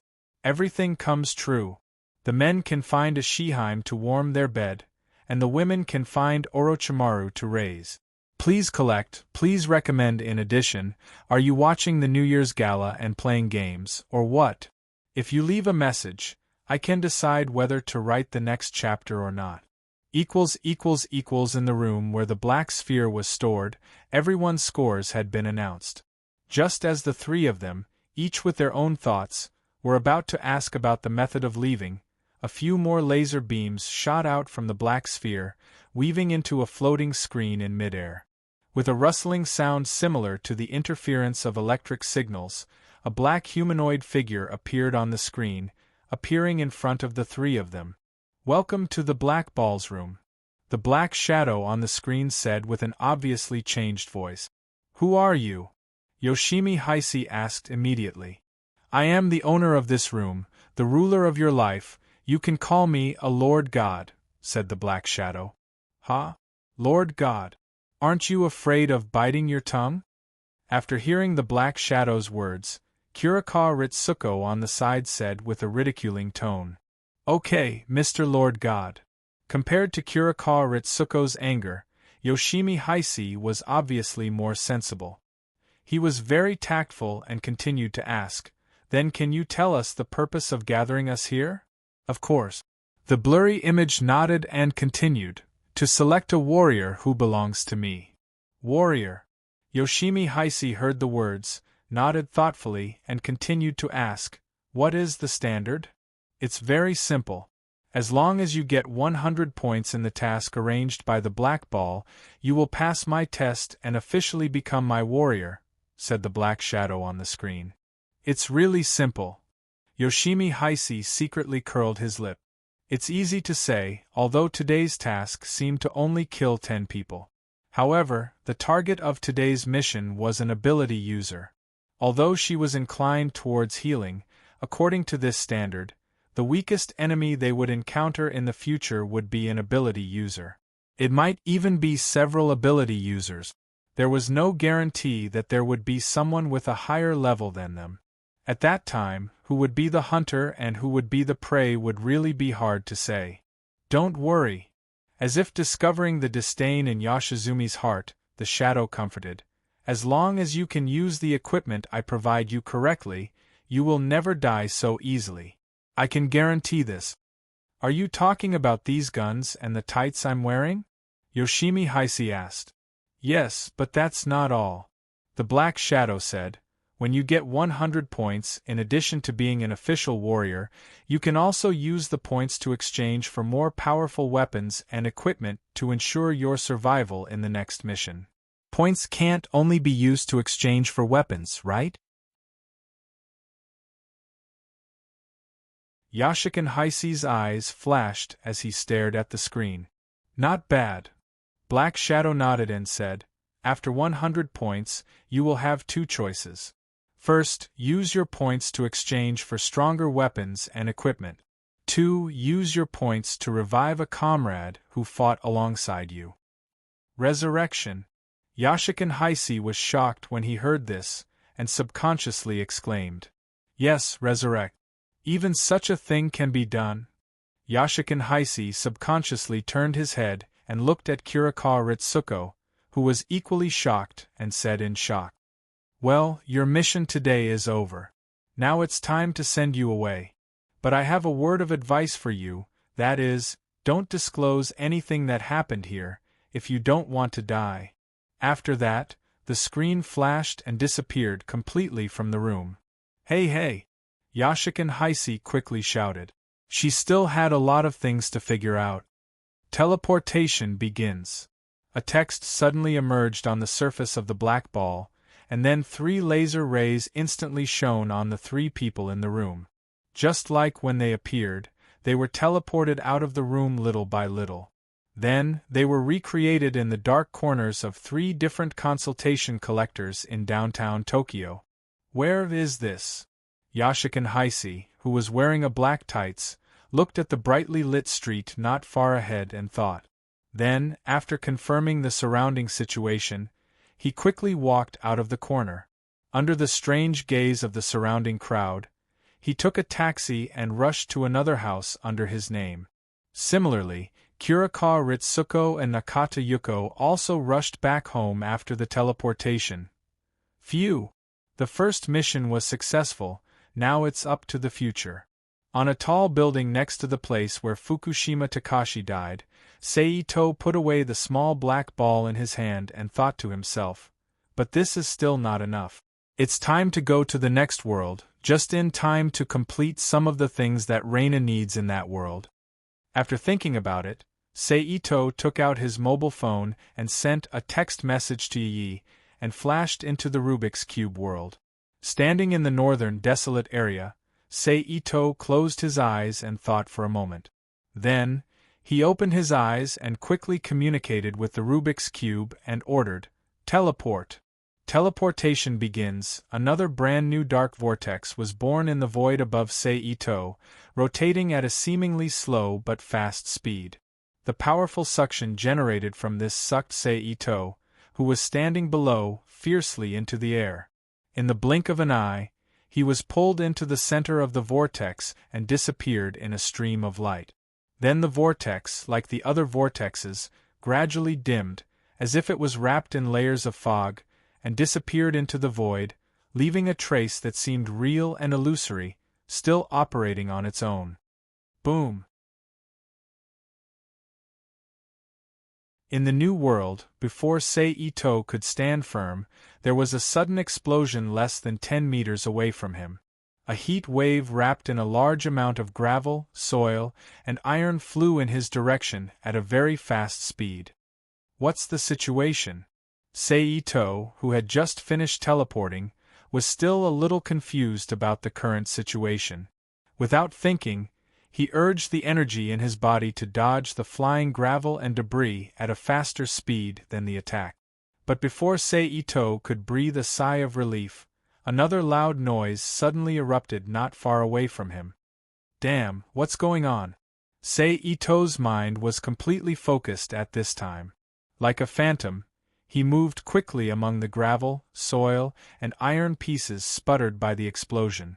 Like Forrest Gump in the movie, he rushed to a place in the distance where there was no explosion.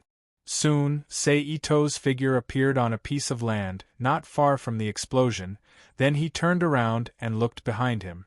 The place where Seito originally stood was bombarded by countless cannonballs, one after another. The violent explosions stirred up endless dust and debris, completely turning the area into a dead zone that no one could enter. In a place not far from the dead zone, dozens of tall robots with roller skates under their feet were engaged in a fierce battle.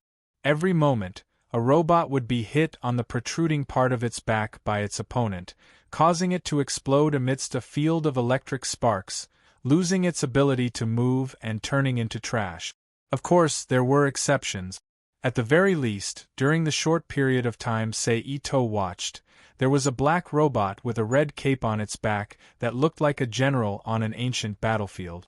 It bravely charged into the crowd of robots, nimbly moving back and forth between the attacks of several robots, either dodging or blocking the enemy's attacks, and killing the enemy after defending himself. This is actually a battlefield, Seito muttered to himself with a face full of fear. This was the most dangerous situation he had encountered since he transmigrated. If he had not reacted in time, he might have been hit by the flying shrapnel. The result would have been either death or disability. After recovering from his shock, Seito tried his best to suppress the anger in his heart as he questioned the Rubik's Cube. What's going on? When breaking through the outer wall of this world, the world's collective will interfered, causing the teleportation location to deviate. However, the Rubik's Cube has a protective mechanism to ensure the host's absolute safety. The Rubik's Cube's information immediately appeared in Seito's mind, explaining what had happened. Collective will, huh? After reading the information, Seito looked up at the blue sky. His eyes narrowed slightly as he thought to himself. Then, he withdrew his gaze and continued to look at the group of robots that were fighting not far away. He asked the Rubik's Cube, "Can the world's collective will still find me now?" The world's collective will is a low-level nascent will. It has no dominant thought and all actions are based on instinct. Now that it has been shielded by the world's power, the host can rest assured and act according to his own will. The Rubik's Cube said, "That's good." After Seito saw the information, he quietly breathed a sigh of relief. He did not want to do things under the surveillance of the world's will. It was too dangerous. If he was not careful, he might be played to death. This could be seen from the doujinshi of the Moon world before he transmigrated. At this time, the battle not far away was basically over. Under the leadership of the general-like robot, the robots on the other side collapsed and were killed by the black robot. Then, the victorious black robot paused in place for a moment. Then, the general-like robot, accompanied by two other robots, moved quickly in the direction of Seito. "Have they found me?" Seito narrowed his eyes as he looked at the three robots that were about to reach him.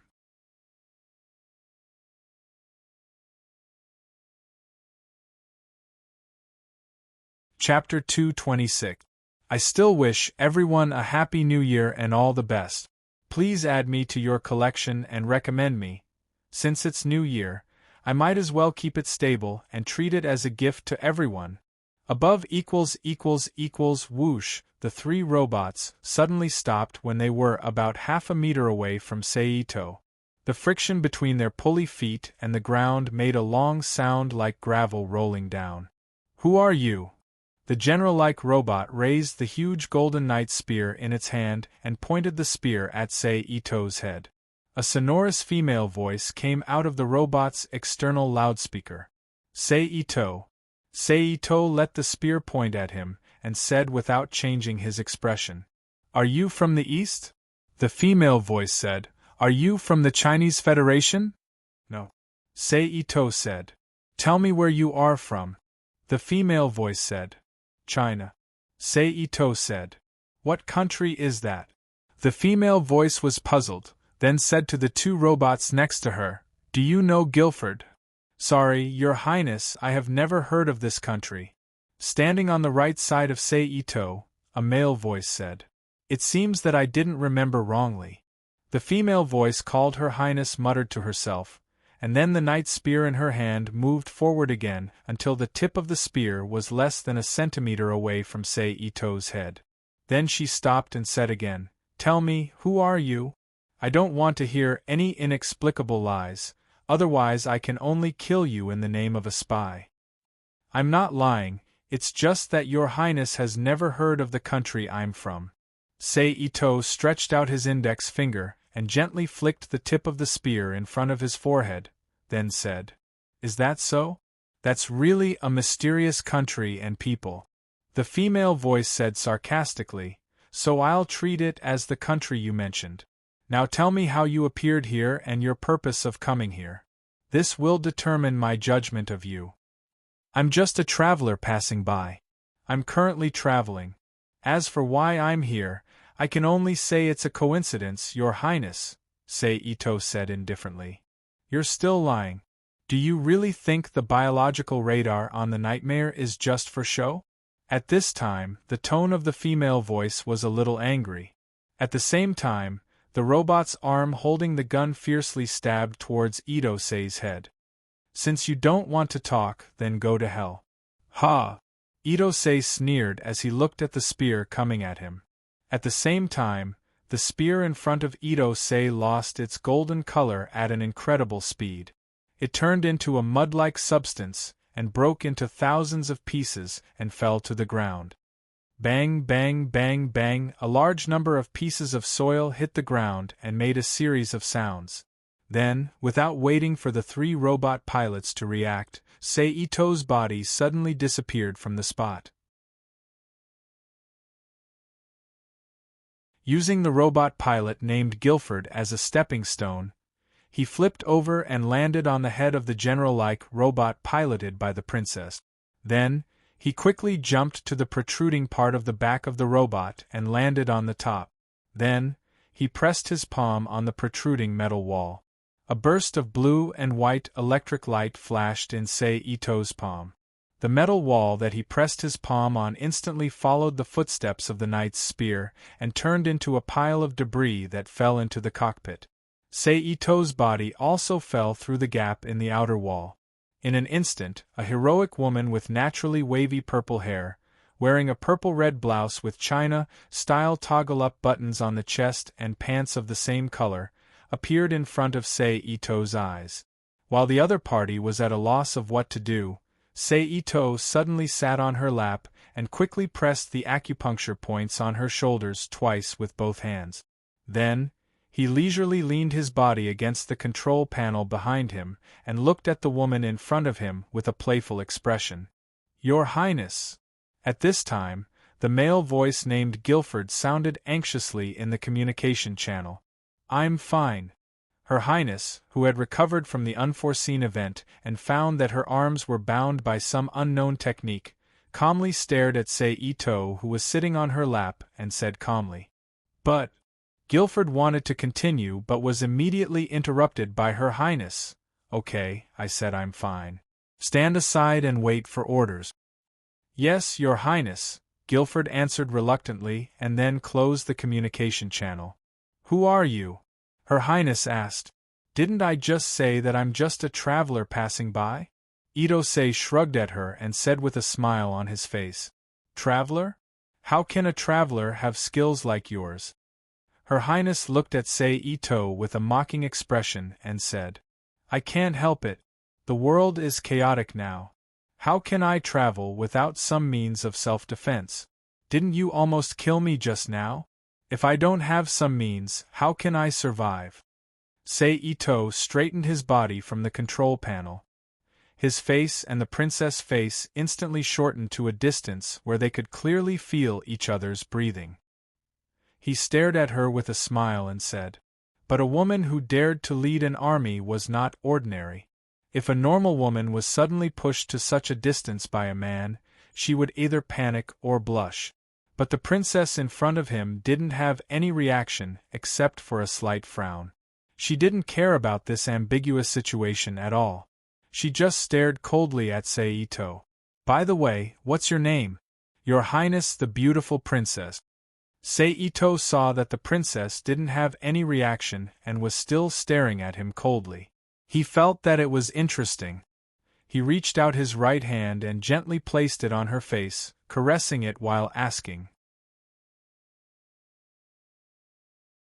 Her Highness the princess wanted to turn her head to the side with some disgust, but where could she turn her head to? She still couldn't escape from Ito's evil hands. Her Highness the princess still opened her mouth and said her name. My name is Cornelia Lee Britannia. Cornelia? What a good name. Ito-sei put his right thumb on Cornelia's face and gently stroked her lower lip painted with dark purple lipstick, and said with a faint smile. Then he teased Cornelia, who was very uncomfortable from his teasing. I've decided. I'll be your man for the time being and go back with you. What are you doing? Cornelia's expression changed. She frowned and asked Saito. I suddenly feel tired from traveling and want to find a place to stay temporarily. But I don't want to give you a chance to cause unhappiness between us. So I thought about it. It seems that other than the existence of a bodyguard, only your man can be by your side all the time and dispel any thoughts you shouldn't have. You see, I'm so considerate of you. Saito took his hand away from Cornelia's face and spread his hands. What are you trying to do? Cornelia asked again. She didn't believe Saito's excuse. If he didn't want something, who would risk being shot to death at any time to enter the enemy's camp? So whether it was the princess or the army commander, Cornelia had to ask Saito's purpose clearly, even if the answer she got was only partially true. Hey, can't you just pretend to be stupid? Saito sighed. Then he put away the smile on his face and looked at Cornelia calmly. I need something. I just found out that you are the princess, so I've decided to follow you and use your power to achieve my goal. But at the same time, as long as you are willing to be with me, I will help you defeat the other princes and let you become the emperor smoothly. What do you think? Saito said. Cornelia couldn't help but weigh the pros and cons in her mind. She thought about the strange changes in the knight's spear and Saito's sudden burst of strength. Then she thought about the righteousness of the country, and occasionally, she would think about fulfilling her promise after she became the emperor. After a while, Cornelia calmed down and looked at Saito. I can promise you, but there is a condition. Say it. Saito nodded. He knew that Cornelia would definitely agree. Cornelia had been working hard to become the emperor, find her brother Lelouch v Britannia, investigate the murder of the Ares Palace's princess, and provide her sister Euphemia with an absolutely safe environment. So in order to become the emperor, Cornelia was willing to pay a certain price. In fact, Saito had already guessed the conditions that Cornelia would ask for. I won't sell the national defense technology and military secret, Cornelia said in a firm tone. This was her bottom line. It didn't matter if she sold the other things, but these two things definitely couldn't be sold. These two things were related to the foundation of the country's existence, and whether she would be able to sit comfortably after becoming the emperor in the future. As long as these two things didn't change, the other benefits that were sold could be snatched back sooner or later. The only difference was that the owner would change. Saito squinted his eyes and looked at Cornelia in front of him. After a long while, he said, Okay. Phew.